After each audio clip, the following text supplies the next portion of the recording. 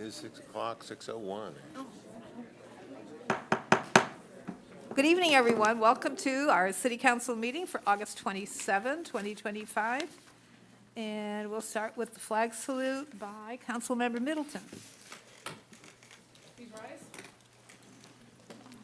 I pledge allegiance to the flag of the United States of America and to the republic for which it stands, one nation, under God, indivisible, with liberty and justice for all. All right. Could you please call the roll? Councilmember Middleton, Present. Councilmember Nelson, Present. Councilmember Schaefer, Here. Vice Mayor Lopez Taff, Here. and Mayor Karpinski Costa. Present. Next item, please. This meeting of the Citrus Heights City Council is live and recorded with closed captioning. It is cablecast on Metro Cable Channel 14, the local government affairs channel on the Comcast and DirecTV UVerse cable systems. It is also live streamed at citrusheights.net. Tonight's meeting replays on Monday, September 1st at 9 a.m. on Metro Cable Channel 14, and this meeting can also be viewed on the city's YouTube channel.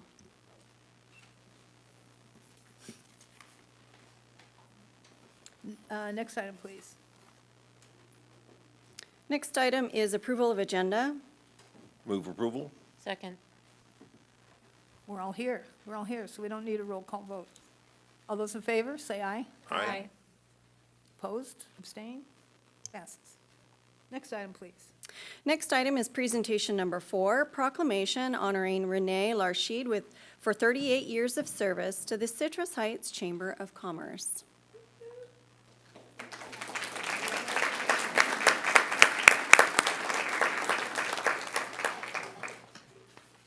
I have volunteered to read this proclamation myself. Where is she? Where's Renee?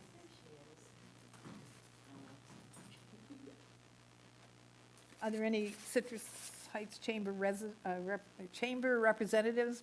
There she is. Here I am. Your backup, And Sherry. her boss. Don't call me up. 38 years of service, it's a long time. So I'm going to do our proclamation first, and then I think there's some other proclamations for you. Okay, so I'm going to start with ours. Proclamation of the City of Citrus Heights honoring Renee Larshid for her service as a membership services and office administrator for the Citrus Heights Chamber of Commerce. Whereas Renee Larshid faithfully served the Citrus Heights Chamber of Commerce for 38 years, where her leadership, professionalism, and commitment have made a lasting impact on the business community. And whereas Renee earned her Bachelor of Arts degree in Communication Studies from California State University, Sacramento, and is a 2004 graduate of the Institute for Organization Management. Whoa! A prestigious 4-year chamber executive training program offered by the U.S. Chamber of Commerce, demonstrating her dedication to higher education and professional growth. And whereas, with 38 years working with the Chamber to help promote and support local businesses and Chamber members, Renee has become a staple in the local business world. She is a consistent leader in helping local businesses find resources and aided in the organization of countless Chamber luncheons, which we've shared in too. The annual Best of Citrus Heights Awards Dinner, which we recently had, the Community Awards Dinner, been busy, networking mixers, numerous ribbon-cutting ceremonies for new businesses opening in Citrus Heights and other events. And whereas Renee's efforts have strengthened partnerships, championed local businesses, and contributed greatly to the economic vitality and community spirit of the city of Citrus Heights, now therefore be it resolved that the City Council of the City of Citrus Heights does hereby commend Renee Larshid for her 38 years of dedicated service to Citrus Heights Chamber of Commerce and wishes her a fulfilling and well-deserved retirement. Thank you.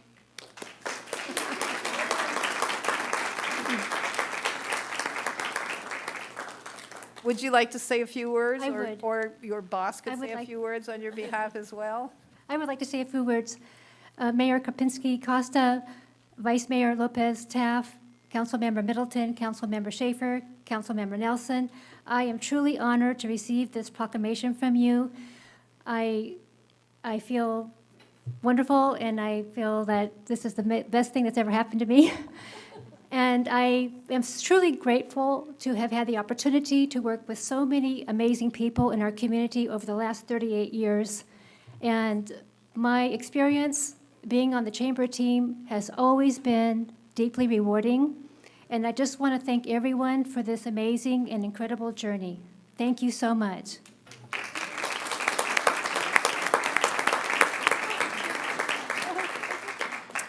I just want to thank Renee. When I took over last March, one thing I said, do not retire. Please, I need you. And she at least gave me 15 months. And so I don't know what I would have done without her.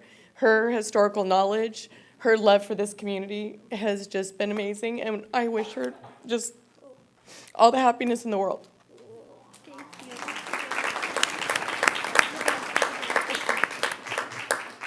So we're going to have some comments for you from our council members, and we'll save your proclamation for the photo time. We'll come down after the other ones, so we'll do them, so you have them all at one time. Councilmember Nelson, would you like to say some words? Yes, Mayor, thank you. Renee, thank you for all that you've done for the chamber and therefore for the city. Every chamber event that I've attended has always felt really welcoming and inviting, and I have to attribute that to your knowledge, your service, and your expertise, pardon me. And so thank you very much. I'm happy to see you go into retirement, and I hope that you have a wonderful time in retirement, and I hope to see you around still. I'll be around. Okay. Thank you so much. Councilmember. Well, Renee, you've been with this chamber longer than the city's been a city. What changes you've seen, Yes. congratulations. Again, I will just echo Councilmember Nelson's comments with regard to the chamber events are so wonderful and really well done, and I know you're a big part of that. I want to thank you for all of your service, and I'm sure we'll see each other around. I know you live here in town, and She and lives in welcome my to neighborhood. any- She should be part of SOAR. Yeah. Thank you so much. Councilmember Middleton? Renee, you have always been that person I look forward to seeing whenever there's an event. Even when I'm confused and I don't know where I'm going at the events, you always been so kind and pointing me in the right direction. And that just speaks to the service that you give every single individual that you've touched with the chamber. I've watched you from coming through and going through Leadership Citrus Heights. I've watched you answer tough questions, and really the most important thing I've ever learned from you, and I'm sure the community members who have businesses here have learned, is that how to take a photo for a ribbon cutting, right? Squeeze in tight, hold the ribbon, don't cut until I say cut. I hope that the person who takes over after you, I hope you have that written down, because that is a technique that is hard to master, and every one of our pictures, when you go back and look through our ribbon cuttings, are perfect, they're pristine, and it's because of you and your dedication and your attention to detail. I can't wait to see what you do next. I know you're going to have a blast for a couple of months, but we hope to see you back here and around town and reaching out and just doing what you do, which is connecting people. Yeah, thank you so much. Hi, Renee. Hi. It was so much fun to meet you several years ago when I had my own business and I was just starting out, and you were that friendly, calm face who was really introducing me to the concept of a chamber. And I remember you just really be gently leading me through the process and saying, you know, it's going to be great. You're going to meet some great people. And you really helped me get through those first few years of being a business owner. And so from the other side of the equation, I really thank you for that, for being that gentle, calm voice of reassurance for someone who was new like I was in business, and leading us to great places to meet other people and enjoy being a business owner for the first time. So thank you, Renee, and I know you have great plans for yourself. Safe travels, because I know you already have those planned, and we hope to see you around town. Thank you so much. I will be around town, I promise.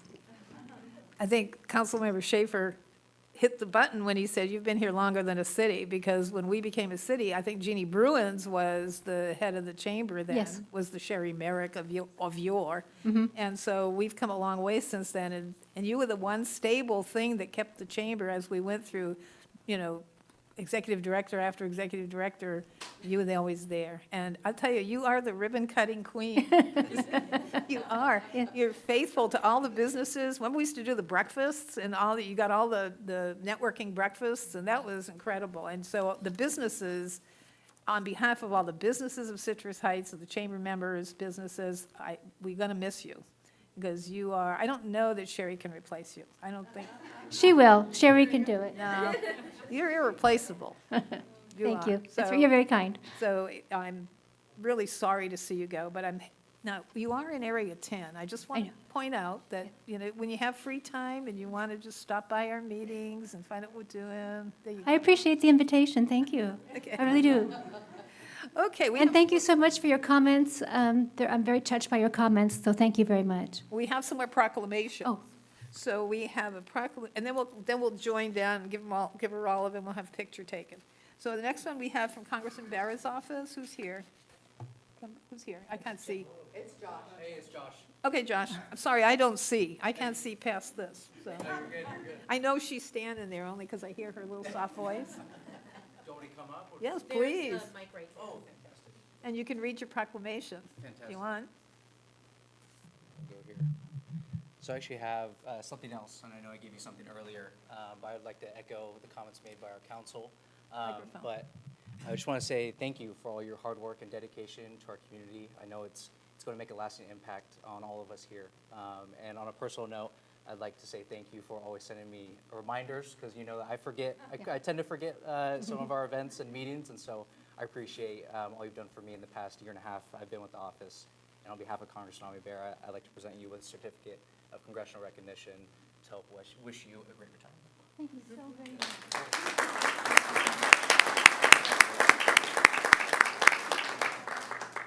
That's true, you get all of our elected officials, representatives to everything, well, that's new. And from Senator Nealo's office? Who's here? Kasim. Okay, Hi, Renee. Hi Once there. again, Yes. on behalf of Senator Nilo, the entire California State Senate, just wanted to thank you and congratulate you with your retirement. As Josh pointed out, I always appreciate your gentle reminders about the luncheons and different ribbon cuttings. I just wanted to say again, thank you for your hard work and dedication to the community of Citrus Heights, to the Citrus Heights Chamber. You've obviously played a key role right in these 38 years in many different programs and projects done by the Chamber. So with that being said, I would like to present you with the certificate of recognition, and we're working on a legislative resolution, again, to honor you and to thank you for your hard work. Congratulations. Thank you so much. and from Assemblyman Hoover's office, Natalia, is that you? Hi, Renee. Hi, everyone. Renee, I can't believe you're leaving us, but you're such an amazing person, and it was so great getting to know you. And really, the ribbon cuttings are spot on because of you. And the other thing is, the reminders are spot on. The lunches, the ribbon cuttings, just any event. And you had such a great partner, and Sherry, and you guys were such a power couple, and it's just such it's amazing that you're retiring, and I'm excited for you, and I'm happy for you. Enjoy and relax. And on behalf of Assemblyman Josh Hoover, I'd love to present this certificate for you. Congratulations. Thank you so much.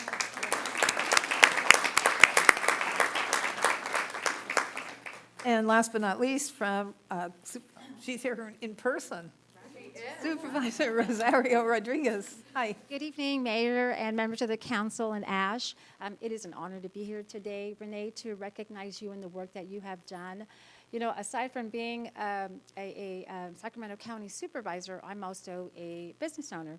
I've been in business for 10 years, and so I know the hard work that goes on behind what you do. But I got to tell you, Citrus Heights, hiring that woman right there, Sherry, she is amazing. Yep. And she will bring an energy and really encourage businesses to thrive and get involved and get engaged. And so that was one good find on your part. I do want to read a couple of I'm not going to read the whole thing, but I am going to read a couple of things that really stand out in your 38 years of service to the Citrus Heights Chamber of Commerce.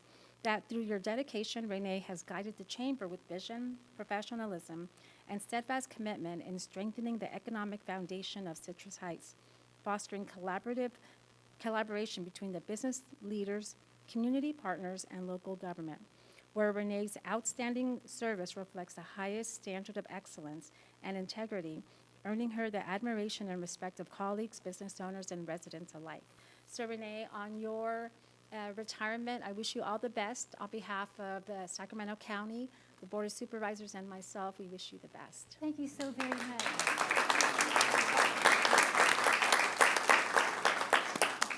I think that's it for proclamations. We'll do some photos now. We'll do is take a picture of the council, and then you can have pictures with your electeds and your and Sherry, however you want to do it. the photos, so you come down. Okay, we're going to come down.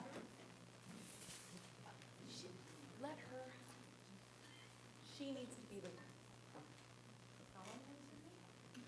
I know, how are you going to hold all those?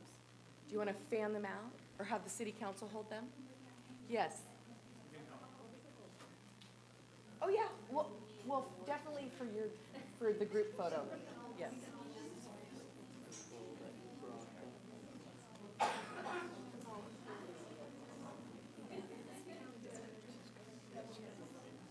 Right behind you.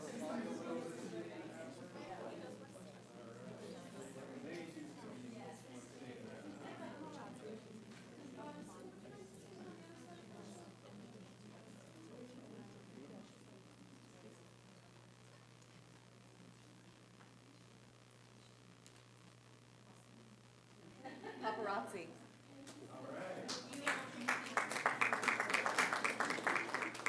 So now they're all going to hold. I would like to do one with all of you, and then.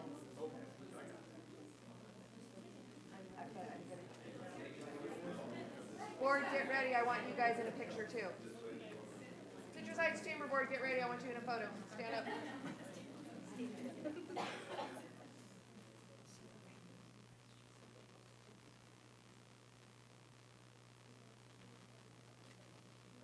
Okay, City Council, and then Board, come on up. And Judy, our volunteer, come on up.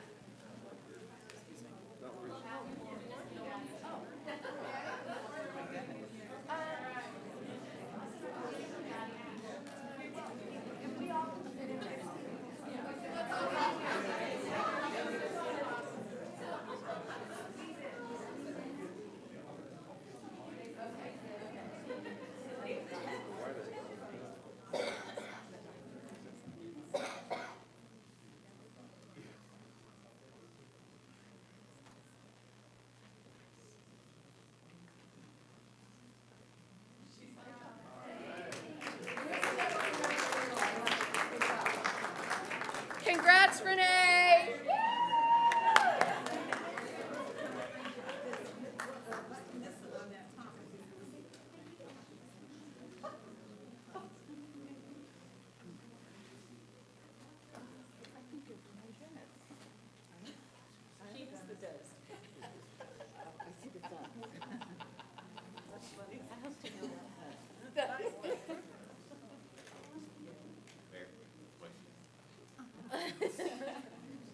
I'll set the other one. I like this seat better because the light's not as bright there. Okay. Next item, please. The next item is presentation number 5, presentation by Campus Life Connection on their fiscal year 24-25 nonprofit community support grant.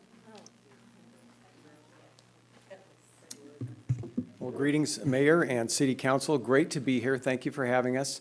I'm Ed Kaczmarek. I'm the Executive Director of Campus Life Connection, the organization that has partnered with Citrus Heights. Well, for many years, before my time, I've been the Executive Director for 3 years, and I know that I've met Jeannie Bruins, and I know I've heard a lot of the stories of back in the day. And for a long time, Campus Life Connection has partnered with the City of Citrus Heights to make positive change along Sayonara Avenue, Sayonara Drive. So I also want to introduce Eleazar Jones. He is the brand-new director of the Sayonara Center. If you remember Julie Habib, she was our hero, and this is our new hero. So Julie actually knew Eleazar because he worked at the Sayonara Center in the past. So he knew exactly what he was getting into when he came back from being a school teacher to join us again. So we're excited to have Eleazar as well. We want to report on the results of the funding from the 2024 to 2025 community support funding. And I'll be as brief as possible. I also want to tell everybody, regret not having slides up tonight. There's so many great photos, so many great stories. But we have even something better. If you ever want to just drive down Sayonara Drive, you will see kids all over the place every day from 3 to 6 p.m. At the center. So drive slow, and then knock on the door and say hi to us, and Ellie will meet you there, or one of our other staff or volunteers. Just a quick report. The Sayonara Center currently benefits 90 underserved, low-income, vulnerable, and at-risk youth in 1st through 12th grades, and their families. The Sayonara Center has quite a diverse group that it serves. Over 52 families are registered. What we do there, I believe, impacts lives, not only in a kid's life, but also can transform families and can bring positive life change to everybody that we encounter. We do lots of events and activities. We do daily service at the center. We provide meals. And I want to turn it over to Ellie to read a few more specifics about what has transpired in the past year. Ellie. How's it going, everyone? Thank you for having us. Really appreciate you guys. Like Ed said, I'm Eleazar Jones. I'm the new site director over at Sayonara Drive. And I just want to speak to the impact of Sayonara and just all the positives and benefits for the street, the community, the parents, and the kids. So over the past year, Sayonara Center has made tremendous positive impact on the community by providing safe, nurturing environment for children and youth after school. Sayonara Center offers daily meal, like Ed had alluded to, homework support, creative activities, arts and crafts, baking. We usually have volunteers who will come and bring baking supplies for the kids and teach them different baking techniques and things of that nature. We have guest speakers who come who will speak to the students. It could be a variety of different things. It could be financial. It could be career, and just giving the kids a different perspective of what they're used to in their environment and their environment at home as well. So we do that as well.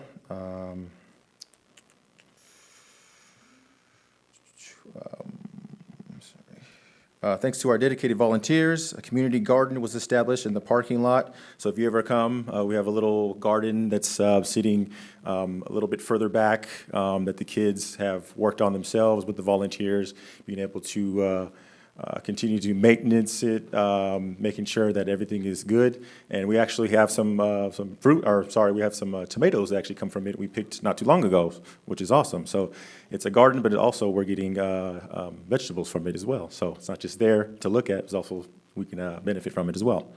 So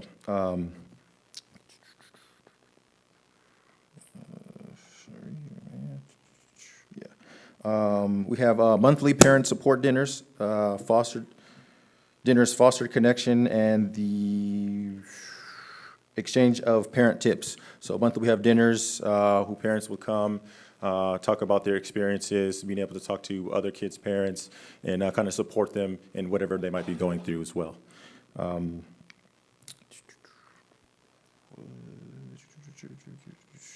During the summer last year, Sayonara celebrated graduations. We hosted block parties for students, their families, and neighbors on Sayonara Drive, featuring barbecue dinners. We also took 15 kids to camp last year for middle school. We took them to Santa Cruz camp there, where they were able to go to the beach. They were able to bond with each other. We took them to the boardwalk. We had group games, different things that some of these kids are not used to going. Some of these kids have never been to the beach. Some of these kids have never been to Santa Cruz, never been to the boardwalk. So being able to provide that for them through your guys' support from the center means a whole lot. And to see those kids light up, going to the beach, going to the ocean is something, it's just, you can't explain, you can't put into words. It's something that you just hold on to, so. They also went to Six Flags as well, a bunch of different activities at camp. We did swimming, basketball, hiking, group games, like I said, as well. So like last year and this year, we have dates that are for registration. Families will come, bring their kids to register at the Sayonara Center. We also have a backpack drive during that time. So families will come in, they'll register their kids. We have backpacks for them. We have school supplies, papers, binders, rulers, whatever they might need. And also, too, if there's things that they might need that we don't have, we'll go out and make sure that we provide them for them, which is also an amazing thing as well. So, this year, just like last year, we also took kids to camp, middle school and high school. So we took high school kids not too long ago. I would say about 2-3 weeks ago, we took them to a camp in Santa Cruz. And the same kind of thing, we're able to take them to the beach, have group games, swimming, basketball, things of that nature. And being able to see some of those kids that just, like I said, that have never been to the beach, and to be able to just really bond with them and understand the impact that we have day to day. And I just also wanted to talk about certain kids that have, like Ed alluded to, I worked there at 2016 and 17, and to see some of the kids from then who are still there now, who are about to graduate from high school, and to see the impact that the center has had on them from, basically some of these kids in diapers all the way up to about to graduate, to see the impact that the center has had, and also understanding all the support that we have in the community means a whole lot. And it's great to just see how positive that impact has been. And also, I just one story quick. During Thanksgiving, when I did work there in 16, 17, we were giving out turkeys, giving out food to families, knocking on doors just to see who maybe needed it. There was a family, knocked on the door, woman answered the door, and she was kind of confused why I was there. So I, explained, hey, we're at the Sayonara Center right down the street. We're just looking for families who maybe need some extra food. And she was like, she couldn't believe it. She couldn't believe that people were just coming to her door to literally just help, just to give. And so, I kind of caught me off guard. And I said, yeah, we have turkeys, we have stuffing, we have all these different items. And she just bawled her eyes out. She just cried. And I almost cried with her too. And I just gave her a huge hug and let her know, like, hey, we're just down the street. If there's anything that you need, we're here to provide for you guys. We're here to serve. And that's why we're here. That's our heart and the community, not only with the kids, but also the parents and the neighbors in the area. So we just want to thank you guys for all your support, continued support, and just looking forward to future endeavors and partnership as well. So thank you guys so much. Appreciate you.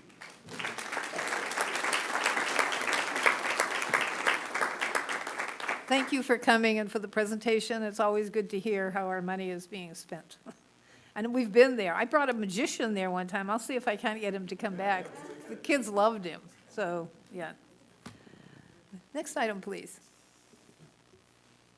Next item is public comment, and if you wish to address the council during the meeting, please fill out a speaker sheet and give it to myself, the city clerk. When you're called upon to speak, step forward to the podium and state your name for the record.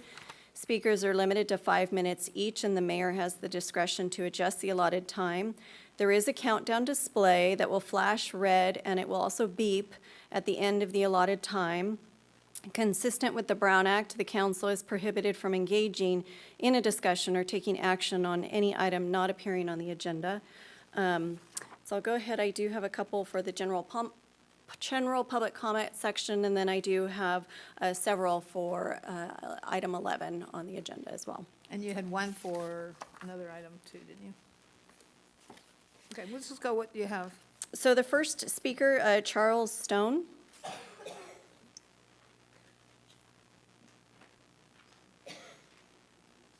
Hi, Charles. Madam Mayor, how are you? Council members, As you guys know, my name is Charles Stone. I'm the commander for the American Legion Post 637 here in the city. I was here a couple of weeks ago to talking about the Battle of the Bands and barbecue, and now we have some more information about how many people we've been able to work with in the community. Our sponsors for this year's event is the City of Citrus Heights, Rosario Rodriguez, the Sunrise Park and Rec District, Republic Services, Jenna Karpinski Costa, Porsche Middleton, Kiwanis, the Sunrise Marketplace, the Community Marching Band, and some additional ones that we're waiting for confirmation. But as you know, for $40 of the Battles of Bands and Barbecue, you have these barbecue companies, Tay's Bottom Line Barbecue, Tasca Tuscany, Wild Wades Barbecue, Black Angus, and Texas Roadhouse Barbecue, along with the following three bands: the Citrus Heights Community Marching Band, Mojo Jones, and Stone River Revival. As we've said before, this is our annual fundraiser for the City of Citrus Heights to raise funds for vets in our area. Since we had McClellan, Mather, we have a very large veterans community, and we continue to help those veterans. As you guys know, a couple of weeks ago, we also gave some awards for some of our veteran service officers who helped 26 vets in our area, everything from just helping their needs to paying for their essential life needs. Pending your questions. Aren't you honoring some special people? So this year, for those who don't know, there are 761 Californians who died at the global war on terror since 9/11 to today, of which there are 4 that are from our city. We are honoring those 4 families.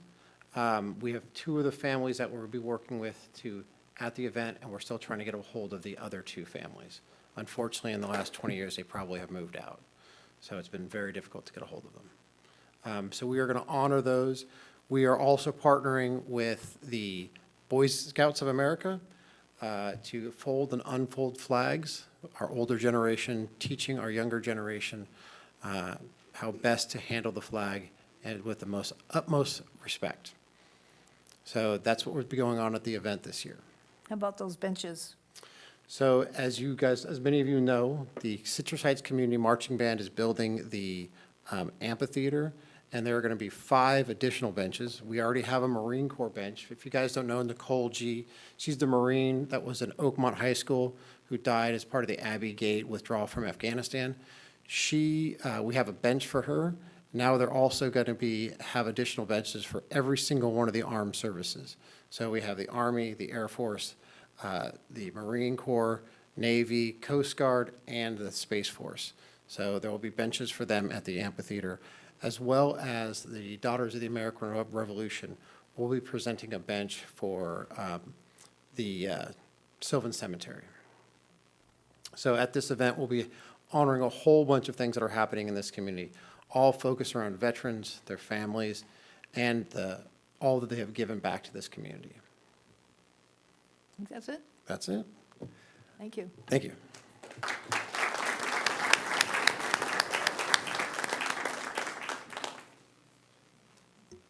The next is Melissa Hayden.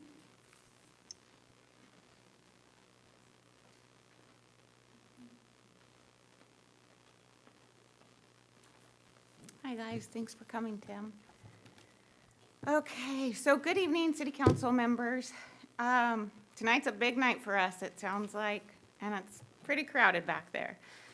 As you know, I am Melissa Hayden, and I'm representing Citrus Heights Rescues Animals. I want to thank you for this opportunity to speak tonight on this issue that is affecting not only our shelters, but also our community as a whole, the urgent need for a low-cost spay and neuter program here in Citrus Heights.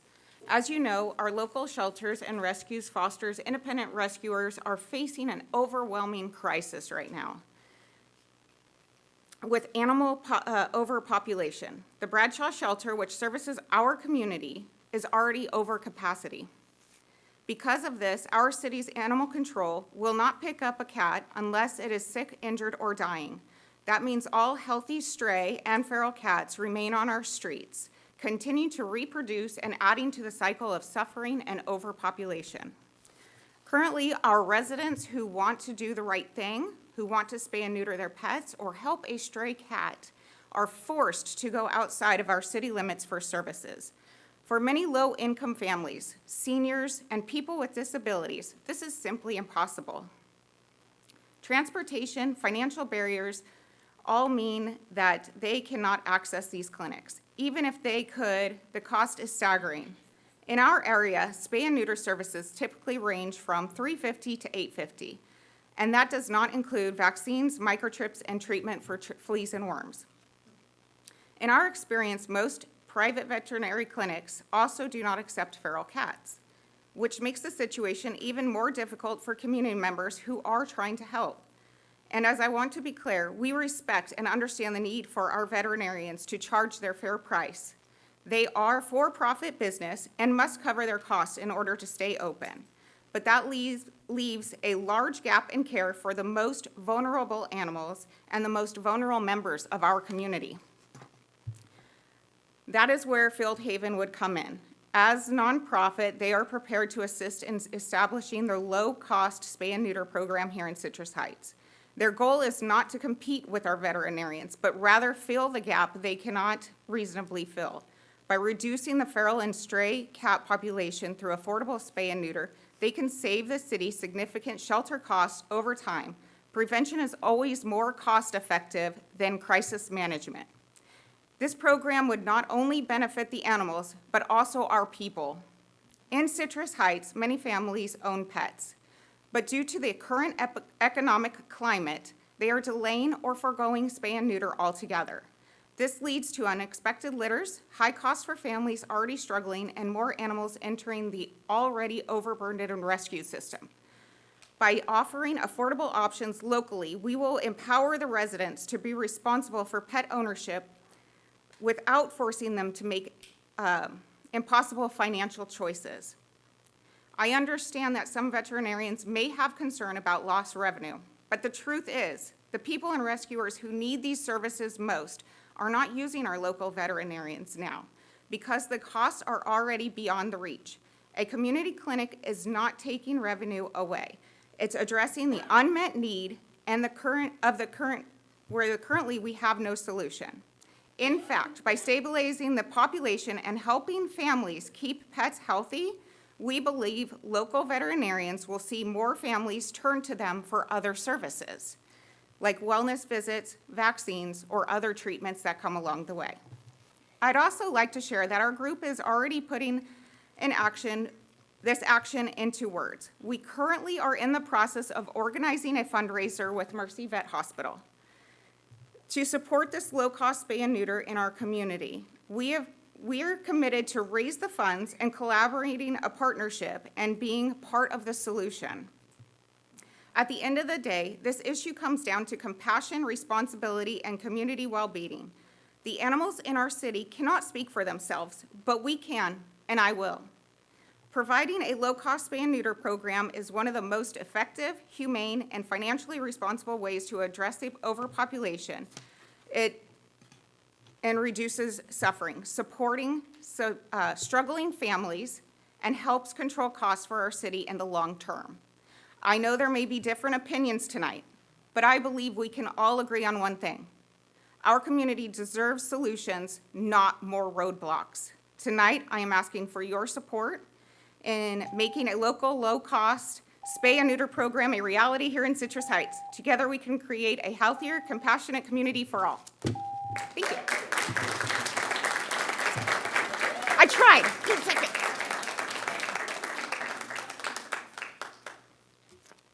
The next public comment speaker card I have is to read, and it was from Haley Polanski. Councilmember Schaefer wants to respond to the speaker. I don't know how, that was an item 11 address right there. What I would ask is, if you want to speak, you speak on other than agenda items, not item 11 now, okay? Unless she has to go somewhere, can't stay.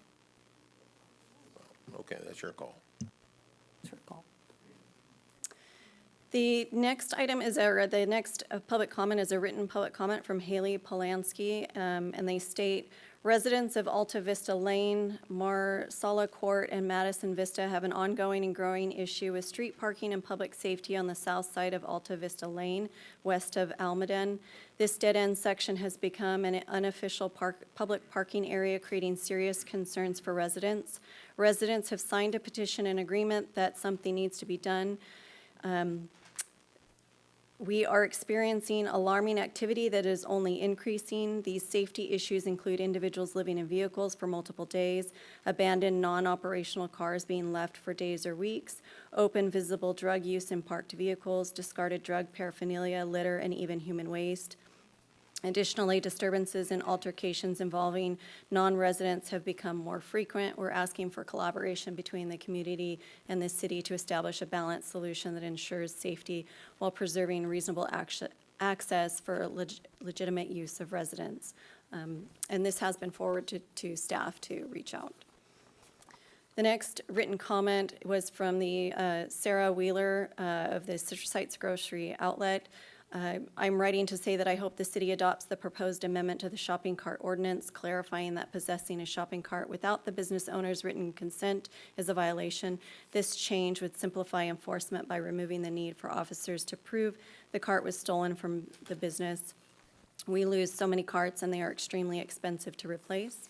And the last written comment is from Gigi Rayford with the Citrus Heights Arts, and she states, "Good evening, council members. On behalf of the CH40 Arts District, I want to say thank you to the City of Citrus Heights and our community for the incredible support at our launch this past Saturday. Our grand opening was such a success, and it was amazing to see so many people come together to celebrate the start of this new chapter for our city. The murals already going up are more than paint on a wall. They are symbols of pride, creativity, and collaboration. They show what's possible when art and community come together. We want to give a special thank you to our council members, city staff, Senator Roger Nilo, and Sac Metro Fire Station Number 27 for joining us in person. Your support means so much to this art movement. We also want to thank our local businesses, Ciro's Pizza Cafe, Dark Heart Brewery, Bear Paw Outlet, all of the vendors and the community at large for being part of the day and showing how the arts and local business go hand in hand. Most importantly, we want to thank our artists. They have given their time, talent, and passion to bring this vision to life. They're helping to build not just an arts district, but a lasting legacy for Citrus Heights. We're excited for what comes next, and we look forward to building something meaningful together. And that concludes the written public comment for this section. I do have about 25 for item 11. Oh, we're going to be here a while. Okay. Next item then. The next item is comments by council members and regional board updates. Councilmember Nelson, you look like you're ready. Thank you, Madam Mayor. I am ready. I have a few things to list off since our last council meeting. On the 14th, I attended the Sacramento Transportation Authority meeting, which I sit on as a part of my council duties here. The meat of that meeting was that we approved a funding mechanism to help support the I Street Bridge for the city of Sacramento. And then on the 18th, I attended Neighborhood Area 1's meeting. We had a kind of mini town hall, and probably about 24 people showed up and engaged and asked questions. Some great ideas came out of that meeting too. And then on the 20th, I had the privilege of attending the tour of our PD's Emergency Comms Center. That was really exciting to see. It's kind of like the movies in there.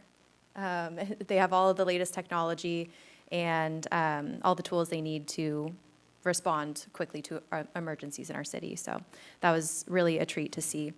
Then that night, we also had City Scoop at Mesa Verde High School. That was really sweet to see. Community members come out too. And then the next day, I attended the Chamber of Commerce Best of Citrus Heights dinner, which was a fantastic event. Organized by Renee. Yes, exactly. Thanks again, Renee. And then on the 22nd, the mayor brought me along with her as her +1 to the reception at the Crocker Art Museum, honoring the new executive director of the museum. So that was really a great time as well. And we met some cool people. We did, yeah. We made a lot of good connections in the art world. Yep. Yeah. Councilmember Schaefer, what you up to? Thank you, Mayor. Had a lot going on. On the 14th, I attended the wall raising, and I think most everybody was here for raising the walls over at Habitat for Humanity. was a great event. And then the next morning, I had a SACOG meeting. So SACOG is our regional MPT, where if the state or federal government wants to or has funds distributed for specific projects, a lot of those funds are distributed through SACOG, through a competitive grant process. And there was $42 million awarded on the 21st. Sacramento County was the big winner there. You're going to see some big changes to Arden, so Arden Way, complete streets. We had Elkhorn Boulevard, complete streets. And then also Marysville Boulevard, that's a Sac City project, that was $9 million. And so we're going to see a lot of improvements in the general county area. You know, Citrus Heights has been very successful in getting grant money. This wasn't part of this round. This really went to more of the big players that had big projects that were well prepared for that, and they did a great job. So I congratulate the city of Sacramento and the county for being successful. Again, these grants are well-written, and they're for specific guidelines and projects. So we also, on that same night, we had the Best of Citrus Heights, which is a great event, always is a great event. Well done, Renee and Sherry. It was just really a lot of fun that evening. So that being said, that's kind of all I had for now, but I want to talk about this little apparatus I got going on my face right here. So I have really severe acid reflux. This is a sensor that goes into my stomach, and I got a monitor on my hip that monitors my stomach acid. So I'm not sick. I've got some issues we got to deal with, and so I'll be coping with that for the next few months anyway. See, There's a at the end, solution. at the end, you'll be all better. At the end, there's light at the end of the tunnel, and I'm not sick. It's just, this is a very uncomfortable little apparatus. I was going to do this meeting from home, but considering all of the outreach on the Field Haven issue, I thought it's best that I do it. I come here for the meeting. So anyhow, thank you for your patience and having to look at me with this thing hanging off my face. And he had his picture took with it, too. I did. Evidence. Councilmember Middleton. Well, I won't be repetitive and repeat all the events that we all were at. The best part of raising the wall was actually having 15, 20 other people help you to raise said wall. You actually raised the wall, though. Yeah, well, I mean, Stood and watched you do it. with the help of a lot of other folks, right? But I want to make sure that I go over the fact that for the League of California Cities, we had our Equity Advisory Committee meeting, and that was very interesting, talking about how do we make sure that we are equally representing all voices on Cal Cities boards, no matter what their backgrounds may be, if they're rural, suburbs, big city, making sure that those voices are heard. On the 15th, I also attended the unveiling of the Lincoln Highway sign at San Juan High School. What great fun, how we're tying in our Citrus Heights great history right into our community, just getting out there and just telling everybody that we have a lot of, civic and community pride. I see some couple people in the audience that I saw out there, so thank you for pulling that together. And we all went to the Best of Citrus Heights, but our police department, yet again, clean sweep, won an award. We're doing great stuff out here. Folks love us.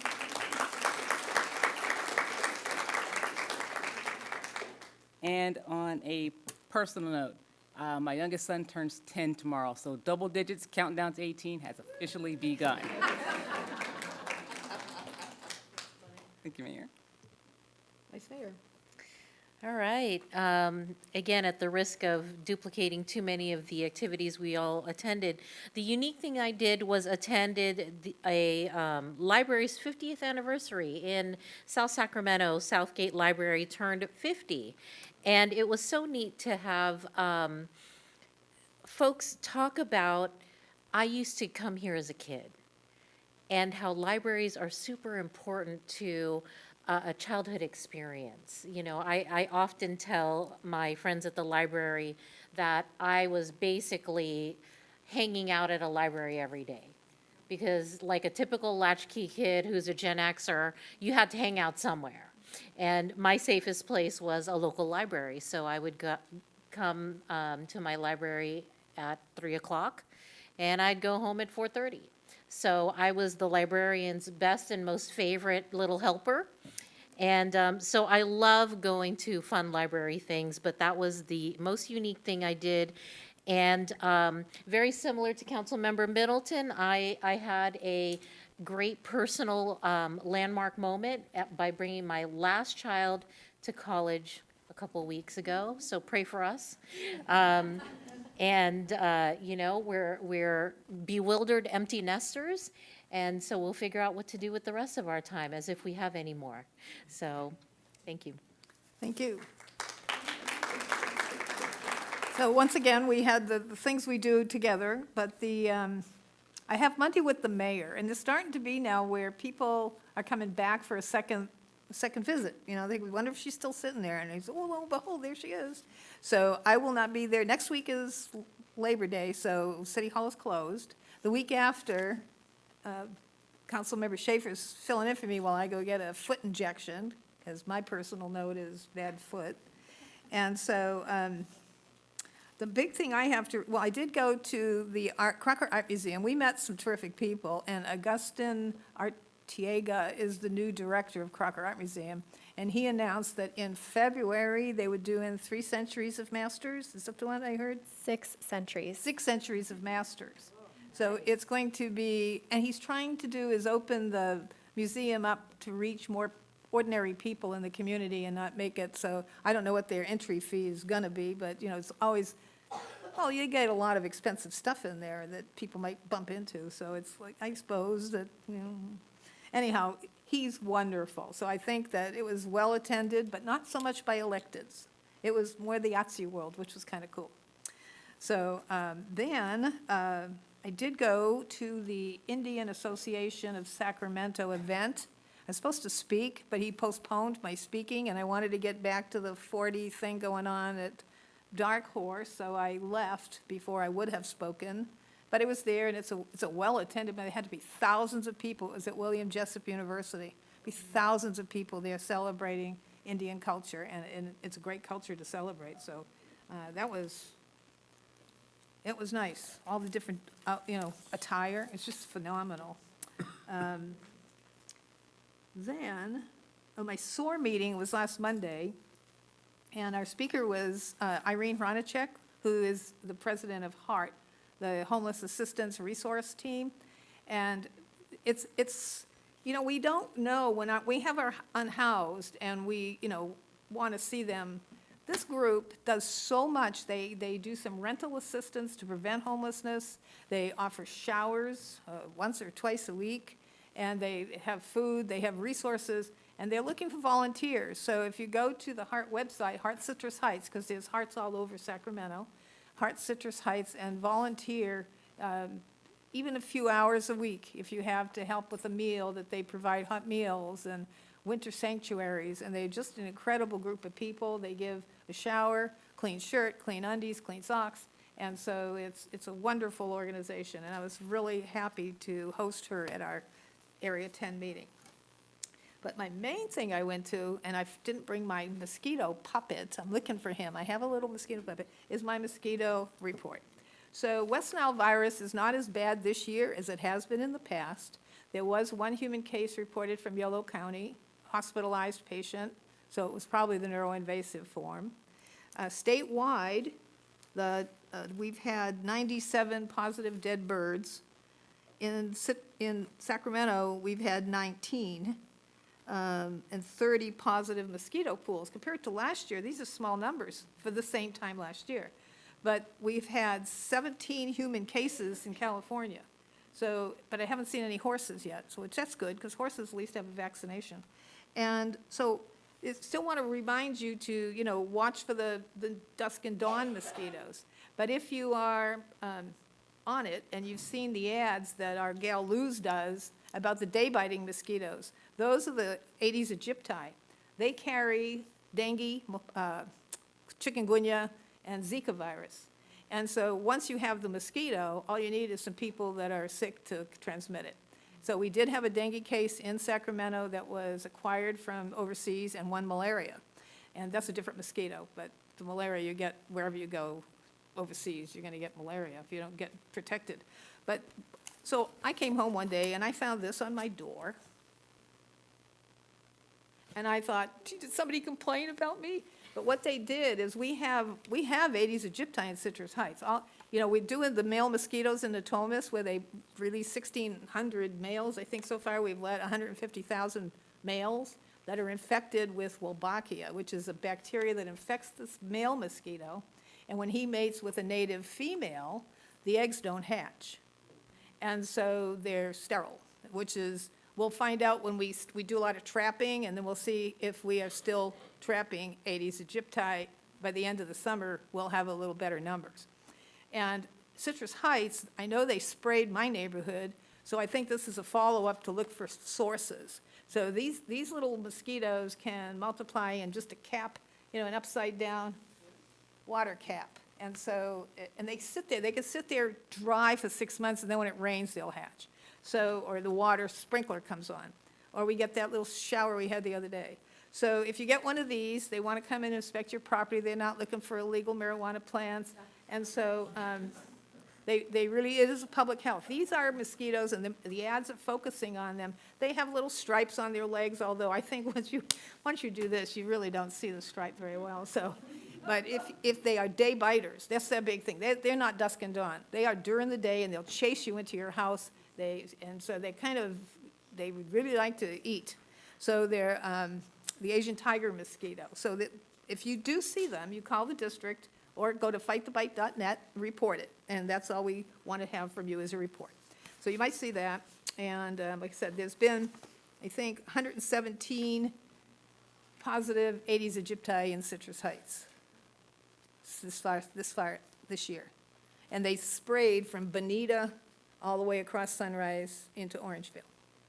Ground sprayed. So if you have bees, you can register your bees at the district so you'll get notification of ground spraying. And there's a website called Beeware, BEEWHERE, and you register there, and there's all the ideas about bees, if you own bees. We own bees, so we have to know but our bees are way in the back. They're not going to get sprayed. But if your bees are, susceptible to bees sprayed, then you need to be on the lookout. That's all I have for mosquito. Anyway, that is something that I'll keep you in. They're just about, the season is just starting for these Aedes aegypti. I'm just starting. We'll be putting those male Wolbachias in Natomas for another month. And we do them every week. We lay about 100 and a couple thousand per acre per week.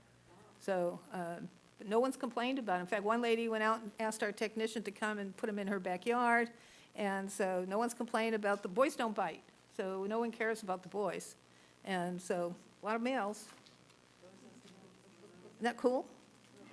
I think it's cool. It's cool science. Anyways. That's it. Next item. Next item is the consent calendar. We have item 6 is the approval of minutes. Item 7, the Arcade Creek repairs at Mel Court, final acceptance and notice of completion. Item 8, revision to the regional board appointments.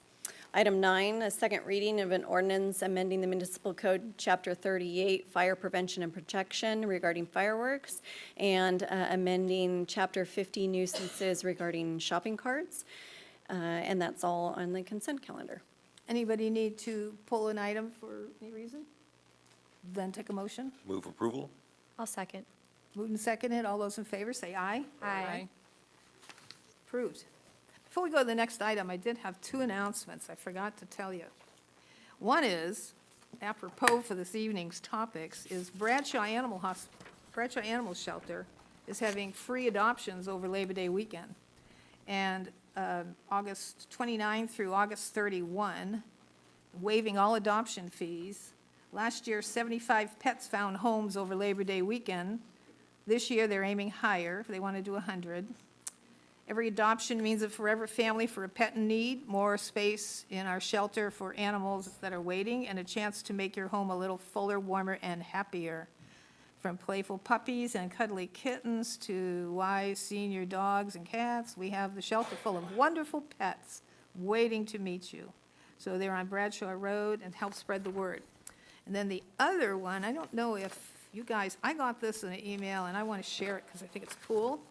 And it's from Habitat for Humanity. They are accepting a home repair loan program. They're accepting applications for neighborhood revitalization and home repairs. If I don't know what the qualifications are, but they, you have to own and live in your home, you're willing to partner with Habitat, and you have good credit history. So they loan up to $100,000, deferred at 0% interest for 20 to 30 years. They do roof repairs, plumbing, electrical, they do. So I don't know if we have that on our website. Is this something we can put on our website? Okay, I'll give you that. And then the last thing is, I just wanted to share this. I got invited to go to Japan to talk at the University of, United Nations University, but it's the same week as League of Cities. And it would have been so good. And this is the guy from Sister Cities. Remember the guy we met from Sister Cities? So I thought, well, anyway, I had to decline. But anyways, it was a nice invite. Okay, now I'm done. Next item. The next item is regular calendar, item number 10. The subject is approval of Economic Development Support Fund grant request by the Citrus Heights Chamber of Commerce. The recommendation is to adopt a resolution approving a $25,000 grant to the Citrus Heights Chamber of Commerce for the from the Economic Development Support Fund. Good evening, Council. I'm Megan Huber, Economic Development and Community Engagement Director. We have a very substantive agenda tonight, so I'm going to work to keep this intro brief so we can get to the part that really matters for this agenda item. This is considering an Economic Development Support Fund request. It's an annual request we receive from our Citrus Heights Chamber of Commerce. We're a long-standing partner of sponsorship as a Diamond member. That's happened for over a decade, well over. And then we recently added a component to help them use the Citrus Heights Event Center for monthly luncheons, which is great because we're keeping it local in Citrus Heights. And finally, one of the most exciting parts of this year's sponsorship is Leadership Citrus Heights. I've heard desires from community leaders and champions all over Citrus Heights for this program, and really proud to say our chamber is in the midst of starting it up and making it happen. So those are the Cliff Notes for this item, and I would like to bring up Executive Director Sherry Merrick to share more about what the chamber is up to. Hello, Madam Mayor, Vice Mayor, City Council members, and staff. Thank you so much for having me here this evening. So as you all know, I'm just going to do a quick recap on our growth path so far. Last year, we had 84 new members join our organization, and that was an 80% increase over 2023. This year, current year-to-date, we've had 72 new members join, and that is set to be a year-to-date growth rate of 28%. This is some of the amazing new members that have joined our chamber. I'm not going to keep it up too long with those 20 comments that you have. I'm going to try to keep this as brief as possible. However, as you know, last year, with my grant request, I wanted to move the chamber because I felt we were hidden and that we needed a more forward focus and a more forward-facing office location. And I'm happy to state we accomplished that. We moved in December, we opened our doors in January, and we have had amazing success. I do feel that that new location is part of the reason why we've been able to continue to grow. We've actually had several people walk in off the street because they could find us and join the chamber right there on the spot. So the move was a great idea. It's working, and so I want to thank you for approving that increase from last year. Also, these are our new programs. I had mentioned that I was adding several new programs this year. We've been able to do that, so we have increased the number of events that the chamber puts on in order to support our members every month. And am I making that pop? Oh, I'm a little too close. Okay, sorry, everybody back there. And so I'm very excited about that.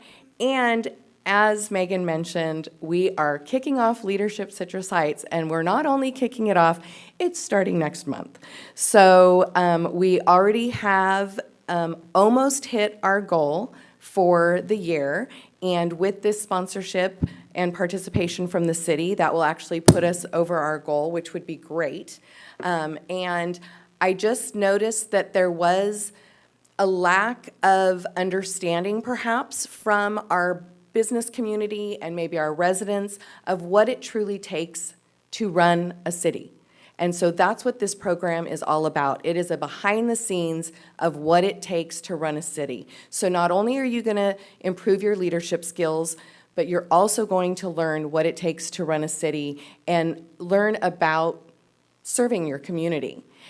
Also, we will be doing a class project that will hopefully leave an impact on our community as their legacy project. And I am hoping and praying that our class will agree with me and will want to work with Citrus Heights Arts to bring some more art into Citrus Heights, because I think what they're doing is absolutely amazing, and I want to support that and continue to see that grow.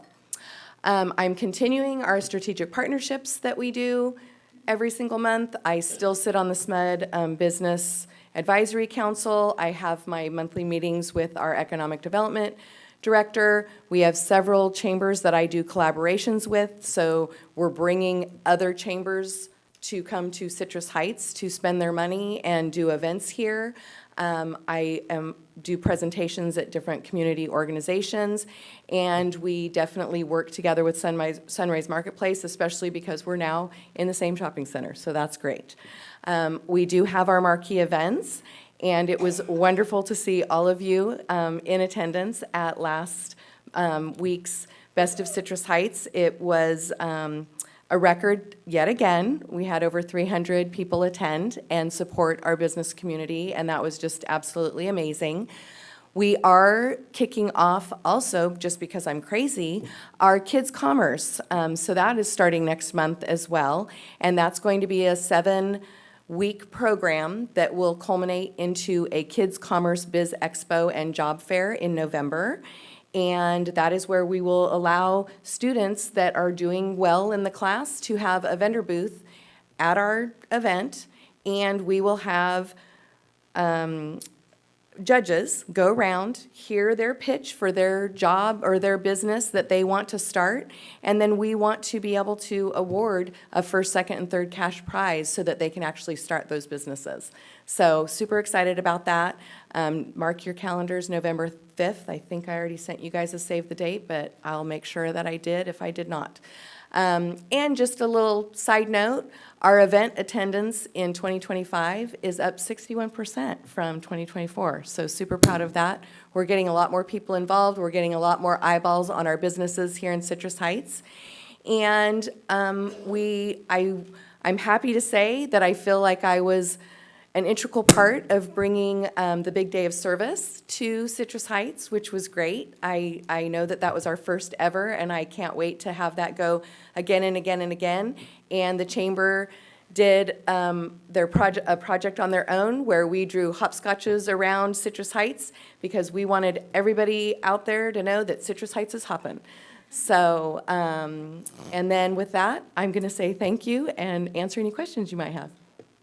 And Sherry, before I turn it over to council, I know folks in the room are curious, and maybe even viewers at home. The leadership program is in very high demand, but I understand that you might have a couple of seats left if folks are interested. Is that right? Yes, that is true. I do. I have got a little bit of wiggle room, so if you are interested in learning more, definitely reach out to me.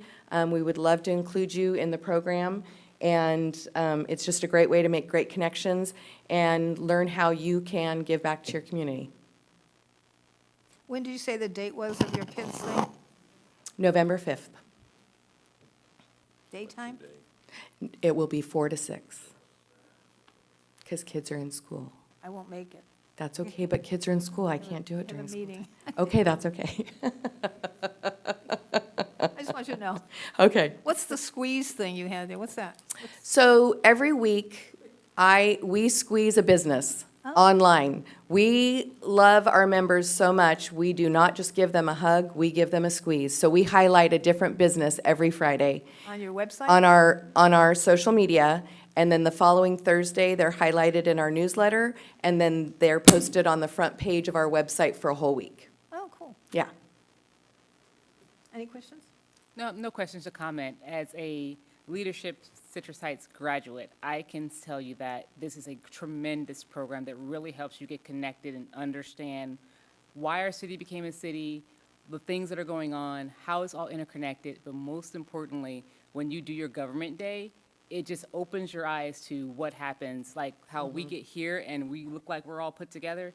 When you do this leadership program, you learn that it's really all the people that you see right here and some of the ones that aren't even here right now that really get this together for us. So make sure that if you're able and you just want to learn a little bit more about what we do as a community, as a city, show up, sign up. You won't regret it. It's one of the reasons why I was like, I need to get more involved. And I am sure that once you do it, you'll feel the same way. Awesome. Thank you, Portia. Any other comments?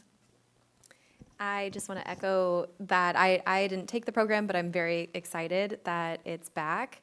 And it's something that I would have loved before I ran for council as well. So I think it'll be a really good thing to get people involved and on the path to leadership. I think that the more people who run for office, the better. Absolutely. And that seems like something that would help them do it. Yep, That's for great. sure, most definitely. Can I make a motion? Yes.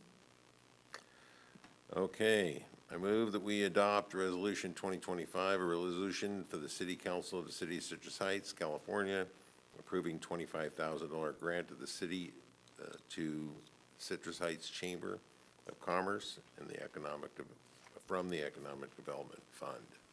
I will second. Moved and seconded. All those in favor, say aye. Aye. Aye. Thank you. Enjoy.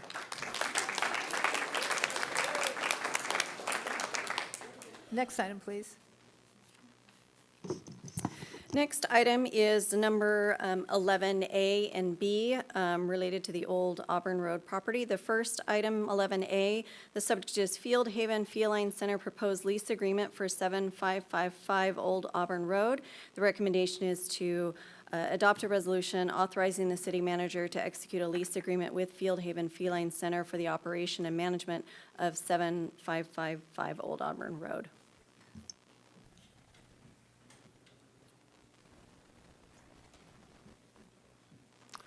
Well, good evening, Madam Mayor, Vice Mayor, members of the council.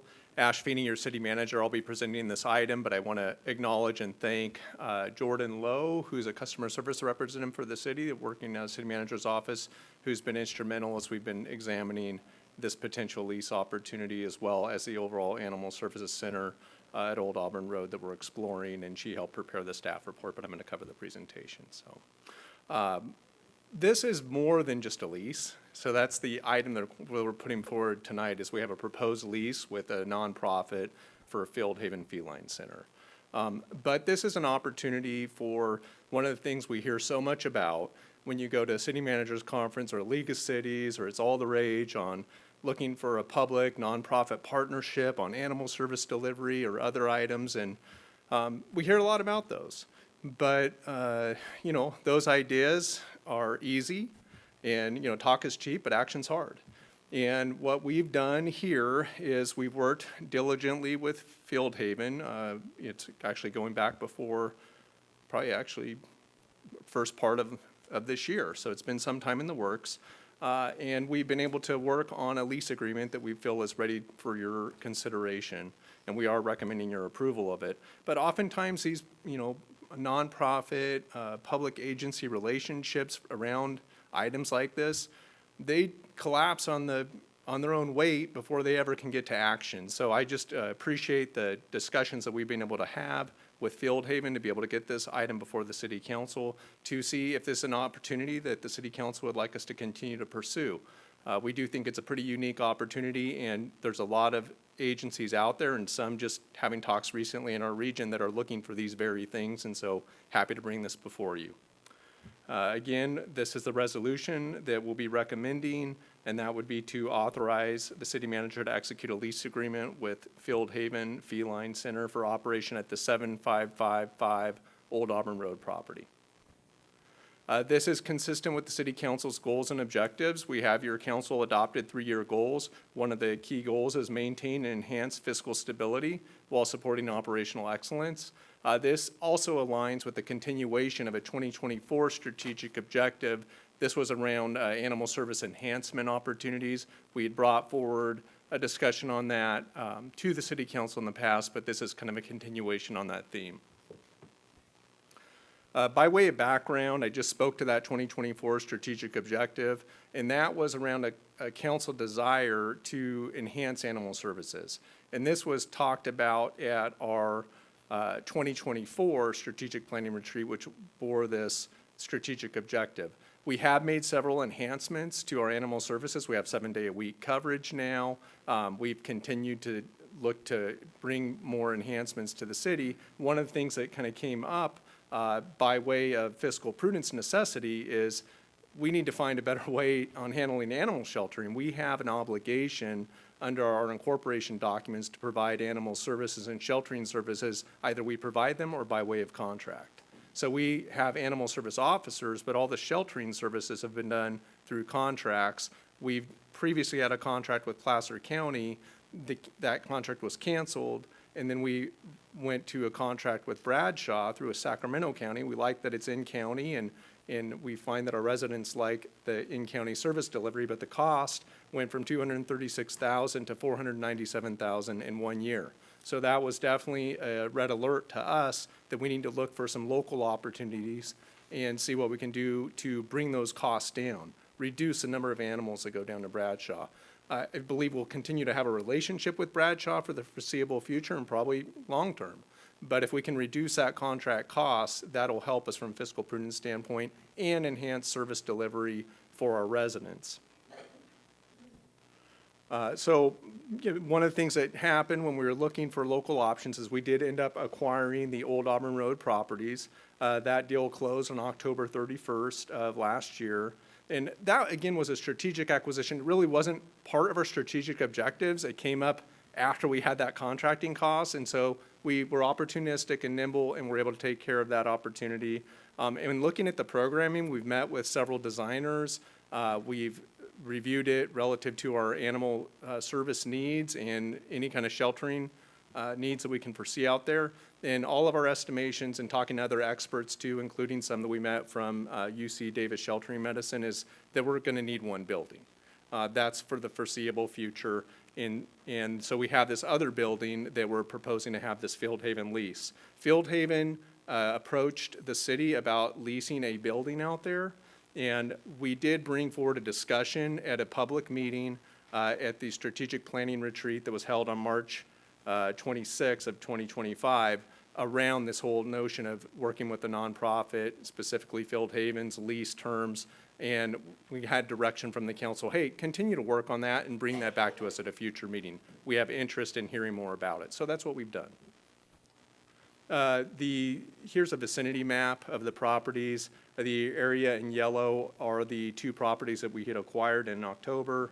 And the total area is 1.74 acres, 2 individual parcels. It was a former preschool, so it has all the fencing, and it was managing young children, so it's actually set up pretty well for animals. So if we can move to the next slide, please.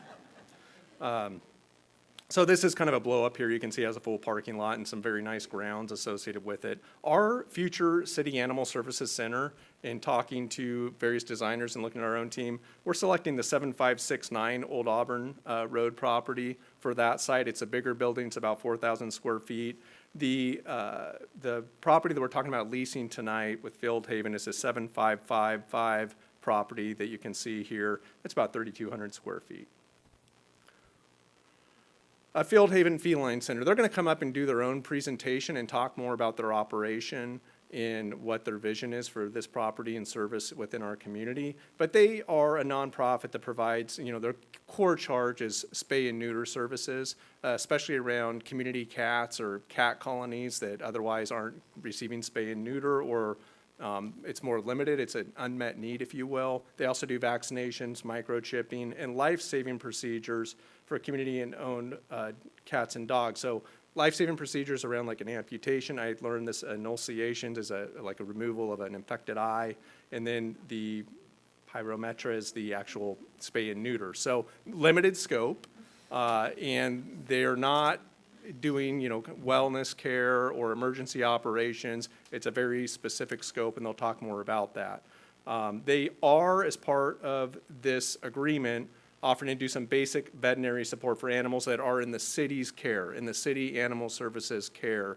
And we like that because they'd be right next door and we could work with them. We'll continue to also look to work with other veterinarians within the community as well as we work towards that animal services center. I know this slide may break some PowerPoint rules, but there's a lot on here. But these are the salient lease terms, and I wanted to make sure that the council was able to see them in its entirety as well as the community.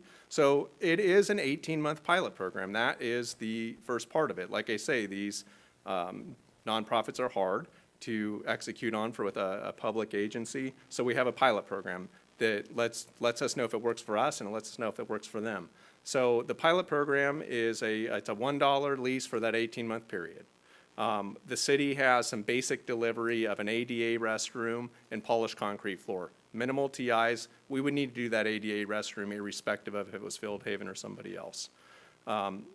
Again, they offer free or low-cost routine wellness, vaccine, and microchipping clinics.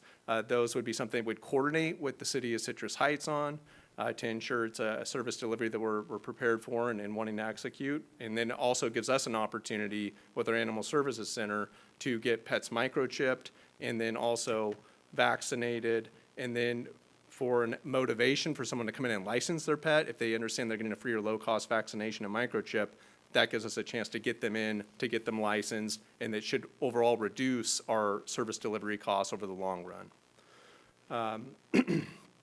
Tenants responsible for all their other TIs, utilities, so on and so forth. We will maintain the grounds, and those grounds we have exclusive access to. They would need permission in order to use those. The city would also be receiving 250 spay and neuter vouchers per calendar year as part of this agreement.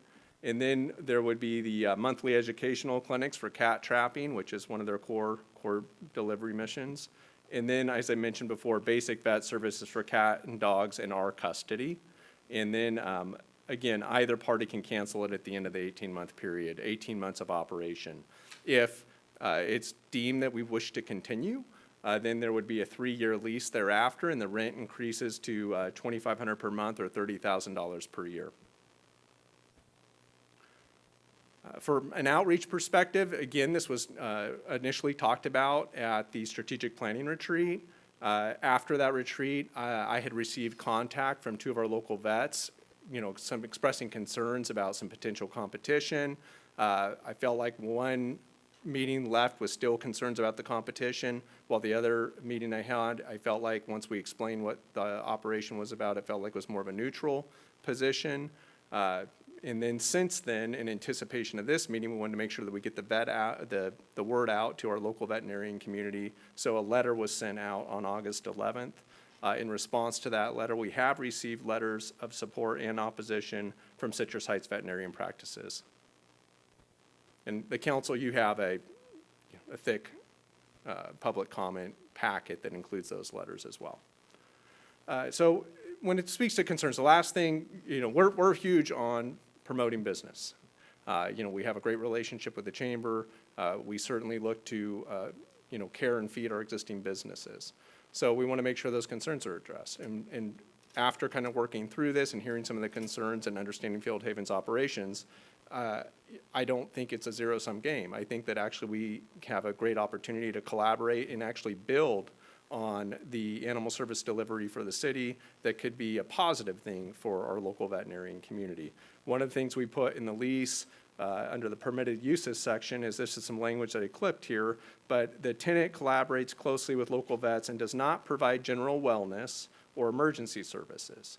And their role is to be a complementary resource within the veterinarian community. Their mission is to remove financial barriers to critical care, reduce pet overpopulation, and keep animals healthy, safe, and in loving homes. So the intent here is to not be in competition with the core for-profit veterinarian services.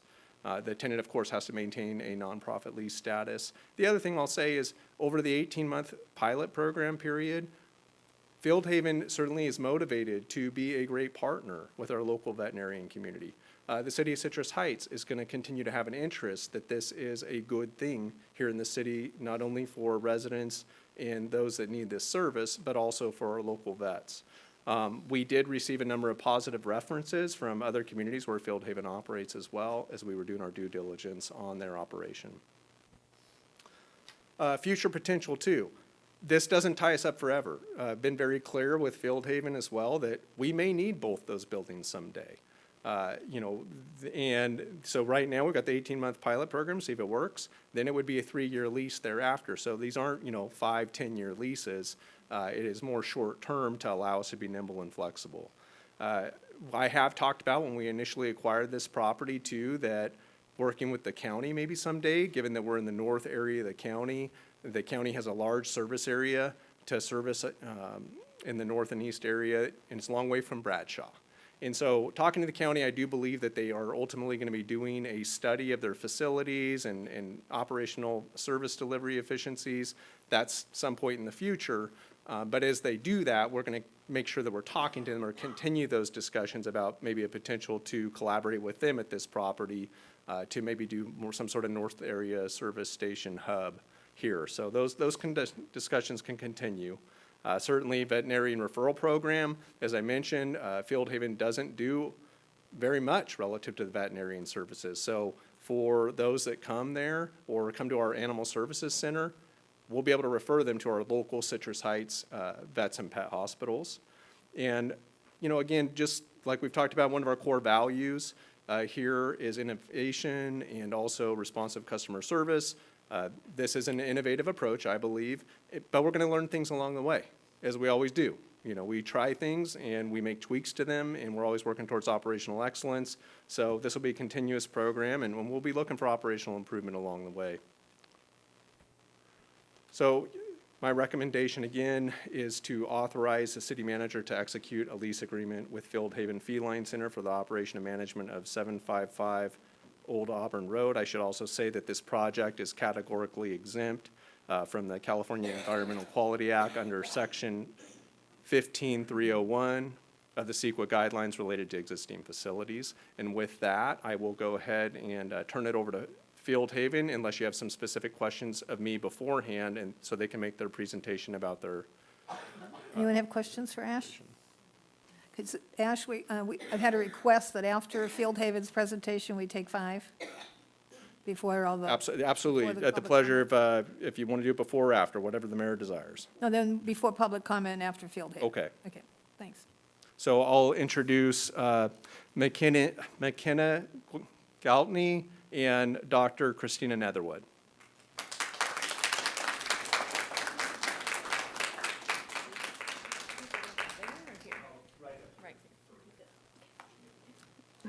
Hello. Hi, council members and mayor. Nice to meet you guys. This is my first time ever attending a city council meeting, and I'm very excited. I want to get involved as well, so I love leadership, so thank you all for being here. We want you to be nervous. A little nervous, but I'll be okay. So we do want to just introduce ourselves, and then we'll begin our presentation. So again, I'm Dr. Christina Netherwood. I'm a veterinarian, and I hope to serve as the surgical medical director for Fieldhaven's new project here in Citrus Heights. I have already been working for them for the past 2 years, so we definitely know each other really well, and we're ready to take on something new. I grew up in El Dorado, California, so I'm a local and a graduate of UC Davis School of Veterinary Medicine, class of 2014. And I actually started my first veterinary job here in Citrus Heights at Mercy Pet Hospital. That was my first job after internship in Arizona, and I really learned a lot there and about what the community needs. And I moved on to corporate practice and then began learning about high-volume spay-neuter, where I became involved in a lot of different organizations in the surrounding Sacramento area, not limited to Field Haven, but Community Spay-Neuter, Animal Spay-Neuter up in Auburn, the Bradshaw Shelter, the Elk Grove Animal Shelter, and Paws of Oroville, as well as Front Street Animal Shelter. So I have a lot of shelter and high-volume spay-neuter experience, so I hope I can bring that experience with me to the surgical medical director position. And I am deeply and committed to increasing access to care and the animal welfare and community support. So I'm also supported by my husband, who's also a veterinarian, and he has a local business owner as well. He has a practice in Folsom and in Granite Bay, so very familiar with the area. I also serve as a relief veterinarian for private practices as well in the Citrus Heights community, as well as surrounding communities. Sorry, this was a long intro, but I'll let McKenna introduce herself. Can you hear me? Okay. Hello. I would like to say that this is very cool to start off. Thank you so much for being here. Thank you for listening today. And I would also like to thank everyone behind us in the audience and also listening from home on the live stream. Thank you for your support and also listening. And then finally, I would like to thank all of the many businesses and vet hospitals and UC Davis Vet Hospital who did take time to write letters of support to you today to help back us for this proposal to you. So thank you all for your support. And on a personal note, I am a third-generation local community member. I grew up here. I grew up in animal welfare. It's all I know. So I was 12 years old. I'm a co-founder of Itsy Bitsy Rescue, a certified 501c3 nonprofit animal rescue that was founded right here in Citrus Heights 20 years ago. So this is a huge passion project for a lot of us, and bringing affordable community resources to cats and families in need is such a passion project, and thank you for listening today. I believe we can go into the slides. Do we have clickers here? Oh, cool, okay. I think it's just that one, I guess. Okay, let's see if I do it right. Okay, so our objectives today are to go over who Field Haven Feline Center is as an organization, talk about our history, and then go over exactly what we are proposing to do with this building with you. So first of all, the mission statement of Field Haven Feline Center is to engage and empower communities to ensure every cat has a safe place to live. We're going to be focusing on 3 core objectives of that mission statement today together. The first one is compassionate care. So our number 1 goal is to keep cats out of the shelter facility and into loving homes. We do that with many different shelter deferment tools and programs, but one of them is community engagement. We have a full community engagement and development team. We also have a lot of different programs. One of those programs, we focus a lot on lifelong support. So when a cat leaves our facility for adoption, that is not the end of the road of our relationship. Our goal is that we have a lifelong relationship with each cat and their family. We are there to support families. We can do that through many programs, such as low-cost or free vaccine and microchip clinics, free pet food pantries, and a 24/7 animal help desk phone line. So no community member ever feels alone. They can always call in to our support line and get someone to talk to and help solve their cat-related problems. I did want to share a brief history of who Field Haven Feline Center is as an organization. We are a household name to many.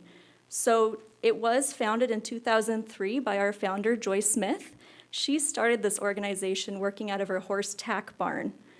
In 2009 was a huge milestone for the organization, and we actually had our shelter building designed by the UC Davis Koretz Shelter Medicine Program. I encourage anyone to come out and visit it. I call it a sanctuary for both cats and people. Then in 2017, the Hathaway Spay and Neuter Clinic opened its doors. That's where we started doing community spays and neuters for all cats in need. Of course, the COVID-19 pandemic hit. So after that pandemic in 2022, I was brought on to the team as the clinic manager, and our clinic grew in 1 year from 3 veterinarians to 10 rotating veterinarians. So significant growth. Around that same time in 2018, we did partner with the Marysville City Police Department, where we adopted the Trap, Neuter, Invest the Town initiative to help community cats in need. That program significantly grew in the city of Marysville in 2020, where we do have a building in downtown Marysville, and we provide essential cat services for community cats in need. To date, that program has helped 4,729 cats. The reason why we're here with you today is because our Hathaway Spay and Neuter Clinic has simply outgrown its walls. So with this new building, we can operate more efficiently. So right now, we have one surgeon operating. This building would allow, at a time, this building would allow us to have 2 surgeons operating simultaneously. We can also have veterinary students come in and learn high-quantity, efficient, safe spay and neuter practices. This would significantly increase accessibility to high-volume spay and neuter. Just to give some quick numbers, so before 2018, our spay and neuter clinic helped 6,647 community cats find affordable spay and neuter through our clinic. And then from 2018 to present day today, we over doubled that number in the same building. And that's 14,489 community cats that have found affordable spay and neuter with us. That is including 1 year non-operational during the COVID-19 pandemic as well. And then I will turn it over to Dr. Chrissy Netherwood. So like Ash mentioned earlier, our goal is to offer low-cost feline spay-neuter and life-saving procedures such as enucleation, amputation, and pyometra. Those would not be on an emergent basis. They would be on a case-by-case basis that we could help in our community, like if they've already exhausted their resources with local veterinarians and they just don't have the finances. We can do those things. We can offer those services, but that's not our goal to primarily offer them just to anyone. It would be to people who are truly in need and their pet would die or be euthanized otherwise. So our goal is not to compete with local veterinarians on those things, but to assist them and assist our community. I really think that's important to say because I'm just so passionate about it. But a lot of people just can't afford these services. They're quite expensive at local full-service clinics, and I work in both fields, so I know the difference. Special cases would need to be approved by the doctor or by the medical director, me.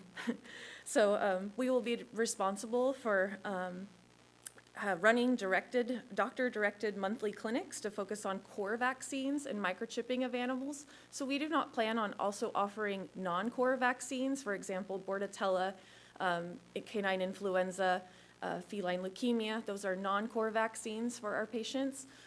That is something we're going to leave for the veterinarian and educate people about, that they should be going to their veterinarian to follow up with these vaccines. Our goal is to maintain community health and population health by offering rabies vaccinations, distemper parvo, and feline parvo vaccines.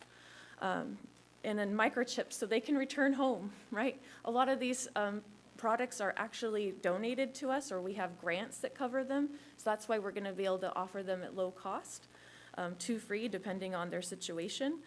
But our goal is to have a doctor there to talk to people and educate them. Hey, you should spay and neuter your pet. Hey, I noticed that your pet has a mass. You should go see a doctor about that. Our goal is not to treat that patient at our clinic, but to provide them with a resource and a place to go. We also want to educate them about flea, tick, and heartworm prevention. Yes, heartworm is transmitted by mosquitoes. I love the mosquito part, by the way, Mayor. So we also want to increase compliance with city licensing as well. So our goals would be to incentivize people to come out and get their pets licensed so they can return back to them as well. We also, again, wanted to provide training opportunities, not just to veterinary students, but I would open my heart to helping local veterinarians who want to get better at surgery, either speed up their time or improve their skills. So I'd be happy to have them at our clinic. They could come for 1 day a year. They could come 1 day a month. I don't care. I just want them to engage with us. They can also come help with our microchip and vaccine clinic so they can help educate the community as well. Our kitten sitter program, that is part of one of our main core programs that Field Haven offers. We offer supplies and support to community members that find themselves with unwanted kittens. Sometimes we can't take the kittens into our care, but if we can provide them with the resources for the care and the education, that's where the community really meets and works together. So our goal is, again, training, trapper training, kitten training. We really have a lot of foster members that we call kitten sitters out in the community, and also educating about the importance of spaying the mother, because they are the problem, as well as the kittens going on to be more of a problem.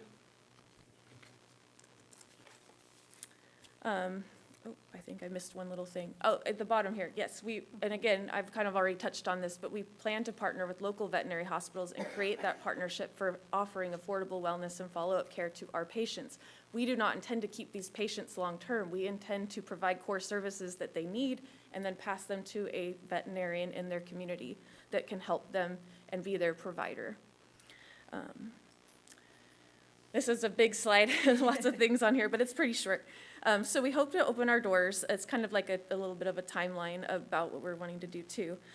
With pregnant cat season in early spring 2026, our current programs offered by Field Haven will expand to help the community. In cat management in Citrus Heights, our first goal is going to be to help the community cats and the feral cats. We will collaborate with local rescues, local hospitals, and veterinary technician schools to help build a stronger community support network that promotes education and public health. We will strive to provide high-quality service and develop ongoing programs to meet community needs. That's really important, to keep families with their pets. We would like to say that we are supported by a lot of different people. It was funny because we actually had, a week or a few days, really, to reach out. And we got such an outstanding response and support. And it was very overwhelming for us, too, to just see how much people support. So we want to thank our supporters for their time in submitting letters to you for your consideration.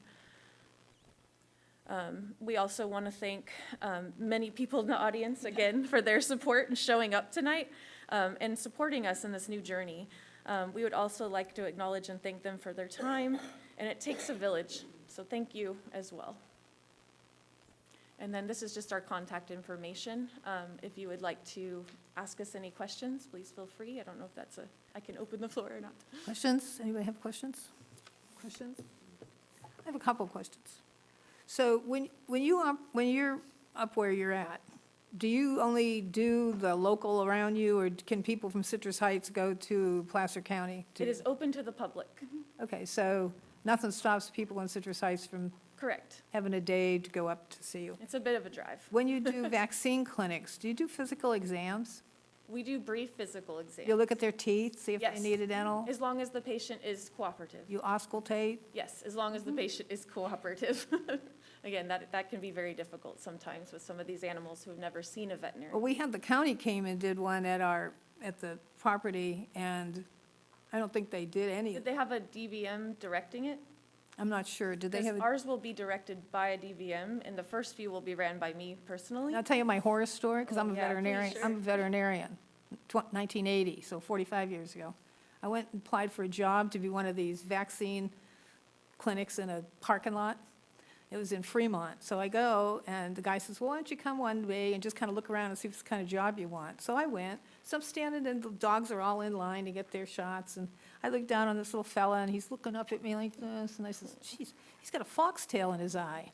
So I pulled the foxtail out. And I said to the owner, you need to see your veterinarian, because you're going to need to have that eye stained, see if there's any corneal abrasion. You're going to need some medication.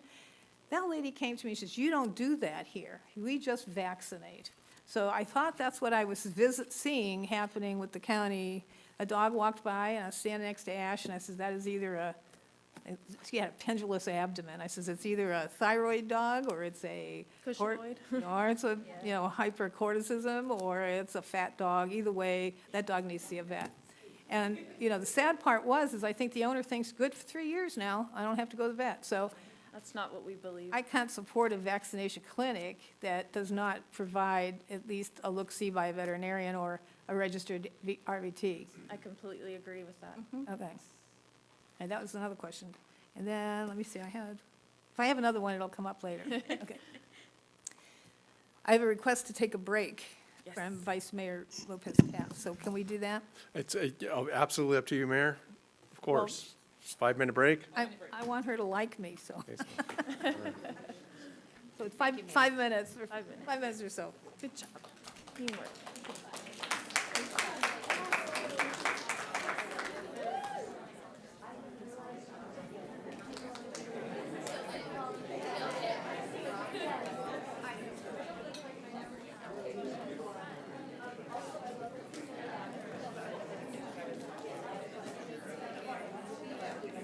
I don't need a break. In fact, it hurts me more to walk than my foot. I'm getting an injection in my foot. That's when you're going to be Monday with the mayor.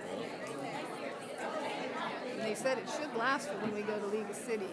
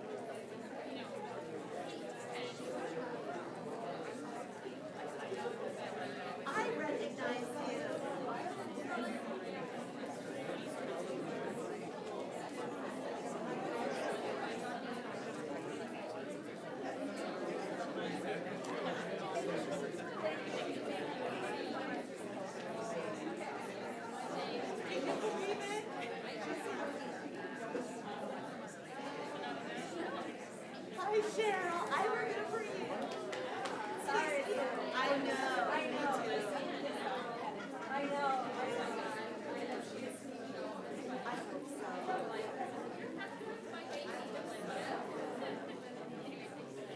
Yeah. It's a wonderful. Kim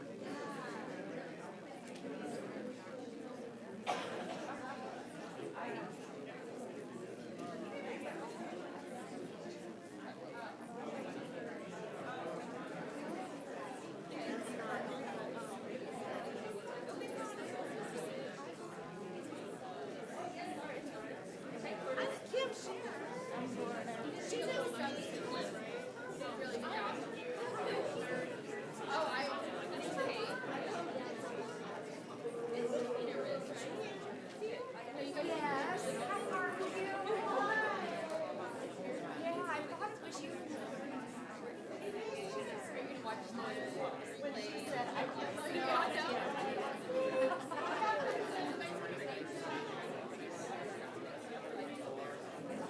Yes.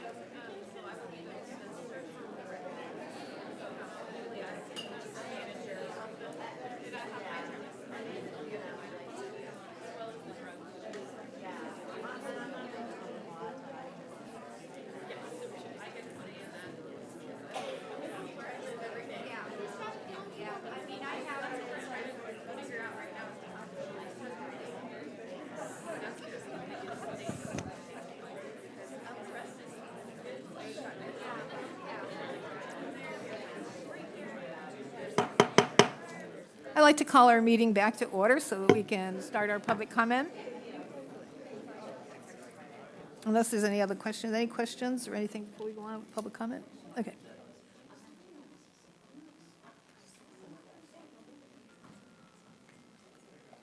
I did have a question of the veterinarian. Can you show that picture? So are you the high volume, high quality trained? Yes. Somebody wrote a letter, said there's only two veterinary practices qualified in Sacramento to do that? Only two? Yeah, look at this. Well, what about See the this pic- shelters? Oh. Look at, is that what you do? Yes. But I don't do flank spays, no. So you Wonder do, if those are flank spays. They're kind of shaved oddly. But usually I do a ventral approach. oh, okay, 'cause I was gonna say, that's kind of, you wouldn't want a pyometra like that, you just like, No. But if I must, I am counting my cat spays just for this year on the cat spays that I do, and I do this on average 2 to 3 days a week, which I want to do more. And I'm at 1,180, how many can you do a day? about 30 cat spays. A day? Yes. Good for you. And the boys I don't count. Sorry, boys. No, the boys don't. I do them in between the ladies. But I'd say 30 is comfortable. I can do more, but I it's told pushing Ash my you could do body. them with your teeth. You know, it's like- Okay, I just wondered, I had that picture and I That's thought a it was. great picture. Yeah, I guess this one is sent to me by a kitty rescue place, and just, this one was in Thailand. Oh, wow. So it must be warmer there, because the only thing I would say is they have no heat support. So are they all ventral? So the new? Yes. Okay, good. I only know one doctor who has tried that approach, but she just wanted to do it for fun. She was learning how to do it, and she did a great job. That's a lot of kitties. Okay.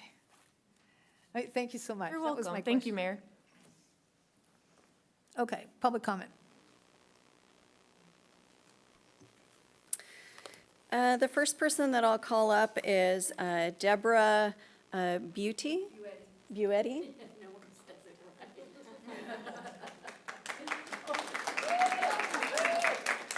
Oh, God. Thank you, City Council and Mayor. So yeah, I'm Deborah Buetti. I am a homeowner and a resident of Citrus Heights for 3.5 years now, from San Francisco originally. And I'm here to just talk to you a little bit about Fieldhaven and what it's done for me personally.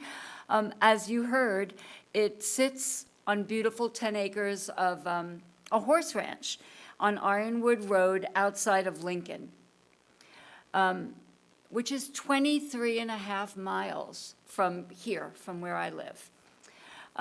As you probably know, to get a cat fixed, spayed or neutered, especially for Fieldhaven, you bring them in early in the morning, you go away, and then by starting around 4 o'clock, you come back to pick them up. So I've done that 3 different times with 3 different community cats in my neighborhood over the last 1.5 years. So if you're doing the math, that's approximately 100 miles a day driving. So yes, it is very low cost.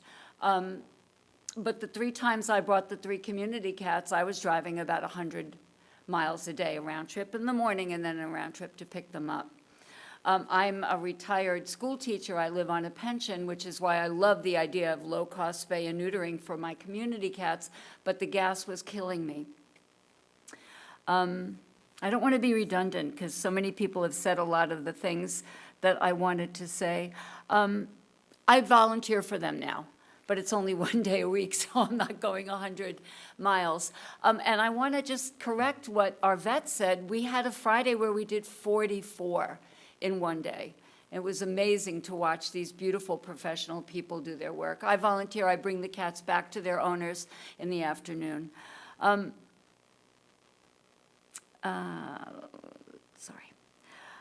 I have met repeated families from Citrus Heights. I can name names, the Lunas. They're always there on a Friday. They have a huge cat colony, and they're trying to get ahead of it. So they do the commute as well in the morning and in the afternoon. They always come with 2 or 3 cats. I have another family, the Kongs, come from McBeal Airport. People keep dumping cats on their farms. They come as well.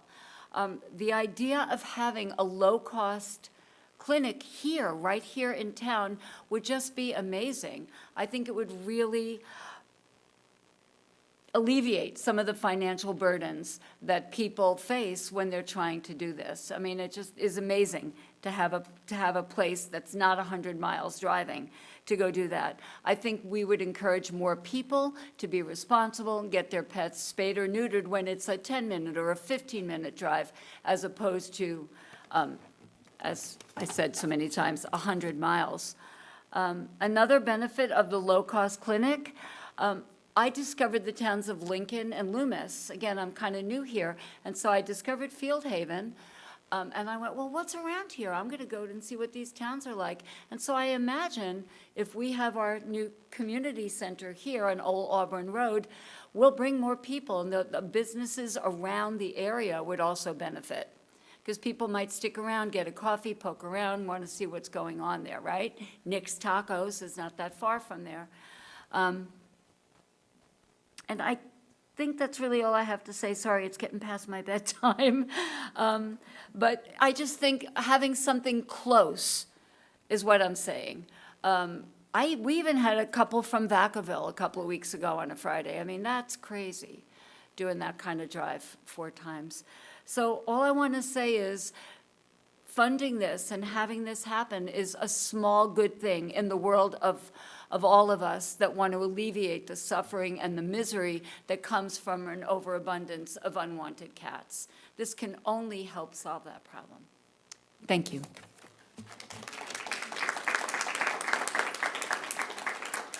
Next is Kim Scherer.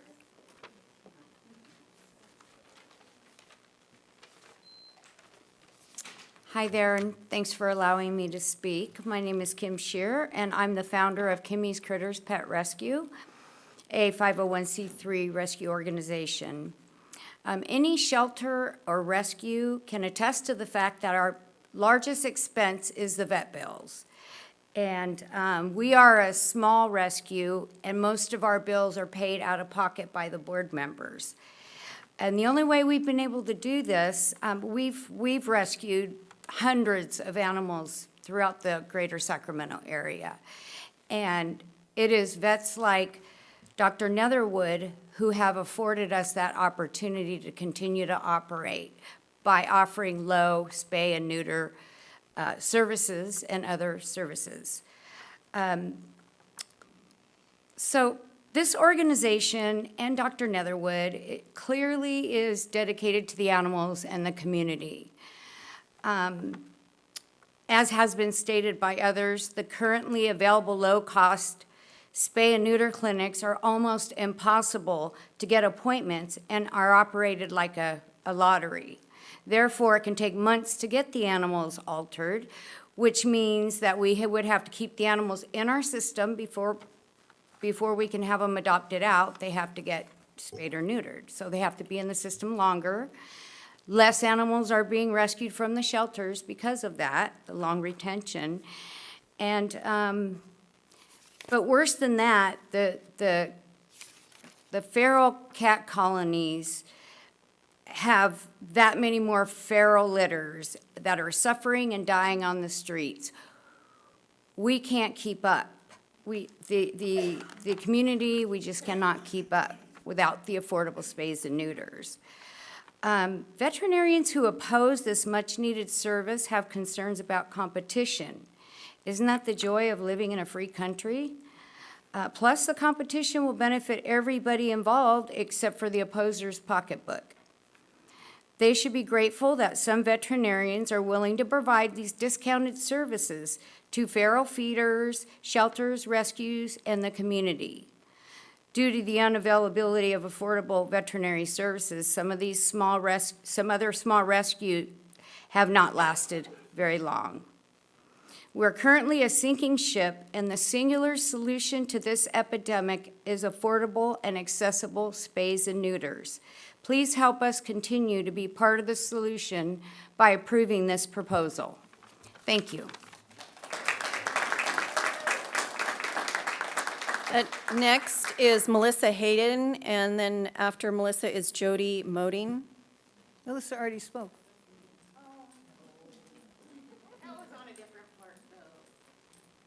Oh, hey, that's 10 minutes, you think? I know, you know me, I need 10 minutes. Maybe I'll go to the bathroom. That's why, why do you think I did too? There was a reason for it, Jana.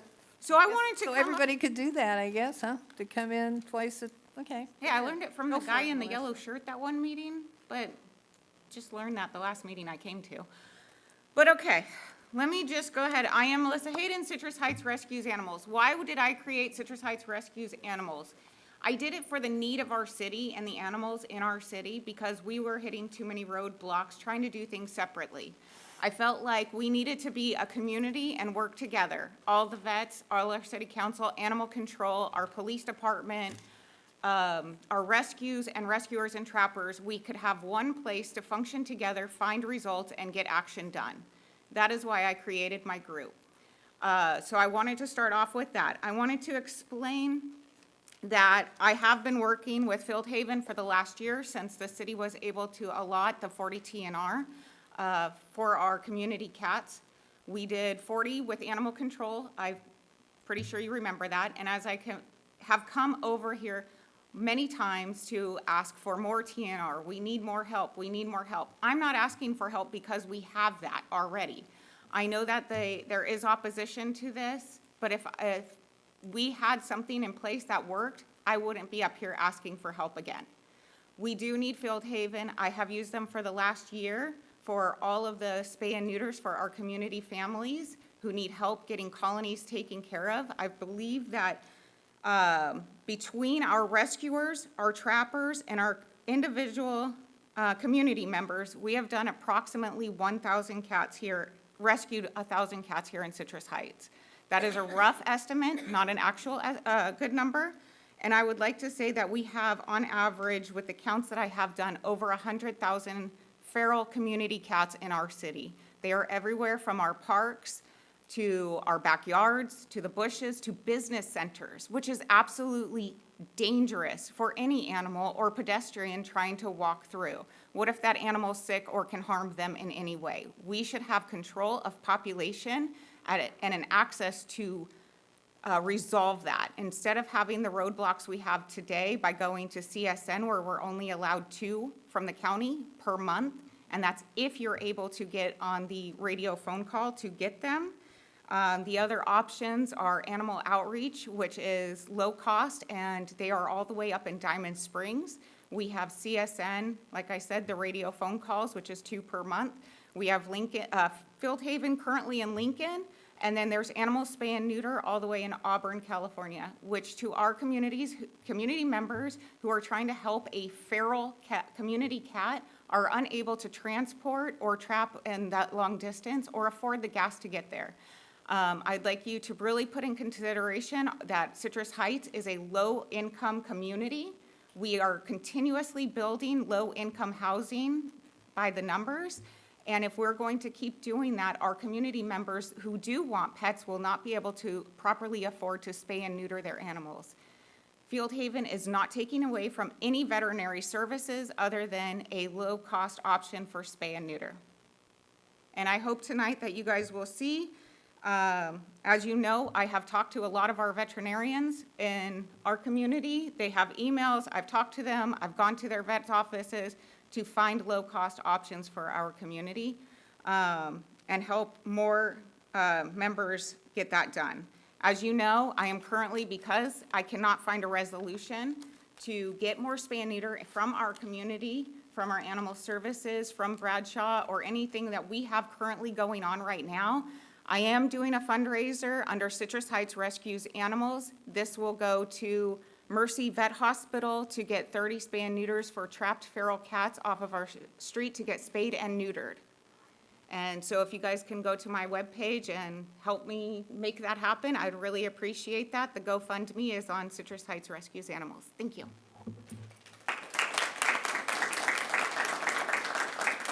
Next is Jody Moding, and then followed by Laura Wilkie. Hello. Thank you, Council. I'm Jody Moding. I run All About Pets, a veterinary hospital that's been in Citrus Heights since 1989. One of the things that sticks out to me is the City of Citrus Heights Chamber. Their motto is stay local. And we live by that at All About Pets. I try, anytime I buy us food, I shop local. I want to keep the tax dollars in Citrus Heights. We feel that we funnel a lot of money back into the community. We really want to help the community. And we are glad that we're getting together to discuss the problem of cats and the need for affordable health care for pets. Some of the key concerns that we have, a couple of the vets, we got together to talk about it, and I completely agree with Dr. Lynette's opposition to this. I'm going to talk about the procedural deficiencies, the lack of RFP. City policy favors local businesses in competitive bidding. No RFP was conducted for this lease. Veterinary hospitals were excluded from discussions despite veterinarians and veterinary hospitals' sole purpose to help address animal health, safety, and population control in the community. Having licensed facilities, trained staff, and the same services already in place. Prior experience, 2012 RFP awarded to local hospitals for emergency services. And a requested joint meeting with the city manager, Field Haven, and all of the veterinary hospitals to discuss how we could all work together to reach the city's objectives while supporting everyone was denied, despite the invitation in the letter by the city to reach out if we want to discuss the topic further. We want to have a seat at the table. We want to help do this together. We do want to have some guidelines in the lease to limit the scope of this operation. So hopefully we could work together to come to an agreement to make this work for everyone, because I do believe this is a really important thing that everyone's working together for. I thank you guys for your time.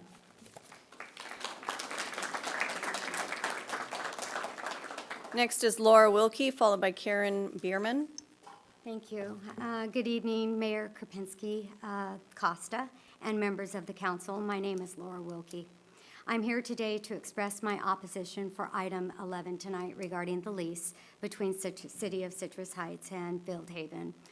Per your report, I see the property was purchased in October of '24, 2 parcels for use for a municipal animal service. At this time, it appears, as your Mayor Ash Feeney indicated, that only 1 parcel is needed, so the other parcel is obviously open, right? I have read the staff report, and I'm looking at the draft lease agreement that's before you tonight, and I don't see anywhere where it was put out to bid. And I know that the California Constitution, Article 16.6, this isn't a city-operated business, and it's not a government use. It is a nonprofit. It needs to go through the open bid process. You might say that this facility offers something unique or something special, but I would tend to disagree. There are other low-cost vaccination places, spay and neuter facilities in the area.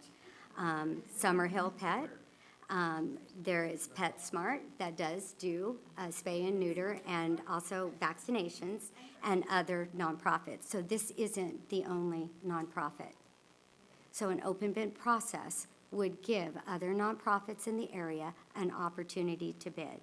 Additionally, in your report, I see that it is $1 a month for 18 months, a year and a half, at which point it will go to a almost market rate of $2,500 per month. Okay? That is a gift of public funds.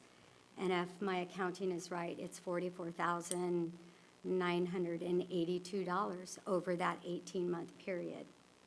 And I don't believe that that is appropriate. As you know, there are other long-term, and right across the corner, there is Sylvan Corner Pet Hospital directly across the street. This pet hospital has been a valued member in your community for more than 35 years. If you walk into their foyer, their waiting area, you see that they've been rated #1 pet hospital in Citrus Heights, voted by the community for like 7 years in a row. They take pride in being here in the city of Citrus Heights.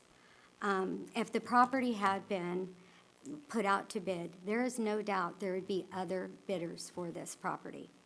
I don't disagree with the great work that Fieldhaven Feline Center does. I get it, it's needed, but I don't think that this was done in an appropriate manner. And so at this time, I respectfully request that you deny the request to approve the property lease, that you ask the city to put out a bid with a scope of work that details what the city would like to see, including discounted fees, spay and neuter clinics, all the benefits that the city wants, everything that meets your 2024 strategic plan objectives. I ask that you put that in a proposal. Additionally, I ask, because seems like it's just been picked out of the hat, I would suggest that you form a subcommittee that consists of city staff, businesses, and community representatives to oversee the draft of the actual RFP to go out to bid, as well as review and select the best provided for these services that gives the city of Citrus Heights the best service and yields the highest benefit to the community as well as the city. With that, I don't have any other comments. I do believe it needs to be an open bid process, and I don't believe that a gift of public funds is appropriate at this time. Thank you.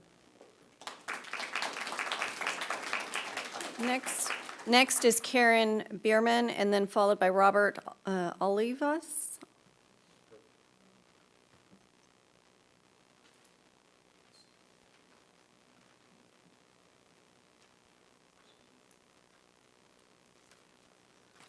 Good evening. I just spent a few days last week calling every vet in Citrus Heights, all 11 of them, to get their pricing to do a cat spay, cat neuter with vaccines, microchip, and to see how much it would cost just anybody off the street, let alone just a rescue. So Alcala Pet, $700 to $900 each. Pre-surgical exam required. We'll do ferals. Citrus Heights Pet Hospital, female, $477 to $500, plus a $1,650 cone of shame. Male is 400 to 430 with a 1650 cone. Will not do ferals. Mercy Pet Hospital, pre-surgical exam fee, $270, $65 microchip, vaccines included in the fee. Female, $350 for a total of $685. Male, $150 for a total of $485. Will do ferals. Summer Hills Vet, rabies is $300, FERCP vaccines $45, and microchip is $58. Female, $399 for a total of $540. Male, $199 for a total of $340. Will not do ferals. All About Pets.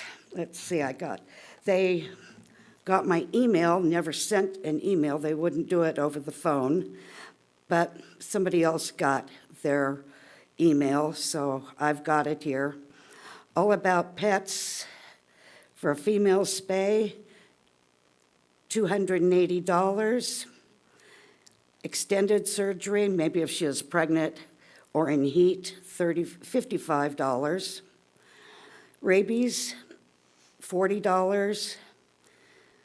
FERCP, $40. What's this? FELV, feline leukemia, is $49. Feline FIV viral triple snap test is $72. And microchip with Advid registration is $60. So a total of $605 at All About Pets. Sylvan Corners, they don't give estimates over the phone, and they will not do ferals. Sunrise Boulevard Vet Hospital, $68 exam fee, $120 for vaccines, $65 for microchip. Female, $400 to $600, $753 total, approximately, splitting it in half. Male is $350 for $603. Will not do ferals. Family Friends, $35 FERCP, $40 rabies, $65 microchip. Female, anywhere between $500 and $600. Male, anywhere between $400 and $500. Will not do ferals.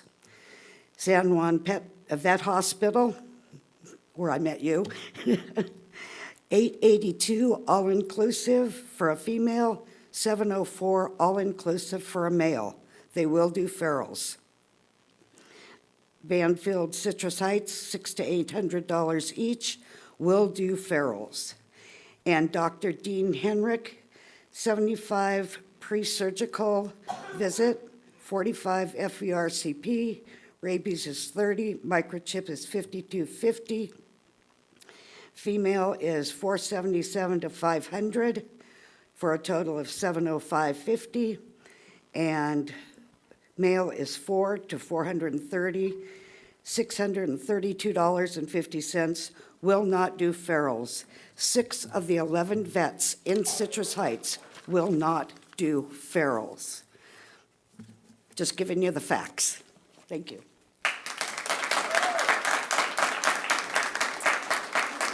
Our next speaker is Robert Olivas, and then followed by Michelle Johnson.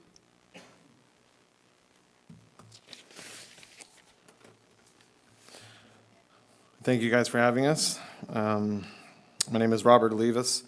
I am the hospital manager at Sylvan Corners Pet Hospital. I've been working there since 1996, and of course, they've been open since 1975. At Sylvan Corners Pet Hospital, we really pride ourselves on being a cornerstone of the community. Like all veterinary hospitals, I'm sure we work with rescues, multiple rescues that kind of help offer the solution that is affecting our city. You know, we need a low-cost spay-neuter option, for this city. But what struck me at this whole thing was that like the doctor said at Field Haven, which do great work, and I love them. I recommend them, all the time, is that they have one doctor, one practice. Here in Citrus Heights, there's 10 practices. There's 100 veterinarians. So I would like to kind of like also put forth a motion to kind of, because I'm opposing this lease right now as it is written, which I'll get into and everyone else will kind of get into too, is that we can maybe come together and build like a coalition to kind of help curb this situation. Because cats are out of control. I mean, you hear the numbers, 100,000 cats in the city. One hospital opening up that's going to be able to help with that situation is not going to be able to fix the problem. The problem is big. We have to kind of work together as a community to curb it. So that's what I'm kind of opposing to, is just to make sure that that's on the table. I live in this city. Like I said, I volunteer here as mostly a baseball fanatic. I've worked with Ash, plenty in the city to kind of clean up our parks, so I am all about staying local and kind of helping the situation get better from the inside. And like I said, this lease that was purchased and also kind of brought to the table is directly across the street from our practice. So I'm not upset about that too much. The city came to us with Ruben Hernandez, a couple years back, and wanted to kind of build a shelter situation at our practice, which we were for, to kind of help animals at night, kind of before they went out to the county. And it kind of just kind of fell through. Didn't know what really happened there. I know things take a long time to kind of get going, but we were willing to kind of help with the city and other things that pop up when it comes to animal situations. So, like I said, I just wanted to make sure that, you knew that Sylvan Corner is ready. We're ready to help the situation. If we don't have Field Haven move in, and if we do, we just have a big problem with the lease and the actual writing of it. If you look at it very closely, there's a lot of contradictions in there. There's a lot. And of course, the big thing that we kind of are worried about is low-cost spay and neuter is great. We need it. But vaccines and the things that they're going to be doing else, possibly, or it's assured it seems like they're going to be doing, is going to really take away from a lot of the veterinarians and what we do. Everyone knows that when, like you said, Dr. Jana, when animals go into a low-cost spay and neuter situation or a parking lot vaccine clinic and they receive those vaccines, they think they're good. They're good for a couple of years, until they got to come back.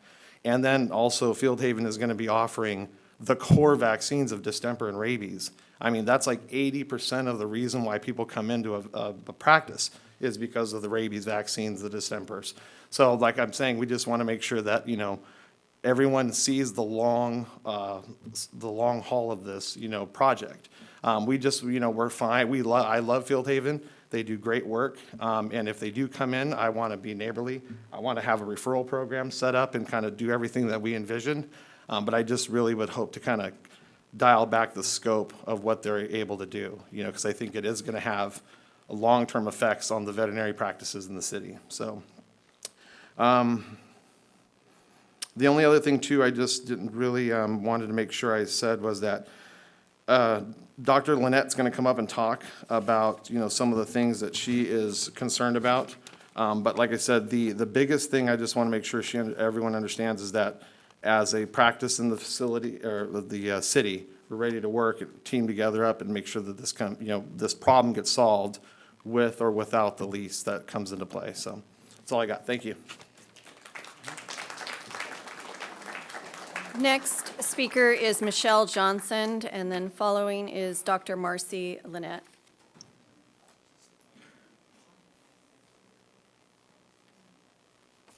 Hello, Mayor and the council. My name is Michelle Johnson. I wanted to make a little correction. We were voted for the 16th year in a row as the best of Citrus Heights, so I had to get that plug in there.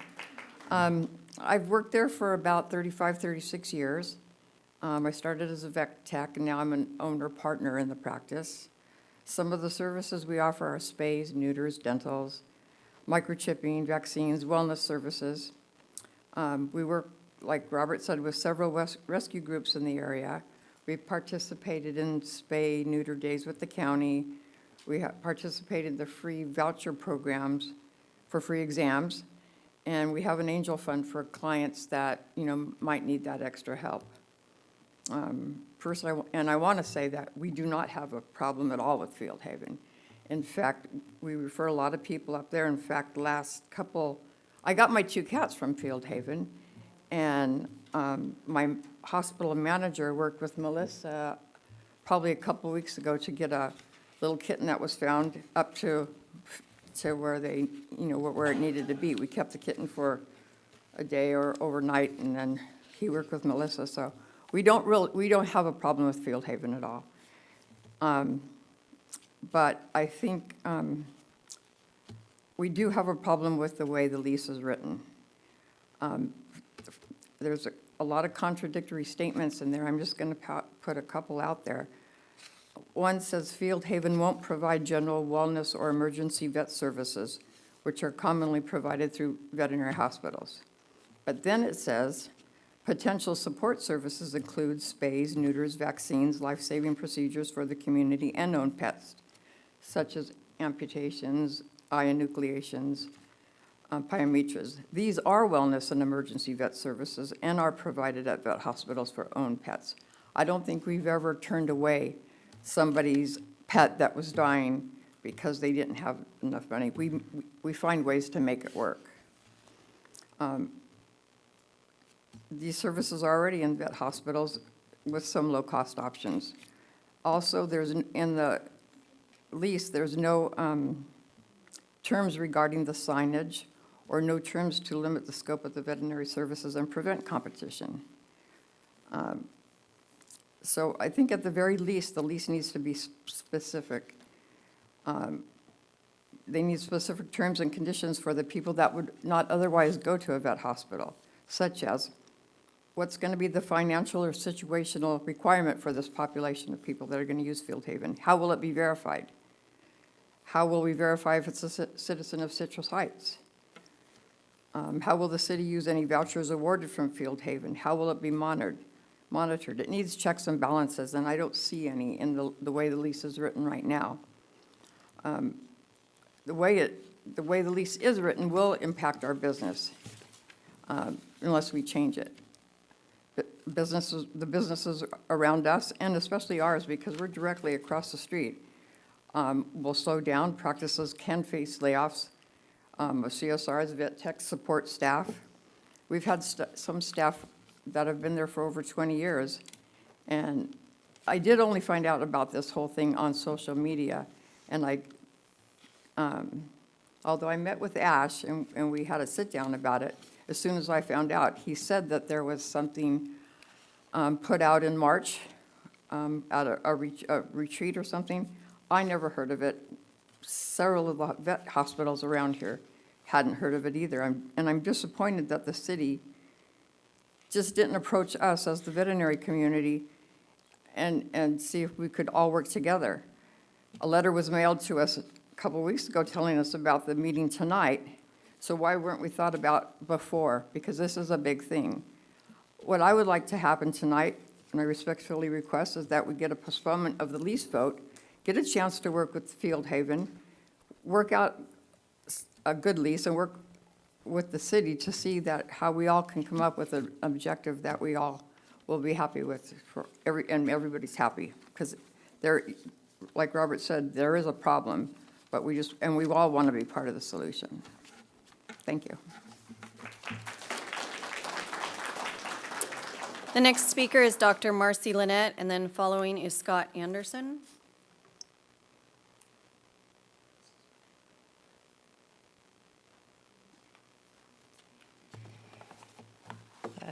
You're going to hear a little bit of repetitiveness because we've been working together on this a little bit. But I'm Dr. Marcy Lynette. I'm the owner of Mercy Pet Hospital. And first and foremost, I want to say that I fully support affordable and accessible veterinary services and addressing the feral cat population. I've spent the last 20 years as a veterinarian solely focusing on providing affordable services for pets. And making sure that they were accessible. I founded Mercy Pet Hospital in Citrus Heights 15 years ago. Can you get closer to the microphone? Oh, I'm sorry. Pull the microphone back to you. There you go. I founded Mercy Pet Hospital in Citrus Heights nearly 15 years ago with the mission quality care, affordable cost. We currently offer low-cost spay-neuters with similar prices to Community Spay-Neuter and SPCA. You can look at our website. But we can get them in within about a week or two, not the 3 months wait. We offer a customizable spectrum of care, including lower-cost emergency surgeries. We have in-house payment plan options and more. So I understand more than most just how needed affordable services are. I emailed you all my concerns regarding this matter yesterday. I apologize for the length, but I like to look at situations from all angles and figure out what makes the most sense. The main takeaway points that I'd like for you to consider are, I think Field Haven helping to address the feral population here is fantastic. But one clinic alone is not enough to effectively decrease the population.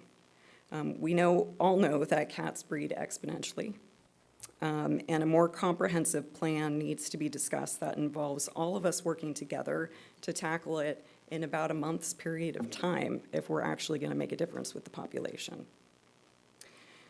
I had requested that all of us get together and meet and have a conversation to figure out how best to achieve the city's goals together while still supporting everyone, and to do this before anything was set in stone. The request was denied, which doesn't make sense to me because having more people and organizations tackling these issues, the better. I have several concerns regarding the language of the lease itself. There are multiple contradictory statements. There are no terms regarding the signage. And my largest concern is that there are no terms to actually limit their scope of operations and prevent any competition with us. If the city's goal is to provide low-cost veterinary services to Citrus Heights citizens that would not otherwise come to a veterinary hospital, the lease really does need to have specific terms, and I'm going to echo what Michelle just did. What is the financial or situational requirement for this population? How will that requirement be verified? How to verify that they're citizens of Citrus Heights? How Field Haven services will be limited to only the specific population of owned pets on an ongoing basis, and how the city of Citrus Heights will use any vouchers awarded from Field Haven to be limited to these same terms for distribution. Really, the checks and balances are needed. There will be a direct cost to the city of Citrus Heights. There's going to be missed and lost income from free and below market rent. There's cost of tenant improvements, but really more information is needed to fully understand the costs of the city. There are indirect costs to the city in the way that the lease is written now. It will have a significant impact on the local veterinary hospitals, taking away our core revenue-generating services. Considering we are already oversaturated with 10 hospitals, and currently the veterinary hospitals are already in a state of economic stress. We've been having a continual decrease in our visits over the last year and a half, and change in revenue is below the rate of inflation. As our practices shrink and close, we have reduced business license fees, property taxes, and sales taxes. Job losses will lead to reduced local household spending and further income loss. So really, you have a reduced tax base and direct cost equals a net fiscal loss. I'd really like you guys to consider rejecting the current lease proposal as it's procedurally flawed and economically harmful the way it's written now. Implementing a voucher system usable at multiple veterinary hospitals helps provide the equitable access and reducing a bottleneck or longer waits for services like we see at other facilities, and keeps the revenue in local businesses and strengthens the local economy. Lease the space to Field Haven, but have their scope limited to feral and unowned animals and animal control pets only. Can you wrap it up, please? I'm sorry. Yes. And then regardless, I feel like we need to come up with a better solution regarding the feral cats. Thank you.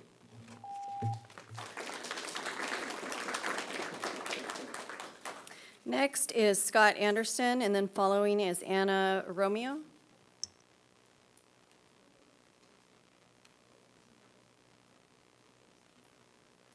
Good evening. Thank you to Mayor and City Council for listening to us tonight. I am Scott Anderson. I'm a partner in Sylvan Corners Pet Hospital. And as a little background, I've been in the veterinary industry for over 40 years, in management primarily, okay? And in that time, I've been executive director of 2 large nonprofits in the San Francisco Bay Area.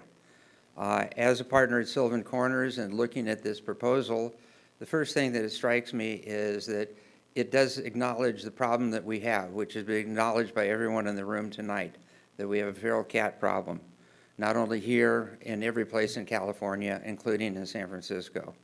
And it's essential that we begin to deal with it.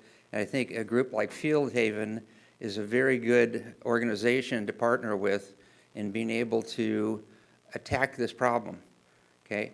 What I am concerned about, as the previous speakers have mentioned, is the lease. There's some contradictions in the lease. There's some lack of scope, discussion of scope in the lease. And there's some very basic things that we need to consider. Something as simple as signage, of what signage will be in front of Field Haven across the street from Sylvan Corners. If you look on their website, you know, it says that they have Hathaway Veterinary Clinic. Okay, tonight the representatives of Field Haven talked about it as Hathaway Spay-Neuter Clinic. But if the sign said veterinary clinic across the street from another clinic, this is going to create confusion and where we're going to go. So it's just a simple example of something that should be included in the lease. As Dr. Lynette mentioned, there are contradictions in the lease. And what we want to be able to do is to talk through these things and avoid any unanticipated results. One of the unanticipated results which Ash and Michelle Johnson and I met about is that a few months ago there was the the vaccine clinic across the street from Sylvan Corners. Okay, and Mayor, I believe you attended that. Well, what happened at that vaccine clinic is that they filled the parking lot at Sylvan Corners Pet Hospital so that our clients that had appointments had to go down the block to park, okay? Now, talking to Ash about that, he said he realized that it would never happen again, okay? But that's something that couldn't be predicted, okay? And also, as we talked to some of the people who parked in our lot, okay, we found that they were from Roseville. You know, they were from as far away as Auburn. And so that the word got out that this low-cost vaccine clinic was there, and now suddenly we had a crowd that wasn't just Citrus Heights. So to a previous speaker's point, how do we ensure that we are focusing on Citrus Heights? Okay, because this is where I came to make an investment in the clinic, been very happy with it, been with it for 27 years. So I think what we're proposing tonight is a pause in the lease, okay? Not a rejection, but a pause in the consideration of the lease so that there could be a meeting, such as Dr. Lynette and others have mentioned, between Field Haven, the city, and the local veterinary community to be able to address specific issues in that. Because we haven't had that opportunity. We haven't had the opportunity to look at what Field Haven had submitted to the city for this project. Okay, and we talk about RFPs and other things. That process didn't give us a chance for input other than the letter we received about 2 weeks ago. So again, what we're looking for is clarity in the lease, clarity in the objective, and I think that a pause in approving the lease tonight with the objective of meeting together with the 3 entities, Field Haven, the city, and with veterinary community, would help to iron out those few problems that are there and achieve success. Thank you. Now, next is Anna Romeo, and then following is Lori Whitney.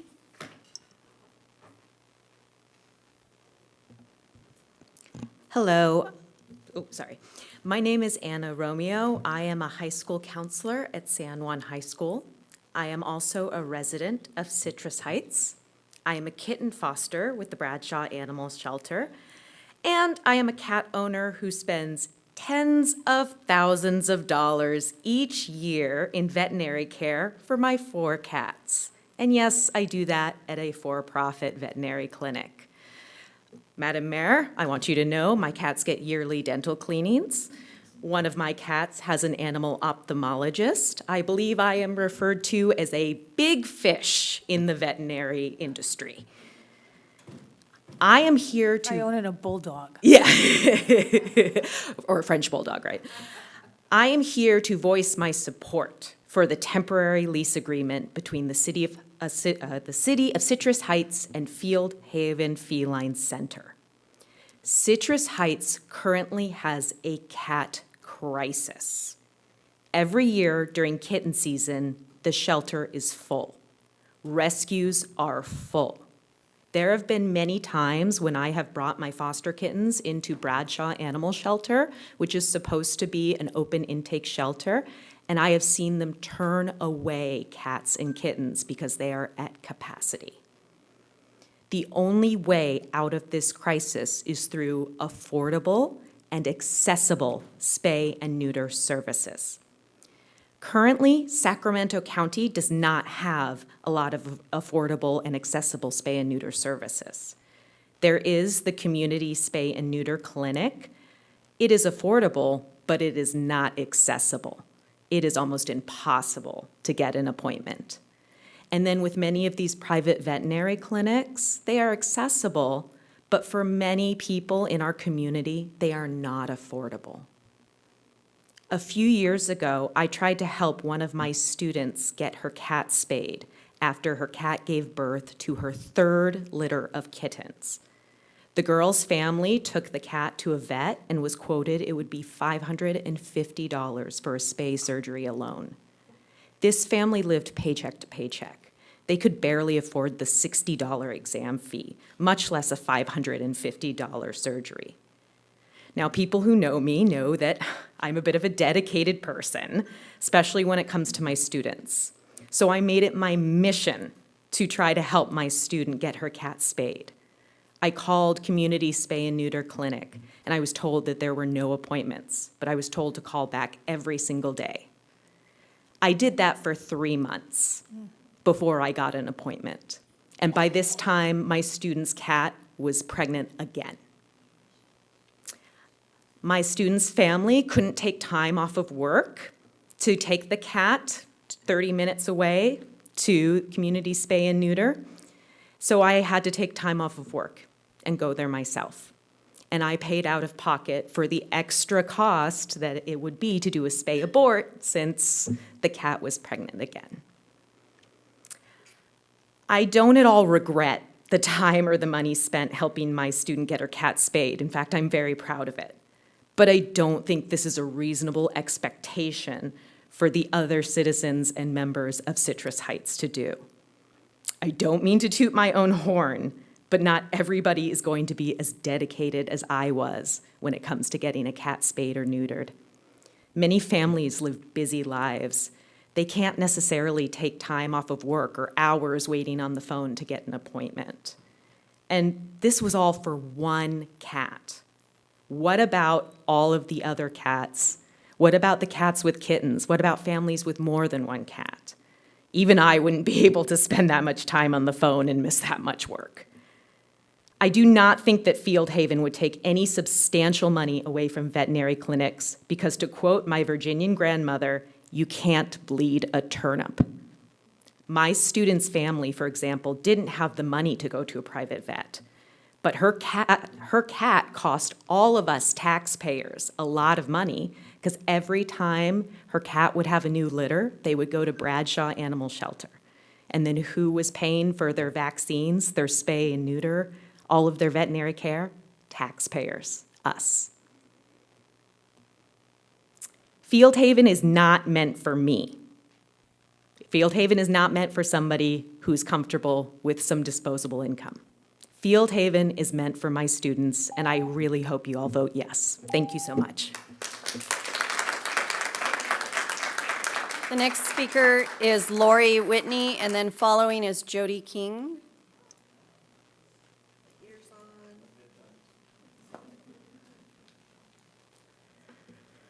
Thank you. So my name is Lori, And I'm pretty excited to be here because I grew up in Citrus Heights and graduated from San Juan High School. Thinking about all that now. Fast forward many years later, I discovered a little rescue that also started in Citrus Heights, just like me, called Itsy Bitsy Rescue, run by a woman and her daughter that realized there was a segment of the population that was really being forgotten at the shelters. People didn't realize that if animals come into the shelter that are too young to eat on their own, that need to be bottle fed, the shelters would just have to euthanize them because they don't have the staff to bottle feed. So Itsy Bitsy Rescue was started 20 years ago. And it was successful when I first started volunteering there 20 years ago. She adopted out, or she rescued about 50 to 100 kittens a year. Okay, so to fast forward a little bit, Itsy Bitsy Rescue is still in business, doing quite well. We have many, many volunteers, and we are still 100% volunteer-driven, and we have no financial backing. It's all donation support. We also work with PetSmart. We're a PetSmart charity. I wanted to share that today we, on average, adopt out or rescue approximately 800 kittens a year. If you factor in the puppies that we're not now doing as well, that number's even higher. We're in a situation where, like I said, we're nonprofit. We have to find low-cost spay-neuter.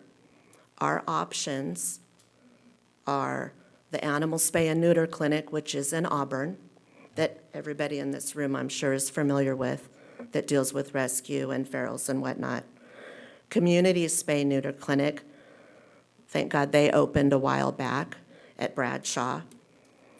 UC Davis, we do a lot with UC Davis. And thank goodness for Field Haven Feline Rescue in Lincoln. We would love to have the support of a veterinarian that we could afford in the Citrus Heights area. And we're so excited about the possibility of an organization like Field Haven that we have partnered so well with to have the opportunity to have a remote location here for these needs. Low-cost spay and neuter. And, you know, when you're doing sometimes 20 surgeries a week, we really need low cost to be able to continue the work that we do. So all of our animals, kittens and puppies, are not adopted into their forever loving homes until they are spayed or neutered, microchipped, and vaccinated. And we need the support of veterinarian that can support us for that. We work with a lot of veterinarians in the greater Sacramento area, including Citrus Heights. They cannot provide the volume because of their staffing or their ability to have the lower prices for rescues like Itsy Bitsy Rescue that Field Haven can. So we vote that you please consider their offer, their proposal. Thank you very much. The next speaker is Jody King, and following is Monet, is it Noe?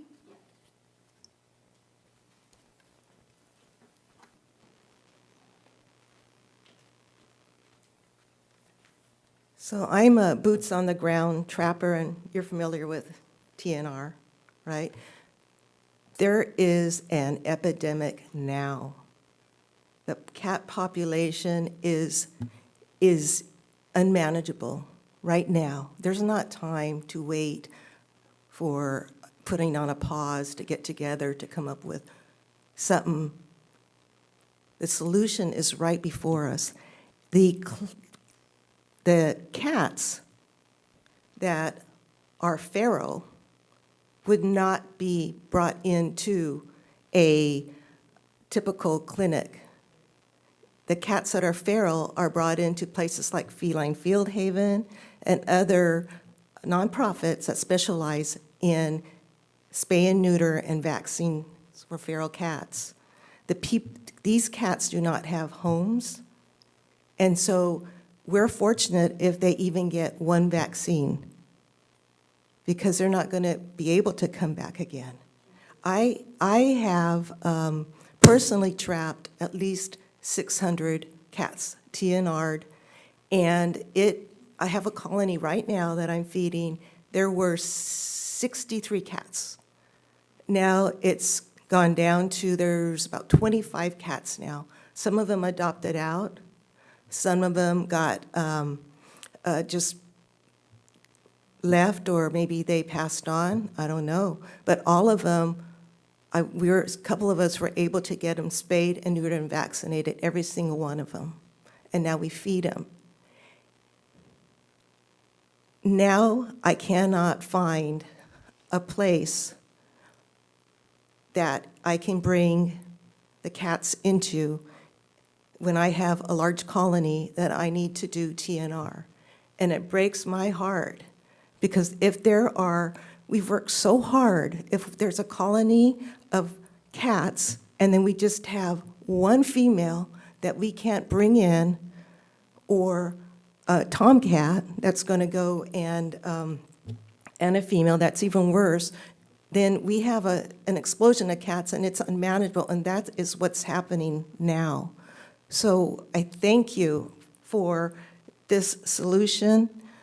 We need to implement this solution now. Thank you.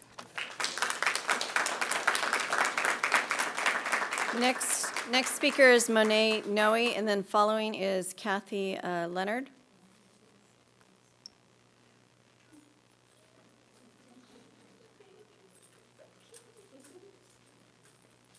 Some of us have anxiety, you guys, it's okay. This is her. Hello. I don't know how I got here. I was sent here by the cat distribution system that found me last year when we walked into our backyard and found a mama cat and 5 kittens. And so my first thought is to contact my vet and see how I can get them fixed. After my heart attack, of the price, I started calling around to the shelters. As previous people have said before, it's almost impossible to get into the low-cost spay and neuter programs. You got to call on this day of the month and, jump around 10 times. And, it's like, I called, I emailed, I did so many different things to try to get an appointment for these cats. Then I met her. And, I remember crying out front here from one of the community meetings that I went to. I was just so frustrated. Because there's just not a lot for people in the community. And, a lot of people aren't able to afford that cost. At that time, I had lost my job. And so thank goodness for Care Credit, I did end up going to my vet and paying for the service for the cat, for the mama cat. I was able to get a nonprofit to take in the 5 little kittens. I kept them until they were big enough to leave the mom. Someone in our family was able to take the mama cat. She said, if you can get her fixed, I'll take her. I was like, yes, done. But yeah, it's just, there's just not a lot out here for people. And my neighbor across the street has kittens all the time too, it's like, I think we need something so, we can tell people, hey, take your animals here, because, it's expensive. Rent is expensive. Everything is so expensive right now. This is kind of the last thing on people's mind, especially when it's like $600 to $800 for a cat. Last time I spayed a cat was like 16 years ago, and my little old cats, it's probably like maybe a couple $100 back then. It's crazy now. So I think this is something our community really desperately needs, And for some reason, people like to contact me when they find cats too. So it's like, I would like to be able to direct them somewhere, you know? So anyways, thank you.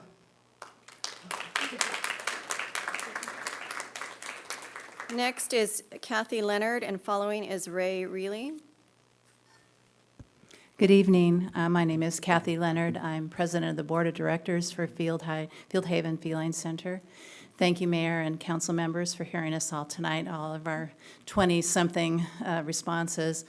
And I'm not going to reiterate what many have said here regarding this proposal. What I would like to say is that Fieldhaven and our mission is to serve that segment of population that is very critical and is not being served here and in many other areas. The feral population, the low-cost spay and neuter situation, and as many have said, it is very difficult in these economic times for many people to take care of their pets properly. Either they can't get an appointment or they can't afford it. Our proposal would give the opportunity to provide these services to people who really need them here. We are not in competition. We are in collaboration, and that's what we do in every place that we serve, whether it's Marysville, whether it's working with the Maui fire victims over in Maui, and all the other projects that we've done. We have gone in with collaboration, we work with everyone, and we try to come up with the best solution for the cats. I do encourage you to approve this resolution. Thank you for your time.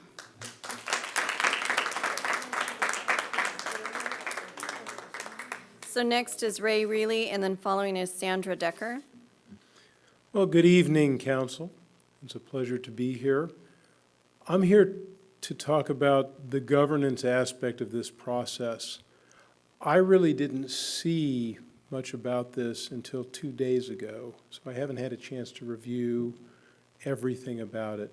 My concern is a lack of a bidding process. You know, I sit on the Citrus Heights Water District Board of Directors. If we had a project that has this magnitude and impact on the community, we would want to have some of our community meetings, our Citizen Advisory Committee, to talk about and evaluate what is going on. I would like to have seen, looking at what I've heard tonight, a big meeting where you invited the veterinary clinics to come out and talk. I'd like to see them talking to Fieldhaven and staff to have a meeting. I can't confirm it, but I think that the Chamber of Commerce was asked about this and the impact it would have on local business, and the chamber chose not to get involved. I don't know about how many meetings they were attempted with you, Ash, to have a discussion between the veterinary clinics and Fieldhaven. Good governance requires hard work and sitting, and I admire you guys, what you do every meeting. To sit and listen to 25 people talk it's hard work, and that's what good governance is. That's why you're elected, is to sit there and listen to the community, and I deeply appreciate that because I know what it's like.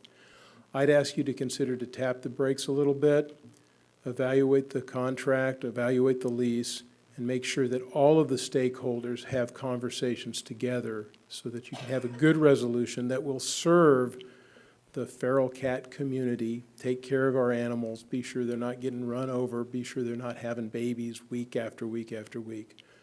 Tap the brakes, evaluate what's going on.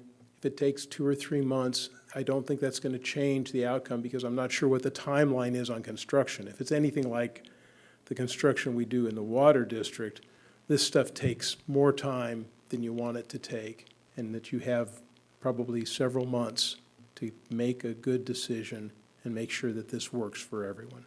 Thanks. Have a good evening. The next speaker is Sandra Decker, and then following is Annette Asplund. Good evening. My name is Sandra Decker. I was here more than a year ago. I think some of you remember me. I actually had lunch with you. I am a trapper. big-time trapper, trap a lot of cats in Citrus Heights. I just found out about this meeting today, and the reason I came is because I don't really understand why anyone wouldn't want this. The feral cat population just in Citrus Heights is unbelievable, and we just got a call the other day that some woman said she has like 50 cats. You know, we were here a year ago doing the same thing, and Melissa, I know Melissa has contacted every vet clinic known to mankind looking for some help with low-cost spay and neuter. And now we have an opportunity, and someone's worried about vaccines. Vaccines? You can go get vaccines at Petco. You can get vaccines at Tractor Supply. You can get vaccines anywhere. We can go to Tractor Supply and buy them ourselves and give them ourselves.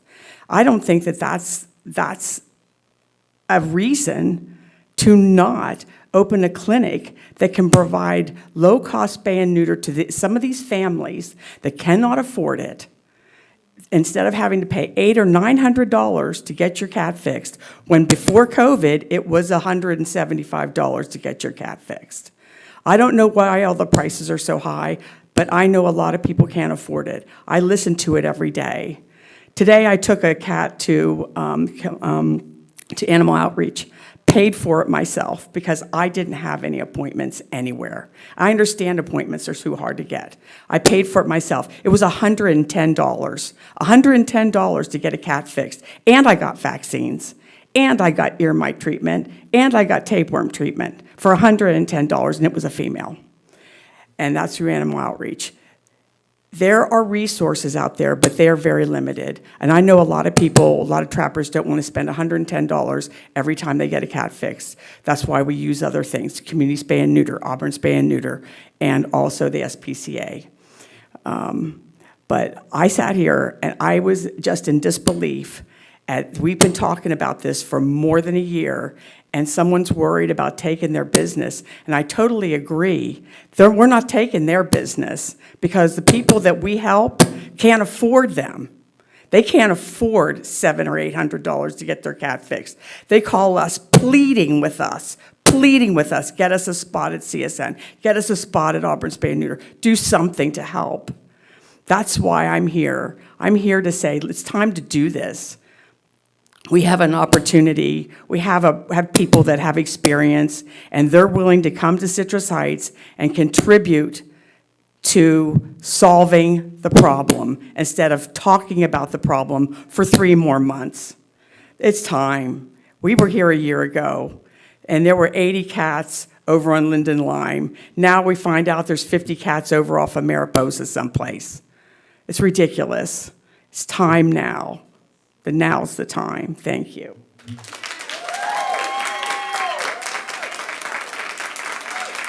The next speaker is Annette Asplund, and then following is Vicki Adams, if they're here in the audience. The next, Sonia Luna had submitted a letter that was more than 250 words. We've provided a copy of that to the City Council. I'm Vicki Adams. Okay. Hi, Mayor, Vice Mayor, council members, and staff. My name is Vicki. I'm practice manager at Citrus Heights Pet Hospital, and I'm standing before you on behalf of our owners who have provided 2 letters. The first one is from Dr. Avery Brickson.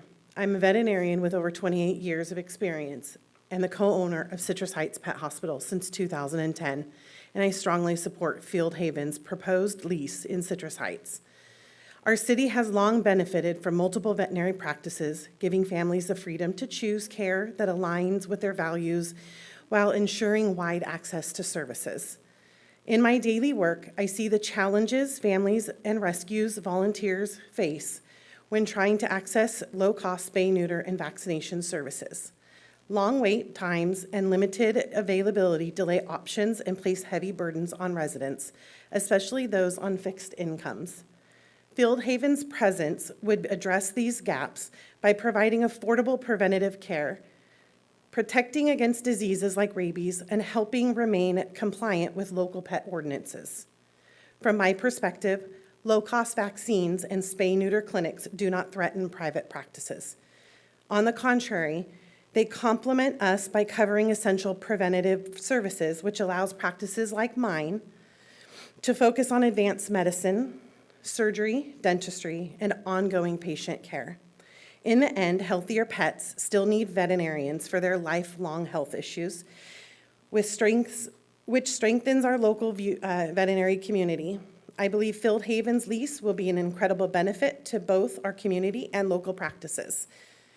It will improve public health, support rescues, and expand access to affordable care for families who need it most. I encourage the City Council to approve this lease. I believe this is long overdue and much-needed resource for Citrus Heights. Second letter I have is from Eric J. Brickson, Hospital Administrator from Citrus Heights Pet Hospital. On behalf of Citrus Heights Pet Hospital, I am writing to express our strong support for Field Haven's proposal to provide low-cost spay-neuter and vaccination services in the city of Citrus Heights. Our hospital has been serving this community since 1962, and since 2010, my wife, Dr. Avery Brickson, and I have been honored to continue the legacy of care. Field Haven's program will expand access to vital preventative services for families who may otherwise struggle to afford them, improving the health and well-being of the pets throughout our city. Just as importantly, it will help reduce the number of feral and stray animals, a challenge Citrus Heights has faced for many years. The initiative will not negatively affect private practices like ours. It will complement our work by providing affordable preventative care while allowing veterinary hospitals to focus on advanced medicine, surgery, dentistry, and long-term patient management. In this way, the program strengthens the broader veterinary ecosystem by encouraging healthier pets, stronger client relationships, and more engaged pet-owning community. This is a community-centered effort that aligns closely with our hospital values of compassionate care and public service. I respectfully encourage the Citrus Heights City Council to approve Field Haven's lease, recognizing the meaningful and lasting impact it will have on our residents, their pets, and the community as a whole. Thank you.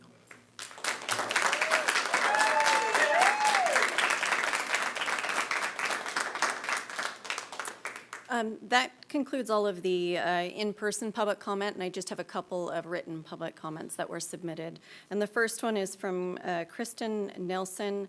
They state, unfixed cats is a huge problem within Citrus Heights. I have had 9 cats, kittens, TNR'd, and after being quoted between $500 to $600 from local vets, I opted to instead drive 40-plus minutes each way to obtain more budget-friendly services. Being as Animal Services does not assist with this need, at a minimum, Field Haven should be allowed to help us citizens out. Vets aren't losing business to this. In fact, one vet I called referred me to SPCA and apologized for their $600 price tag. What will happen is either people will go out of their way to drive elsewhere, or cats will be left to continue to populate unfixed. Please let Field Haven help us. The next is from Mary Holsey, and they state, free for feral cats, TNR greatly needed in Citrus Heights. Way too many unhoused cats and kittens without anywhere to help residents get overpopulation under control. Ignoring it won't solve anything. The next is from Katie Mack. We are in great need of more low-cost spay and neuter clinics. I am with Fluff Buddies, a cat rescue organization. Our phones ring constantly with people needing help because they have found kittens, unspayed females, etc. The rescue community is overwhelmed. The feral cat population has exploded. The humane trappers are exhausted, and the county and city shelters are not much help. And the next one is from Maiz Elise. As a Citrus Heights resident and co-founder of Fix Our Shelters, I strongly support bringing a spay-neuter clinic to our community. Accessible and affordable spay-neuter services are one of the most effective tools we have to prevent animals from entering already overburdened shelters. Every litter prevented means fewer animals facing homelessness, fewer taxpayer dollars spent on housing them, and fewer animals at risk of euthanasia when shelters reach capacity. Some in the veterinary field have raised concerns about competition, but that argument misses the point. Veterinary medicine is rooted in the principle of do no harm. There is no greater harm than allowing preventable suffering of animals born into lives of neglect, abandonment, or unnecessary death in crowded shelters. Spay-neuter clinics are not taking business away from full-service practices. Rather, they are filling a gap by serving pet owners who might otherwise forgo these essential procedures due to cost or accessibility. Veterinarians and advocates alike should be aligned on this. Reducing intake into shelters helps the entire community, including local veterinary practices. Fewer stray and unwanted animals means healthier, safer neighborhoods, less strain on municipal resources, and better outcomes for pets who already have homes. Citrus Heights has the opportunity to lead with compassion and common sense by supporting this clinic. Doing so will not only save lives, but will also demonstrate our city's commitment to responsible, humane solutions for animal welfare. And that concludes all of the public comment. Can you scan those and email those to us, those ones you just read? Because I like to keep, I got all my comments. Absolutely. Okay, thanks. Okay, so I think what I want to do is, does anybody have questions that you might want to ask based on some of the statements that we heard? Does anyone have questions? I have a couple from Field Haven. Where's our Field Haven lady? Yeah, please. What's the wait time? Because your website says 2 months. Is it 2 months or wait time to get an appointment? No, I don't do the scheduling. Sorry, I do the surgery. No, it's not. It's dependent on the day and if we have cancellations. If you are on our wait list, we have gotten pregnant feral cats in the next day if needed. So they're that's our number considered one priority. emergencies, yeah. Well, yeah, we don't want those kittens. No, that's our number one priority. Oh, excuse me. Do you dispense meds when you see cats that, when you send back with their owners? Do you dispense medications? Like ongoing pain medication, is that what you're referring to? Or Well, flea, flea stuff. we do administer it in clinic, but it is only a single dose. So you don't sell No. product? No. Okay. We give it to our foster kitten people, but I mean, again, they're. You're not a source of sales tax? No, or is- no. Okay. Just That's a good hoping. question, though. Yeah. But we do One apply, can it. hope. We see a lot of fleas. Trust me, I hate when I'm doing surgery and there's fleas jumping in my incision. I'm Like sure. that is not, No, I not was kosher. looking at it as a sales tax, incentive. What is that? I can't even read my own writing.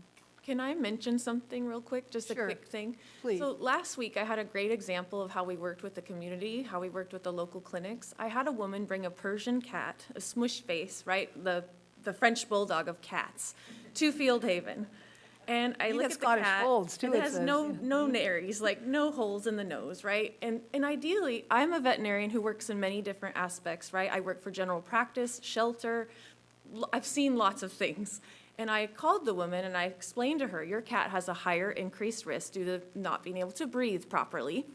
And I would recommend the best thing for your cat is to go to a full-service veterinary clinic. Now, the woman was shocked. She was like, nobody told me that. And I took the moment to educate her. Well, your cat, is bred this way, and it would be safer if it was intubated and if it had a different anesthetic protocol. Because I am familiar with many different protocols and the uses and benefits of them too.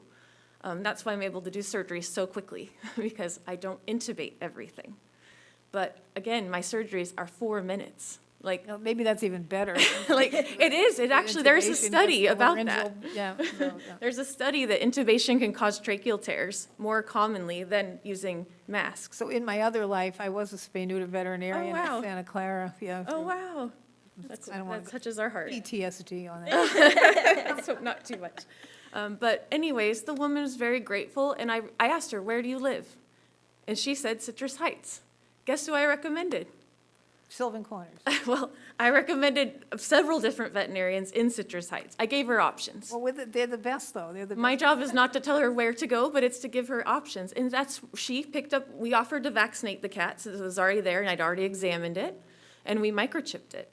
And then she was able to take it, and I said, why don't you make the appointment in 2 weeks so you can get your vaccine booster, so that cat will be good for a year. And she was so grateful to us that we did not put her cat at risk, and that is what we're about. How do you handle the booster shot? Well, is they it- did they go- I you told her send to them make the vet. appointment with the vet in 2 weeks, and they could give the booster at the same time, so she could avoid double vet visits, right? Or coming all the way back up to us, for heaven's sakes. But I mean, she can afford a vaccine booster, right? She's paying full service. But that lady just didn't know that was an option to her. Okay, So anyway, sorry. thank you for We answering want my to work question. with people. Thank you. Pardon me? I do too. Okay, thank you. We have a couple questions for this end of the team. Go for it. Go for it. Thank you. So I'm moved by this young lady's comments with regard to RFP. And part of, one of the reasons that what motivated me to really sort of jump on board with Field Haven and Dr. Netherwood. Was they were really responsive. And one of the concerns that I had was, and I own 3 very expensive kitties. They're all indoor. They're very expensive to maintain. And I paid thousands of dollars for spay and neuter for them. I have the means for that, though. So I'm one of your customers. I'm not going to go to Field Haven. I think you're great. Thanks. But We wouldn't want you any. I'm not that I'm not your client.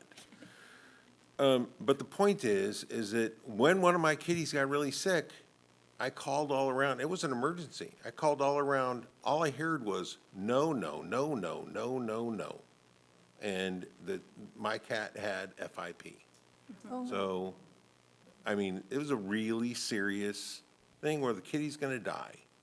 And fortunately, UC Davis saved her life, and now she's the poster kitty for UC Davis Veterinary Clinic. Well, She's doing well. She's in remission. Oh, good. Anyway, so my question for Ash was, if we decided, see, I will say that I'm a little exhausted with the patience of the veterinary community locally with my experience of, I got a problem, I can't solve my problem for weeks.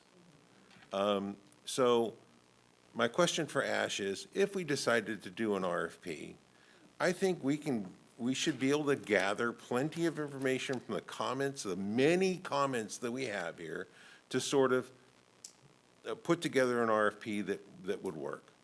Because quite honestly, I doubt that much in the for-profit veterinary clinics are going to be interested in what the criteria. We're looking for low cost, we're looking for a nonprofit. When we were looking at purchasing this property, one of my things was, because the thought was, okay, well, we will look at maybe the county's going to run it. No, I don't want the county to run it. Do I want our staff to run it? No, I don't want our staff. I want somebody running this clinic that has a passion for animals, that really, not to say that our staff doesn't care, but there's a motivation that goes well beyond the profit dollar here. And so that was my motivation for saying, we found Field Haven, we found a veterinarian that is, her heart is absolutely in the right place. Yeah, let's go for it. But in good governance, in the sense of good governance, I'm kind of in favor of, all right, let's put together an RFP and see what happens. But the point is, I don't have a lot of patience to wait 6 months for this to happen. I don't have a lot of I have a patience question. for So it doing a says, bunch of community according, meetings and. you plan to start occupying your building next year, second quarter. Is that what I read? I can absolutely speak to that. We have so much support. I had a lot of supplies donated from Berkeley Humane Society and UC Davis Veterinary Teaching Hospital themselves. And Citrus Heights Pet Hospital. They have been amazing. We're ready, but we have to do the floor, right? And then. Well, the floor isn't going to be ready till third quarter. Then, That's, then we would yeah. have That's to what wait. it says in But the we're staff ready, report. we're ready for it. Third quarter, so that makes it after next summer. Correct. So we were talking spring to make those renovations to the building. No, construction should begin in the third quarter is what the staff report says. Madam Mayor, on the Field Haven, we expect that to go faster than the other animal service center because it's a smaller scope. It's a Like they're ADA putting in restroom and a offices and polished things like floor. that. So we were looking at like Q1 or Q2 of next year for them. Pardon me? What you're looking at? Oh, Q2, okay. Excuse me, yeah, Q1 or Q2 of next year for Field Haven, because it's a much smaller scope than the Animal Services Okay. Center that we'll be talking about All right, relative to architectural design. And so the other building won't be ready till after they are in? That's right, it has much more work to get done. So my point is, what kind of staff time do we think, if we were going to put together an RFP, and it's probably got to be out for 30 days, right? Well, I'll just say it takes time to put an RFP together. We've been working on this since March. Yeah. And it takes time to get it here. Is it required? And I will say that we are in good standing relative to our ability to lease property. I'll have City Attorney Jones speak to that. But RFPs take time to scope. We've been working in good faith with a nonprofit that came to the table. It's a long-term problem that Yeah, we've been talking about this. has been talking around for a long time. This is not new. So My question is it I've been required? doing it for years. I think I'll have City Attorney Jones answer the question that was raised relative to our process, good Let him- governance, things of let that him answer. nature. And then I'm happy to come back and talk about Okay, let him- RFP. Okay. Right. I'll answer it really quickly. No, it's not required. If it was a public project, like when we go out and do construction work, when you spend those kind of public works, that is required by California state law to do an RFP. In this kind of situation, it is not required. I'll just touch on one other thing. There was a mention of gift of public funds as well. I don't see this as a gift of public funds issue. There's enough public benefit, community benefit, that allocation of this, even if in the short term the lease is below market, there's so many other public benefits that it's not a gift of public funds. I wanted to just address those two issues to the council as you're evaluating your decision. Okay. Then I have a question for you, Ash. Why is lease just $1? If it was supposed to be financial stability, and when we approved the purchase of the property, the goal was to reduce our $500,000 bill to the county, and it just doesn't seem it's going to reduce it that much, and Sure. why is the rent only, they got money, so. Well, it's $1 for 18 months to allow them to kind of get their operation started. That's Then we 18 go months, though, of no income. Well, there's other things that come in for vouchers and things of that nature. They are also going to be investing in a surgery room and other TIs they have to All the do. equipment that it takes. And so we taught at the strategic planning retreat, this was something that I We didn't spoke talk to. $1. We And, didn't. well, I and don't remember. 250 spay and neuter a year, that's about. $8,000. Based on what no, There was a that's, monetary value in I it. cut, So- I multiplied it. So I'll just say this, like I said at the outset of this meeting, these partnerships are hard. That's why you don't see them happen very often. They take a investment on both sides to get done. An 18-month period goes by relatively rapidly. They'd be making investments in their own tenant improvements. We're doing minimal tenant improvements here. They would have to do their own tenant improvements, and that's where that dollar figure comes from. If At the end it's of 18 months, successful, they potentially leave all that stuff there that they do, right? They would, They could at move the end- their anesthesia That's a machines. risk we take. We're taking Yeah. on that risk. they would, at the end of that 18 months, they would actually take their equipment out of the, We could move the equipment. out of the building. Of course, we'd have our building delivered back to the polished floor and the ADA restroom that we put in. So we'd have to do that kind of stuff anyway. Yeah. But basically, there's risk on both sides. I think the risk for them, they're gonna put an investment in. If it doesn't work out, well, then they've got that sunk cost as a nonprofit, and they have to pull their equipment out and do something different. If it's successful, then we would look at a lease term where it goes to $30,000 a year.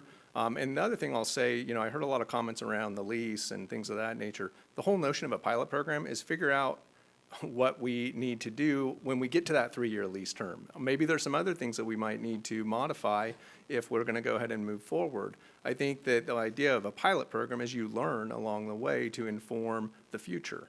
And that's where, when I spoke to the challenges of executing on things like this, to try to anticipate every possibility when you're trying to explore some sort of new relationship, that's why a lot of things don't happen. And so this allows for an 18-month period to figure it out, and then we'd be able to move forward. Let me into the ask lease this term. question then. It's clear, and I'm pretty sure it's clear, that Field Haven is coming to Citrus Heights. I mean, I think we haven't voted, but it's clear. So what would prevent the process from moving forward, that process, without, and then still modify this lease to accommodate the veterinary cooperation that they seek? I mean, what would, so in other words, your work, we know they're coming, and they know they're gonna have a lease. Can't you guys be working on a lease that makes everybody happy, and the terms be more direct and outlined and solid for the scope of service, whatever is? Because I think the guy from Sylvan Corners made a good point, that they're a partner with them, but they would like to see some changes. Well, I don't know why we can't just say, okay, Field Haven, you're coming, let's just put this lease and fix it. Right. And fix Yeah. it with the community. One thing he mentioned really was a great thing, and I really would love for them to help us with, is the signage. We want it to be accurate, right? And we want them to like it. And so you could put that all in the they can lease. help us They could- figure out what the heck to put up there. Yeah. We can meet and figure it Yeah. out. Like, we So want the people to go to the right place and the right, Yeah. you know. But please don't pause this. Like, I Yeah, was the worried about pausing is the rough. pause mention. Kitten season will be upon us. No, you and still go We're forward. fighting You it. go forward, we Yeah, just don't thank know you. the final terms Yeah. until they're. I think and then that's fair. When we know that everybody's worked together to get it, does that work? Can that be done? So I heard a number of different concerns tonight. Right. I actually think all those concerns can be overcome. It's, and the one quote I heard was, it's intended to be a collaborative relationship. That's the spirit of this. To get everyone to agree that, yes, we're good on this language, I don't know that we'll get there. But I would say that the spirit of it, I mean, I heard some things tonight that I could work with the city attorney to try to further address and further refine. If you want to give me the direction and the authority to do that, then we could do that. But ultimately. Working with the, at least the two clinics that have concerns with the lease. Hear their concerns. Yes, I heard one concern around scope of services and signage, and then I heard another concern of no vaccinations. And so, I think that there's a variety of concerns. I think I could do my best to address the concerns that are considered to be reasonable. Okay. And, I don't know that I'll be able to address every single concern, but I think that if you know me as your city manager, I am collaborative, and I do try to get to the spirit of Well, an they issue. only heard about it 2 weeks ago, and so that's why it bothers me that they haven't had the long-term ability to. So I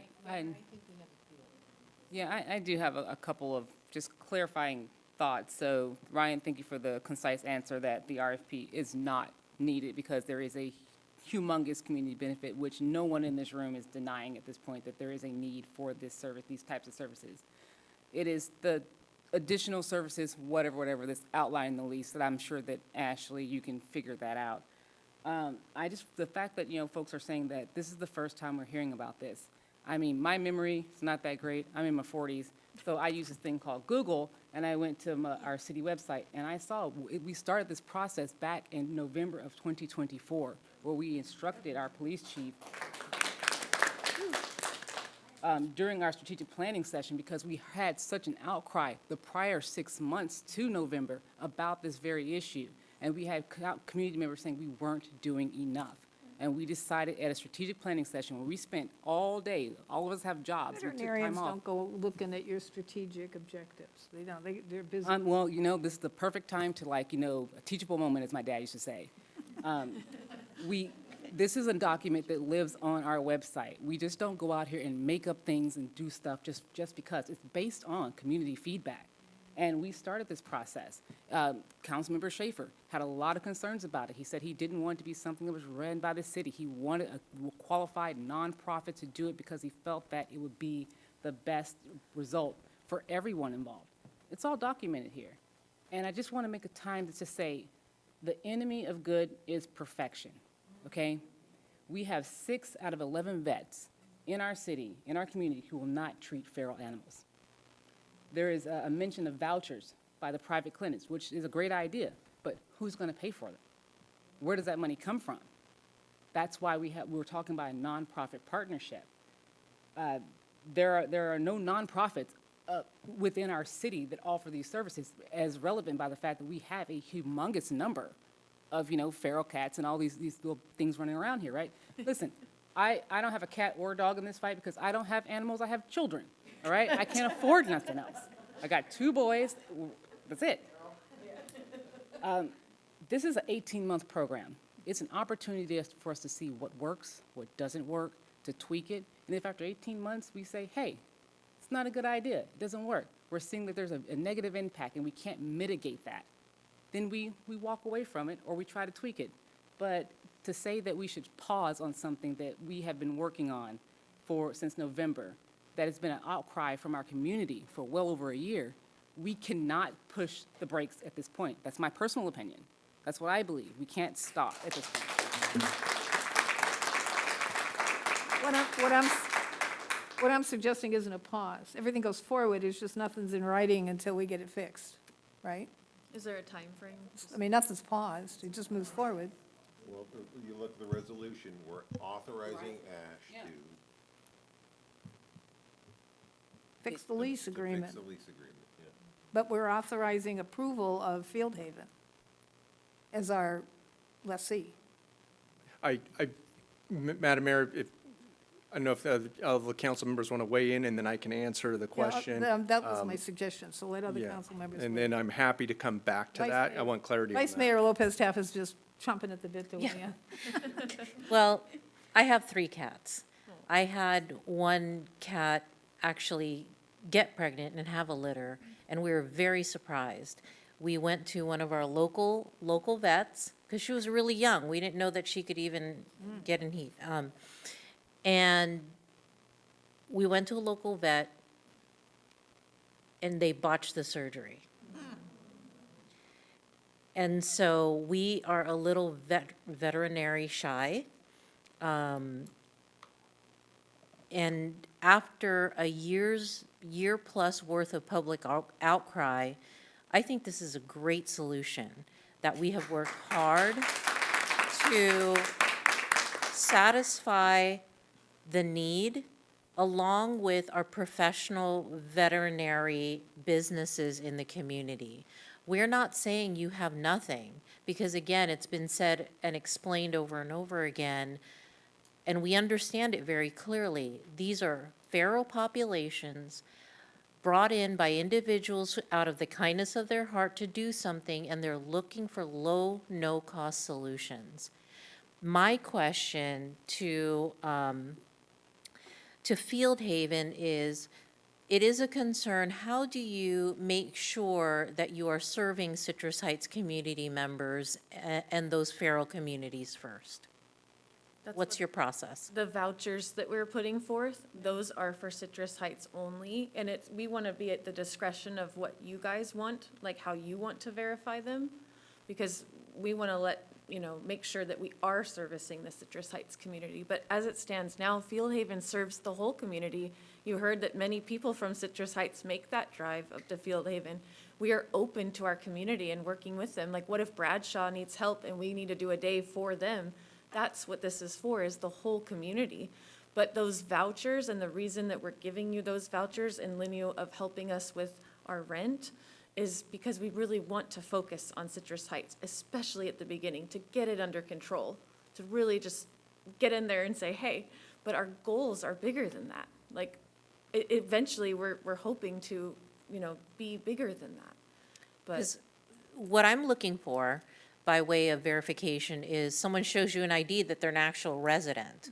I think that's super important, that if this is the commitment we're making to our community, as a good steward of this agreement, I would want to see actual verification. I don't know that anybody in our local rescues would balk at that suggestion. no. And if they do, then you're not happy with this suggestion, and you need to give us a different suggestion.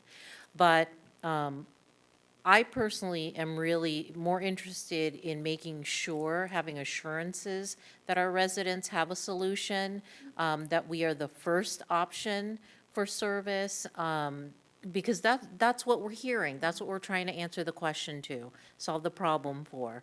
As far as the legalities, we addressed that with our city attorney. I'm satisfied with that.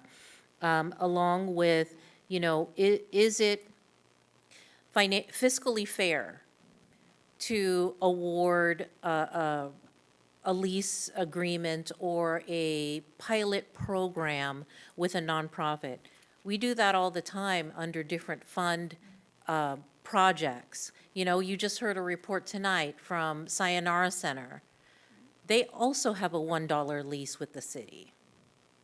And so I think it is not unprecedented that we do something like this, that we remind ourselves of the problem we are solving in the best possible way to solve it. And we understand we are looking at an annual bill otherwise of $500,000 of an ineffective system. Ineffective system that does not prioritize Citrus Heights, does not prioritize our feral community issues. And we are at a precipice of making a decision to actually solve the problem. We're all sitting here to solve problems, not to listen to more conversation about maybe a problem being solved. I'm all about solving problems. This is why I want to sit here. And so for me, this is an excellent mix of creative solution with an organization that cares enough to continue to listen to our professional community that surrounds this issue and to say, we will work together. Just do not let this stall out.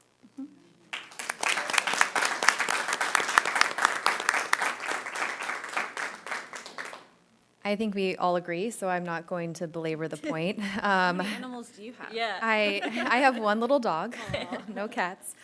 Cats for you. By the way, free adoptions as well for all of our senior cats right now, till the end of the month. Sorry, I just got to throw that out That's there. okay, yeah, I had to plug it. I did write down a bunch of notes and questions, but they have all been addressed. And I appreciate what my fellow council members have said so eloquently. I'd like to reiterate that we need all of the help. So Field Haven and all of the for-profit veterinarians that we have in Citrus Heights. Let's work together. So I don't see why we can't move forward with maybe some amendments and clarifications on the Field Haven lease. And then continue to work as a community, the professionals and everybody involved in solving this problem. We have 100,000 feral cats is the estimate that Melissa Hayden said. I don't know if we all agree on that number, but that is insane. If that's true, we need everybody. So let's do it. Do you have anything further to add? Can I make a motion? Let's hear it. Okay. I move that, Councilmember Schaefer, could you please use your microphone? thank you very much. Okay, I move that we adopt a resolution 2025, a resolution of the City Council of the City of Citrus Heights, California, authorizing the city manager to execute and adjust the lease agreement with Field Haven as needed, Feline Center in the, for the operation and management of 7555 Old Auburn Road. I'll second. I have a question before we vote. Is that okay to approve a lease that isn't before us, that we see the terms? Or do we have to, Yes, see? it is. We have done this before where you'll maybe give direction on contracts, leases. It does require some trust in your city manager and in consultation with city attorney. But we've heard a lot of the conversation, we've heard a lot of the direction, so it is legally permissible as long as the council is comfortable with it. Well, I'm comfortable if you include at least Sylvan Corners, who's right across the street, because he wants to work with Field Haven, and I think he's got some great ideas. So if you come back with something that he says terrific, then I'd go for that. I want to just be very clear with this. We do have in the resolution that you'd be looking to adopt that you give me some authorization to go ahead and move forward with this lease agreement, and it is subject to some minor tweaks and modifications. I mean, that, Okay. to get it final. Now, I also want to say, absolutely, Sylvan Corners across the street, happy to meet with them and talk about it.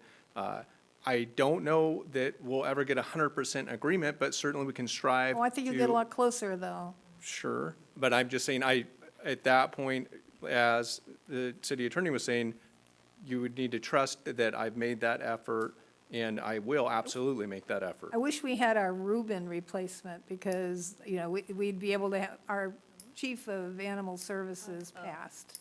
And Oh, I he- remember him. Yeah, Reuben, Reuben and was so we haven't replaced him. He's irreplaceable. Right. And we'd have input from our animal people, but we still have some. And if you would work with that, then I could go for that. Okay. I will do my level best to satisfy concerns to the extent I am able to. Okay. We have a motion and a second. We have a motion and a second, so I think we'll just vote. I don't think we need a roll call. Oh, okay. Let's vote. All those in favor, say aye. Aye. Aye. Opposed? None? Okay.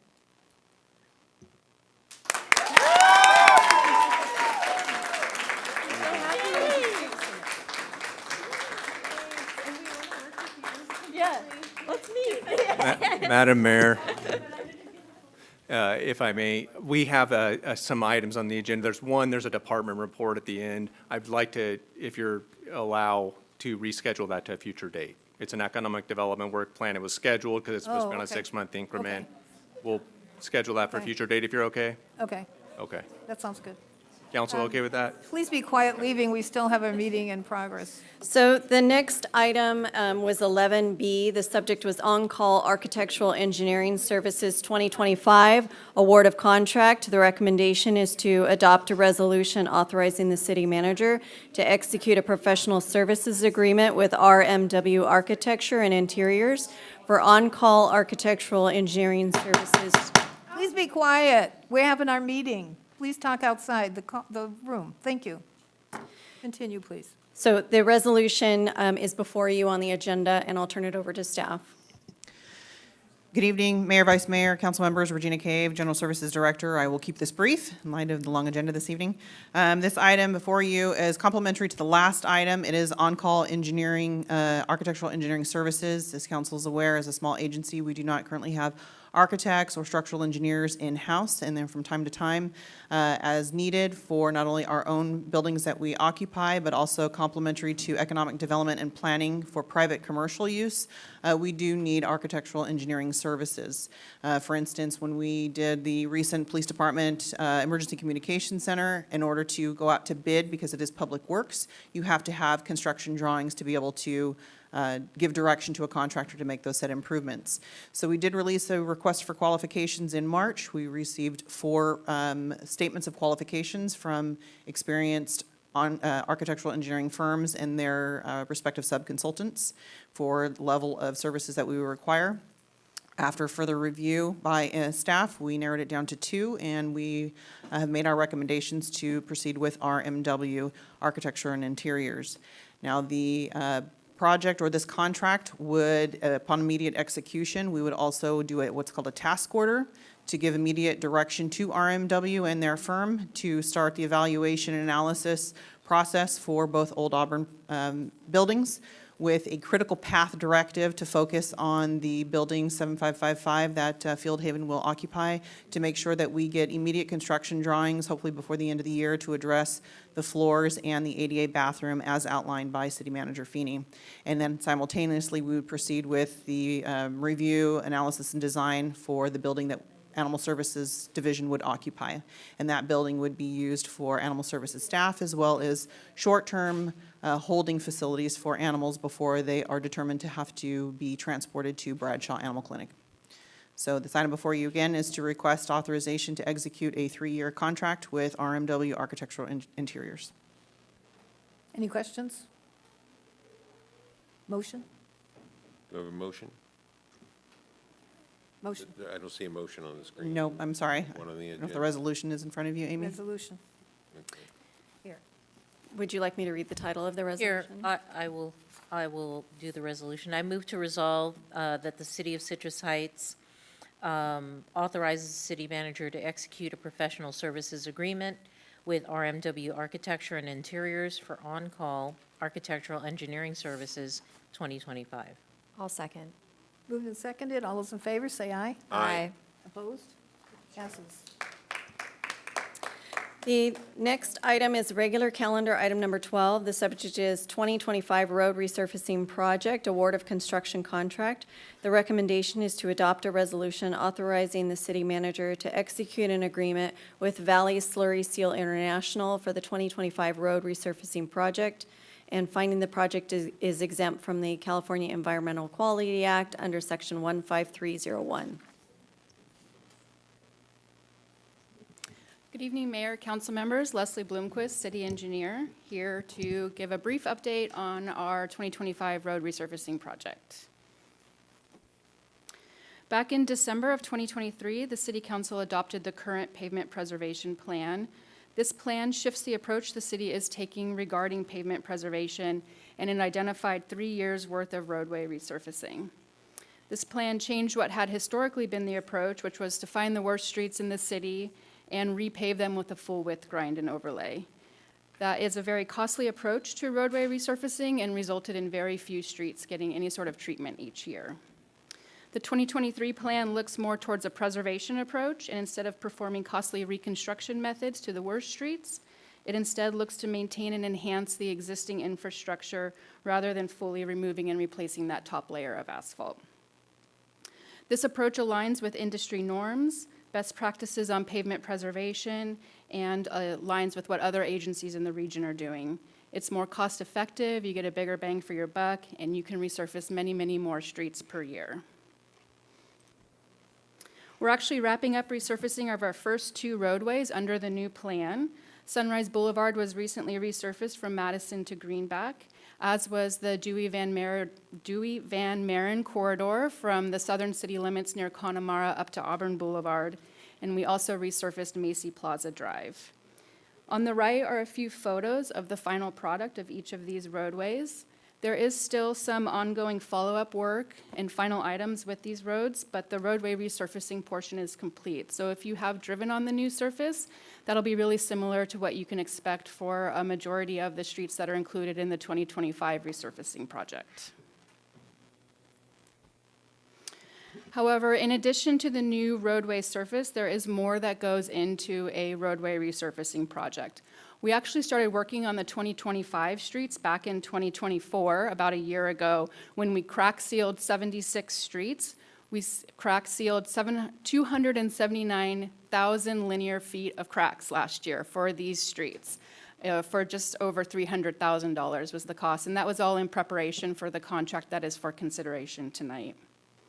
In addition, depending on the resurfacing treatment that is identified for each street, accessibility regulations require the city to upgrade the adjacent curb ramps to meet current ADA regulations, and therefore the city recently awarded a construction contract for the 2025 accessibility and drainage project. Included in that project is 128 accessible curb ramps, which are shown by the green dots in the map on the right of the screen. When we resurface streets, we also look to repair any damaged sidewalk, curb, and gutter. So that contract also includes over 7,800 square feet of sidewalk repairs and 1,700 linear feet of curb and gutter repairs. And we also look to make sure that the underlying infrastructure, the storm drain systems, are in good condition as well. We don't want to have to come back and dig up a newly resurfaced road to repair the storm drain, so that project also includes over 2,300 linear feet of storm drain repairs. And it's just under $4 million for that preparatory work for the contract that's before you tonight. So the contract that is before you tonight is the 2025 roadway resurfacing project, and it includes resurfacing on 125 streets. So in this project, there's even more than just the resurfacing. It also includes localized pavement repairs. These are essentially spot repairs of the pavement where we will need to remove some of the asphalt and replace it before we put that top layer of resurfacing on top. Then the new surface would be applied to the roadway, and depending on the condition of the existing road, the number of cars that travel on it each day, and some other factors, it will receive either a slurry seal or a multi-layer surface.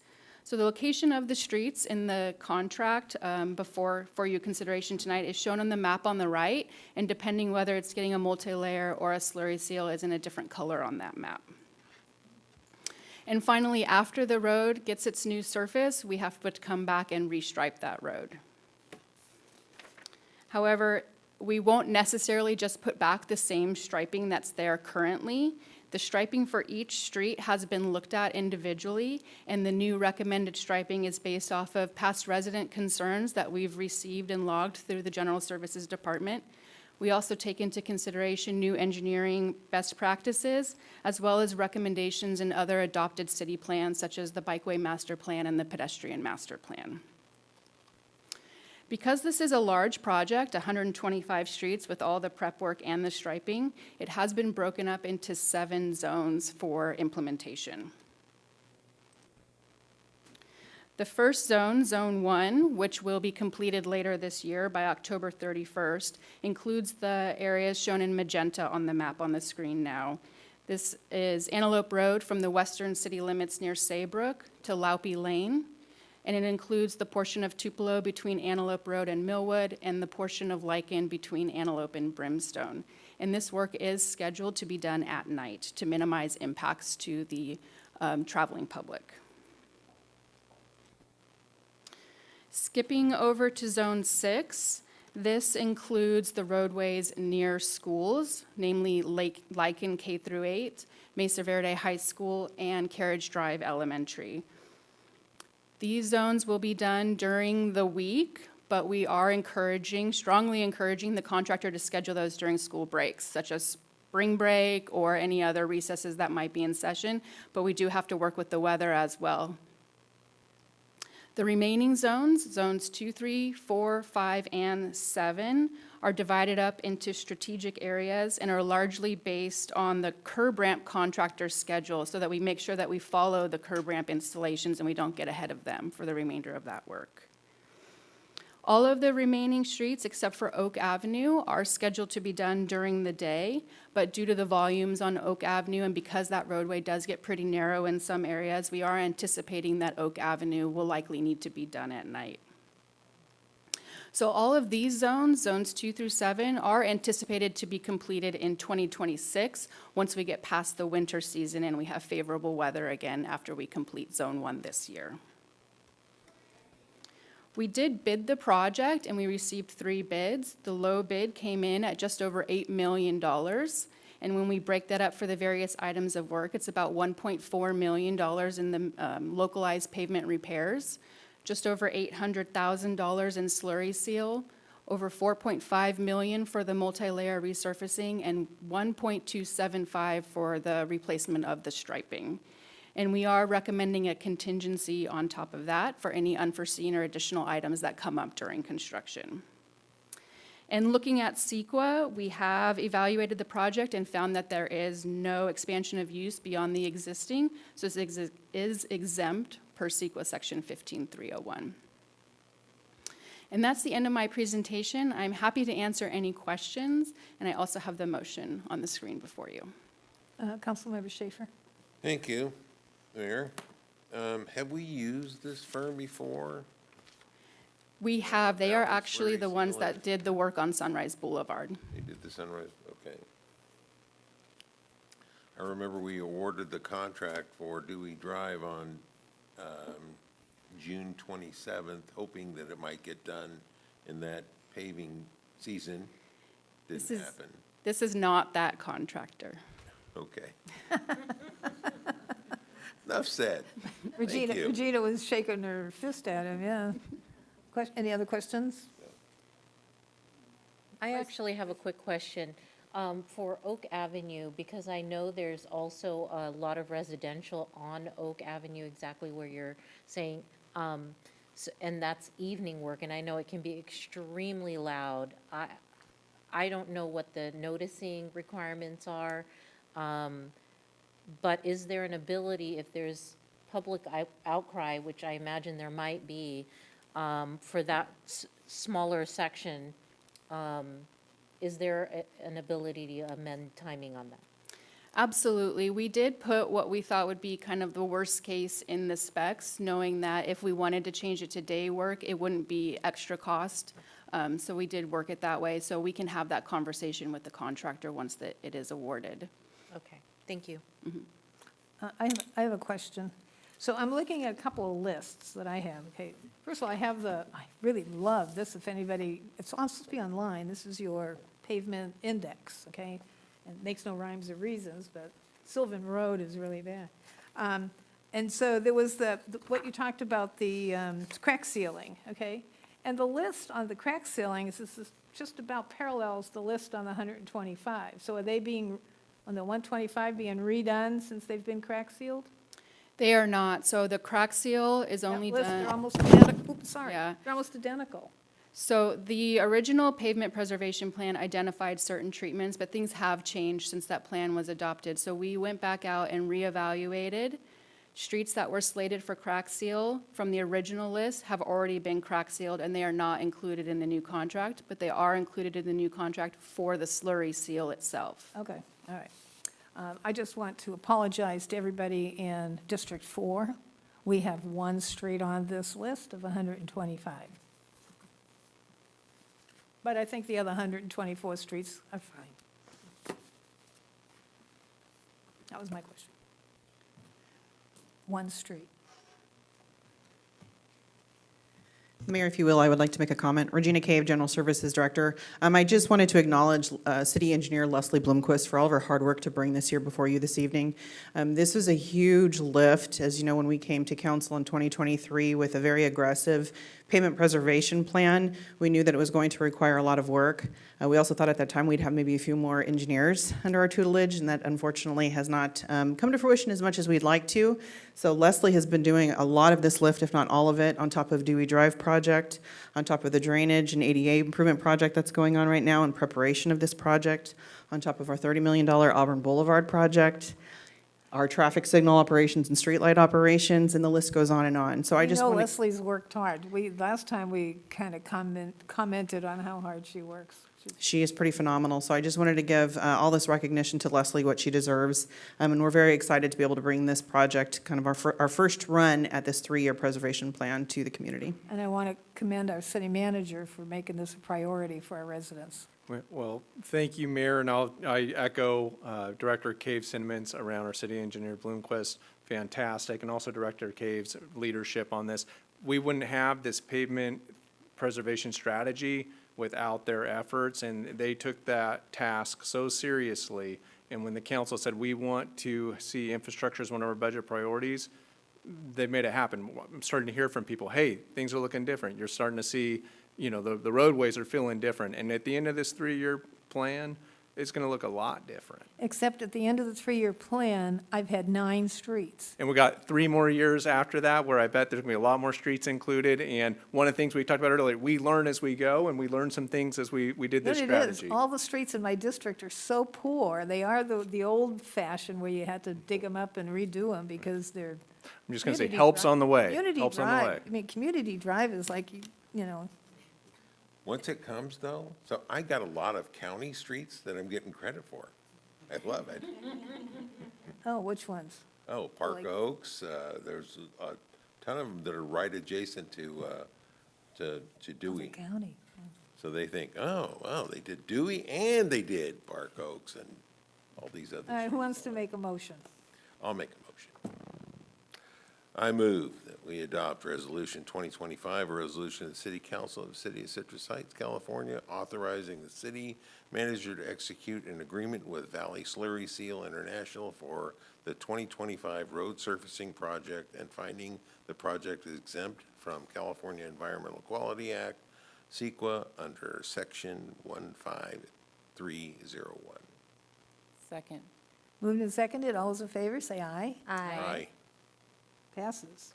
While we're talking about kudos for our staff, besides Leslie, I'd like to comment and compliment Susan, our finance director, who put out our budget in brief, which you can find at the back of the room. This is our annual budget in brief. There's a lot of information in here. So those of you who are watching us on YouTube, it is online as well, but you don't get the real pretty copy unless you come to the meeting and pick one up, right? But anyhow, we do have the budget in brief came out today, hot off the press. The next item is regular calendar, item number 13. The subject is Communications Utility Provider Presentation, Intrepid Fiber Networks. Good evening again. Regina Cave, General Services Director of the City of Citrus Heights. This presentation before you this evening will be provided by Intrepid. Intrepid is an open access broadband fiber company that has approached the General Services Department in the last year as a public utility and is interested in deploying a network pilot project here in Citrus Heights. So they're here to give a presentation on their business model and to be able to answer any questions. Okay. Thank you very much. My name is Jeff Palachik. I'm the CCO of Intrepid Fiber Networks. We've been working really in the Sacramento area over the last 6 months, working to develop plans in multiple municipalities. And as part of that, we're here to present to you on what that would look like within Citrus Heights. As a bit of a background, Intrepid, you'll see later that we're funded by a company called Brookfield Infrastructure. We're looking to deploy $66 million of our own capital into improving the state of the infrastructure network so that we can provide a broadband service to residents. As part of that, you'll see as a background that we have extensive experience in being able to deploy fiber networks in areas. We've already completed over 7 million feet of construction in other areas. And then as part of that, we now have about 3.5 million homes that we're looking to service as part of our overall plan. We are an open access network. As part of this, though, we would expect to have an anchor customer. At this point, that customer is not signed for this area. However, in most of our serving areas, it is a T-Mobile through T-Fiber product that we offer. I did speak a little bit about how we're funded. We are funded by Brookfield Asset Management. Brookfield Asset Management has over $1 trillion of assets under management. About $200 billion of that is in the infrastructure group, which we are part of. So we're well funded to be able to complete a $60 million investment in Citrus Heights. We are operating networks currently in 2 states and actively working in California in multiple municipalities. The feedback from these areas has been very positive. We're very used to having to deal with all the things that come along with having to construct a network in a residential area. Our view on this is that all residents are potential customers, so we need to make sure that we treat them be able to communicate with them as part of the overall process that we'll go through here in a second. So with that, I'm going to turn over to Eddie, who's with me here tonight, to go through the value of an open access network and then get into a little bit of the details of the project itself.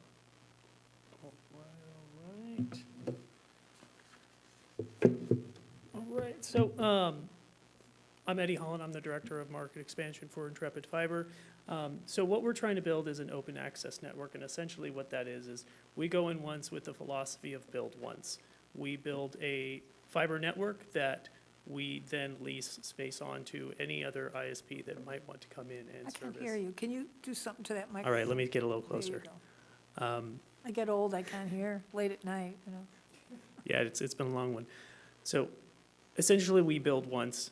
We lease that space on our network to any other ISP that wants to come in and service these customers. So we're promoting competition, we're promoting choice for the end user. At the end of the day, we own and maintain the network at no cost to the city. Let me get to that next slide. Is it this one? Yeah. All right. And then, so basically just wanted to go over a little bit of, value of fiber. Everybody knows kind of, internet's great, high speeds are fantastic, but ultimately there's some economic benefits when it comes to having fiber coverage within the city limits. So there was a study done by the Brattle Group, and essentially what they had found was housing prices typically rose about 3%. So there was a premium on homes that had a fiber offering to them. So that along comes with that is, increased property values, increased property taxes, things like that. It also stimulates local job creation and job growth. So obviously, both things that the city council likes to see improvement on year over year. It also improves access to healthcare. I know there's a lot of growth in the healthcare sector within the area. So what this does is it gives folks a reliable and secure method of getting access to, let's say, telehealth options and things like that for those that don't necessarily have the means to travel to all their appointments. It also gives us the ability to work from home, virtual reality, gaming, all of the fun stuff that comes along with internet. But it also can cover a lot greater distances, so you're not going to have all of the same types of equipment in the right of way that you would with any other type of network. Before you move on to that slide, Yeah. So, but you're not the internet. Councilmember Schaefer, could you please turn on your microphone? You're not the ISP, you're not the ultimate person who's gonna sell to me, but you're quoting the pricing here. Is this what the pricing's gonna be to them, or is this what the pricing is gonna be to the end user? And how do you manage that piece? This is a kind of a typical range of what we're seeing so far across our existing markets. So it could be on the higher end, it could be on the lower end. Ultimately, with our method, the supply and demand kind of meet where the price kind of settles where it needs to be for the market. That's pretty cheap. That is a nice price, yeah. Right. And then You sit on obviously cable. some other benefits for fiber is with part of a project like this, there would be plans to potentially connect city buildings with a dark fiber offering, meaning you can have, direct communication, secure communication between whether that's city hall, emergency services, things like that. So there's obviously the benefit there, including not only the fiber network, but having a large-scale infrastructure project within your city. Potentially hundreds of new employees working for, possibly 3 to 4 years. Their daily wages are spent on, restaurants, housing, food, gas, all of those things.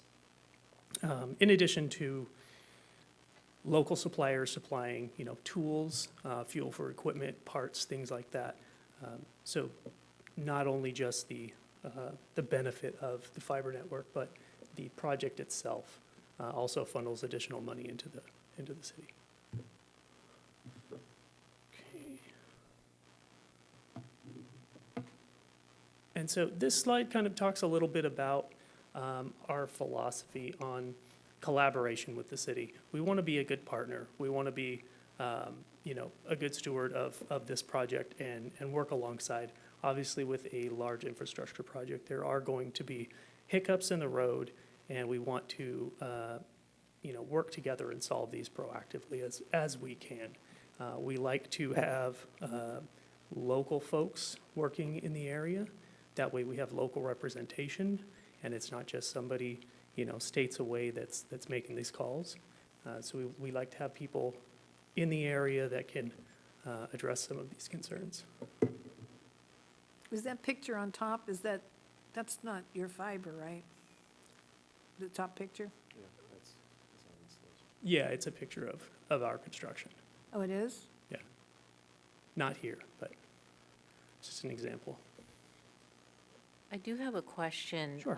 In light of our presentation for pavement and all that, how do you work with construction projects or street repair projects that are already in motion, planned?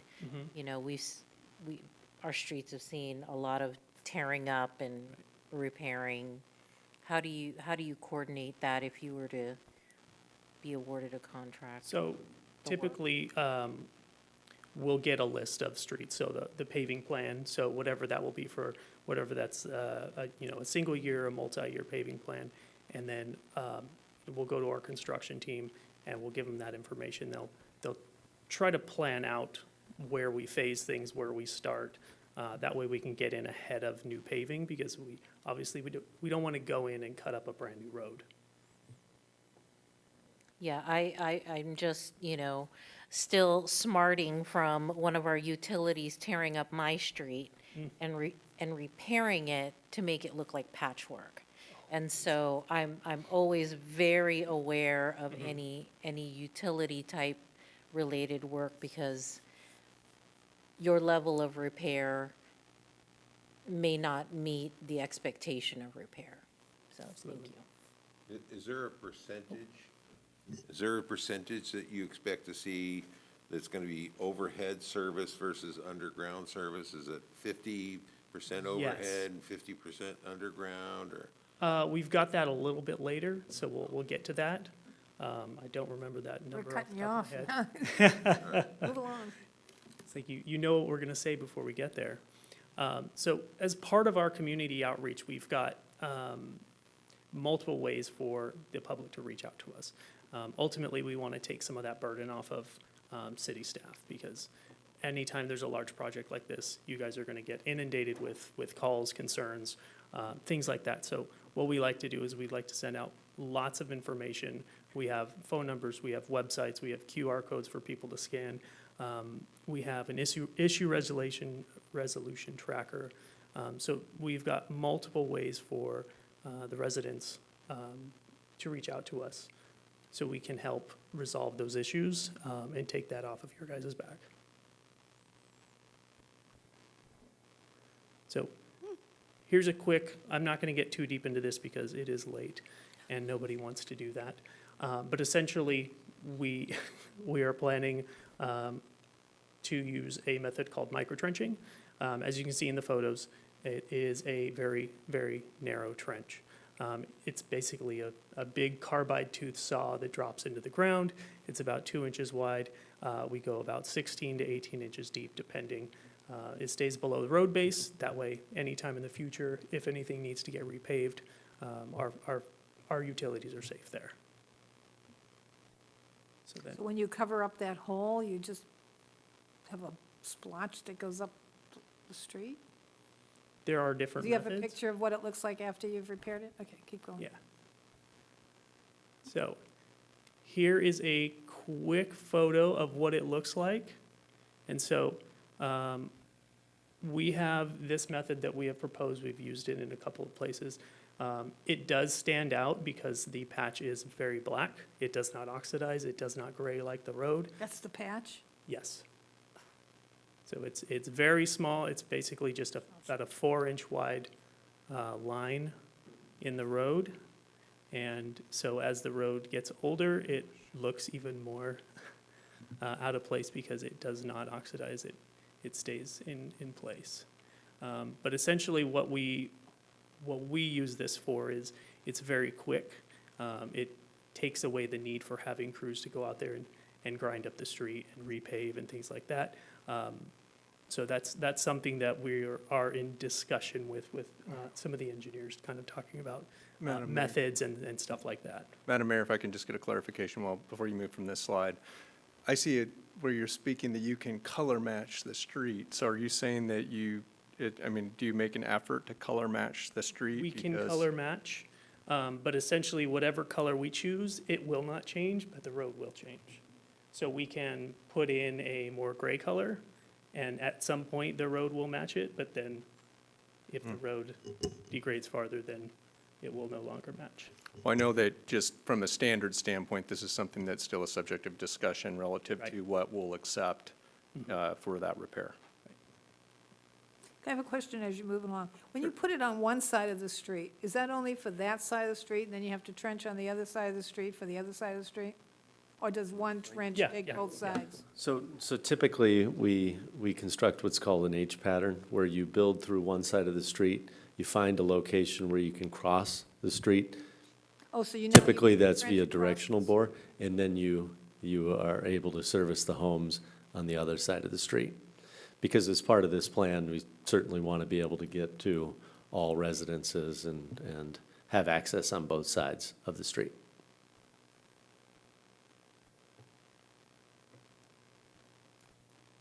You want to go through the project Yeah, overview? yeah. Okay, so as far as the project overview, we've designed a network deployment within the city of Citrus Heights. It's about almost 1.5 million feet of fiber to service over 36,000 homes and businesses. If you look on the left, the highlighted blue areas are areas that currently have a fiber offering. If you look on the right, that is our high-level design that we've put together, which covers essentially the rest of Citrus Heights. Are those your fibers on the left or somebody else's? Somebody else's. Okay.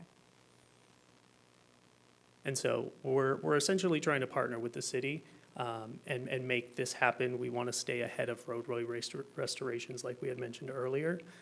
We want to make sure that when we're done, the roads are in as good or better condition than we started. And so this is part of the conversation is how do we collaborate and make this thing happen? So we've chosen a pilot area to start our efforts in. We currently have engineering taking place right now. They're preparing our first permit drawings. And so what we do essentially with a pilot, and I think you guys are aware, we engineer and try to permit this small area to understand the processes and some of the challenges that we simply don't know from the planning stage. And so we've chosen this small area here. It's about 1,300 residential addresses, and that's kind of where we'll start. Once we get kind of final approval to move forward, this would be the first place where we would kind of have a The green groundbreaking. is your pilot, the green stuff? Yes. Yes, we, What's on my vision sucks, what's the street that's on the top of the green? What street is that? So the Sunrise Mall is right there. That's the Sunrise okay, Mall. so this That's is- Target right there. Oh, okay, You get an idea. okay. and so we try to choose an area that's kind of representative of the whole. We have an area there that's got some aerial where utility poles where we would be attaching there. And then there's an area of underground that has kind of a mix of homes and kind of apartments and things like that. Right. And so essentially our next steps, I know we've been talking with Ash and his team about finalizing a license agreement and what that looks like, and approval of, a mutually beneficial micro trench restoration method. And then following up from that, like I mentioned, we have our permit submission, hopefully culminating in approval there, and then begin deployment of our network. Any questions?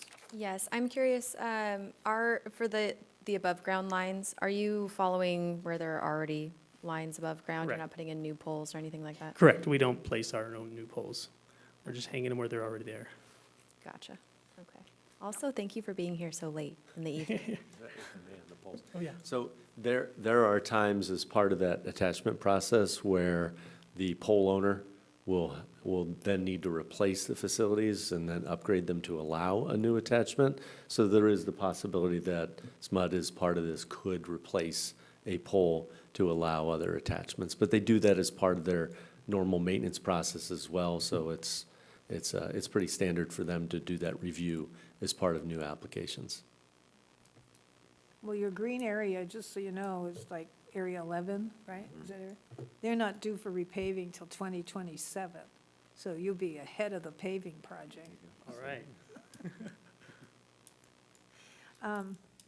Don't we already have, didn't Roseville Telephone put a whole bunch of fiber down Auburn Boulevard? We have different purveyors here in Citrus Heights that have had projects since COVID and actually before COVID where they've upgraded a lot of their 4G and 5G, but very little areas, I believe, that are actually fiber. And typically what we see is in a lot of areas, there's a lot of attention towards businesses. And certainly we're interested in business activity as well. However, there's not a lot of investment into the residences. So choice is essentially the incumbents, either the cable company or the phone company, as the only providers of a broadband service, and neither of them are symmetric and capable of providing the same speeds at the costs as a fiber-based service. Looks like a lot more work for Leslie.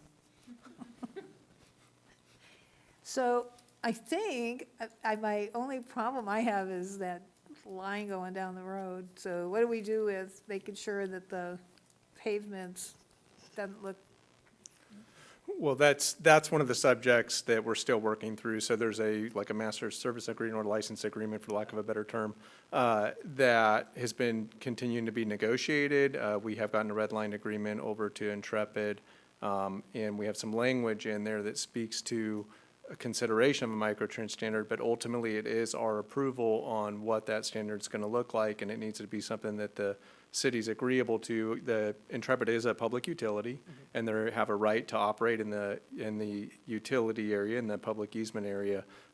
We have restoration standards for trenches that are already adopted. The micro trench is something that we're working through right now, but that is something that we'll continue to work on with them. But, you know, like on this color matching and, that would be nice. you know, things of that nature, those are some of the details that I think we still need to work on. And you can see from the presentation that was earlier, this council and this city's investing majorly into pavement restoration. And it's going to be very important to us that that detail is right. Because like Mary Jane said, it's like those patches look terrible. You know, when somebody trenches and then just patches. I think maybe we'll take a trip up there next time you're in town. Any questions? No, just a comment. I've kind of, looked into this, and this has been like on my dream bucket list amongst many other things for the city. And I know we still have a lot of road to pave in our neighborhoods and such. So I think if we are able to find a way that we start with the things that we know are not going to have to be repaved until later on and get the micro trenching in, it's already down. So when you pave the roads, it's a done deal. Like that green And- splotch, yeah, that's. Yeah, and that way, all we're really talking about is like for, like my beautiful area, down Sunrise in front of the mall, right? I just got new pavement, right? I like it. And my street's not gonna be paved for a long time, so We should come start, on. we should start in Yeah, Tim's I- neighborhood, yeah, just go over there. I'll be dead when my. But like, starting those areas where we know that there's a long runway, I think would be a really good way to kind of like mitigate some of this so that we can kind of get started. Because I mean, just think about it, having When did you fiber plan to get started on it? tomorrow. Oh, him. Not you. I know you're ready to go. When would this all take place? I think ideally, if everything worked out the way we like it to, we'd like to start construction before the end of the year. Do you work in the winter? Yes. Oh, okay. Yeah, compared to Minnesota, it shouldn't be a big deal. And when you're working, does it cause road closures? I mean, did you put so much equipment out there that traffic becomes a problem? Yeah. So, yes, I mean, we'll have lane closures on, well, most of the streets as part of being able to get the equipment in. The microtrenching specifically moves quite quickly, though, so it's a moving operation, and it'll limit the amount of traffic impact as part of moving. Aerial installation also happens quite rapidly, so it'll move very quickly. There are portions of this as well that are rear lot aerial, so there'll be access into people's backyards to be able to get to the pole lines. So you put this in and then cable, is that what happens? Portia Cable comes and uses their fiber to sell you their internet? Yeah, and it creates a market where, you know what, I can go shop around. So right now, like, my only option in my neighborhood is Comcast, Yeah. right? Right. But if I would go to Food Max, I could have AT&T, but that's not an option because they don't come across the street. Right. And just to touch base on the comment about working in the wintertime, we actually also have a moratorium that we impose during the winter to minimize the amount of traffic that's around any of our shopping areas, business areas, as well as our residents, especially during the holidays when people have, families over. We want to make sure that we're minimizing any impacts during those times. That's good. I have another question about the aerial lines. Should we, or should SMUD or a utility who currently have lines want to put them underground? How does that work with you guys? Does that So- inhibit the project? No, so as part of the pole owner, the agreement we have with SMUD would then, if they decide to move that, we're part of the, all of the attachers are then part of the cost to be able to move that to underground. Thanks. So it becomes a shared and distributed cost to the people that are attached to the pole. Okay. Most of that cost is borne by the pole owner, but it is distributed. And in your history, have you ever protested that? No, actually, by the way the agreement's written, it wouldn't really be possible for us to protest that. Okay, thank you.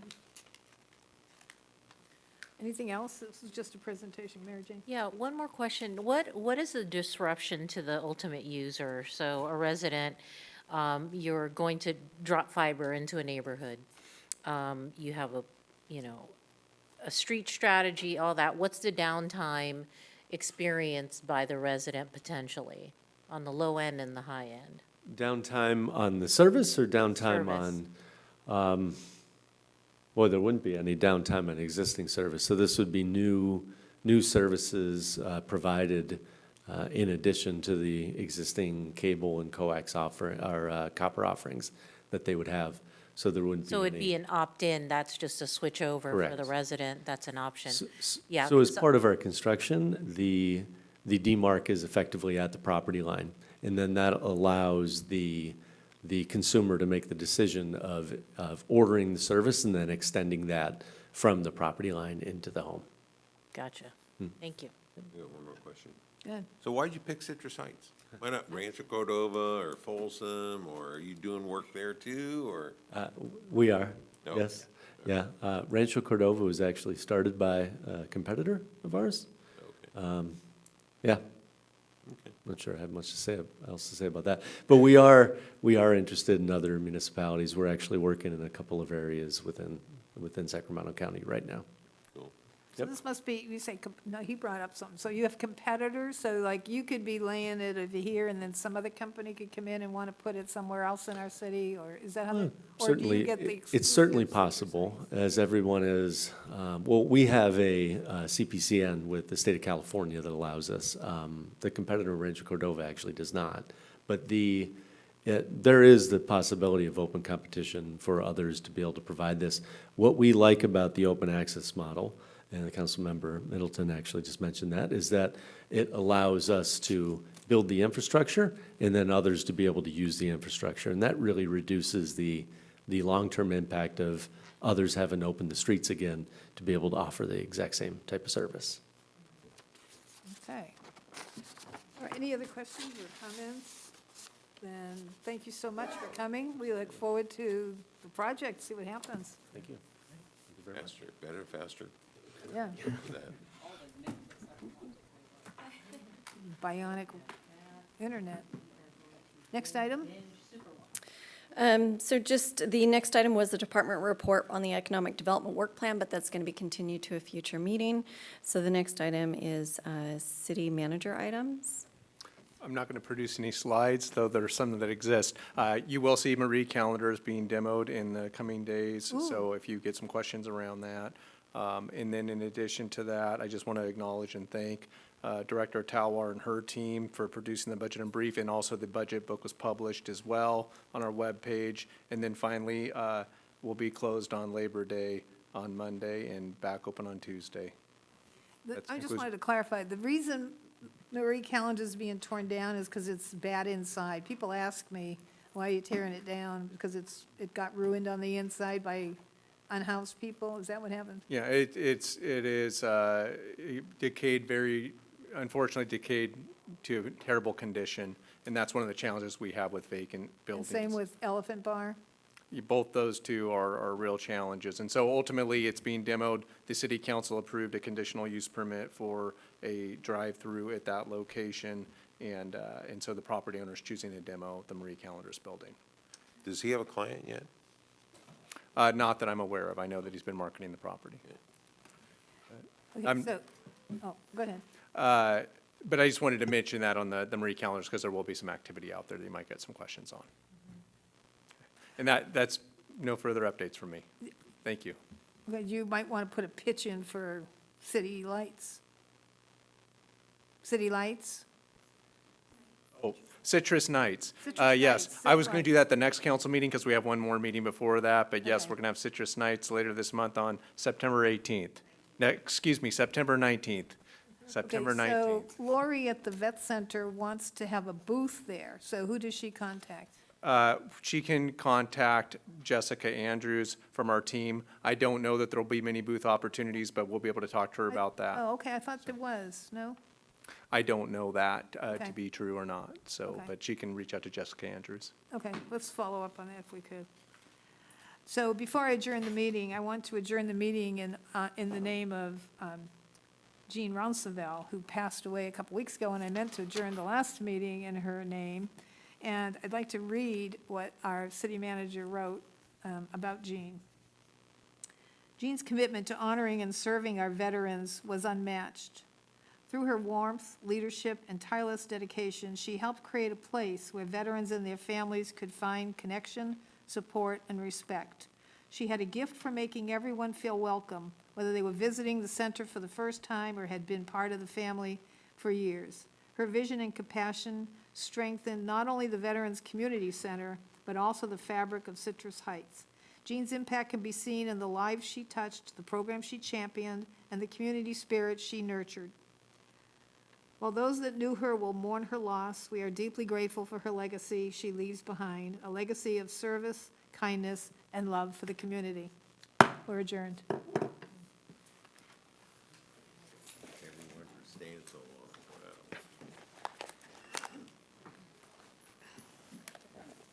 Wow. You know what we could do?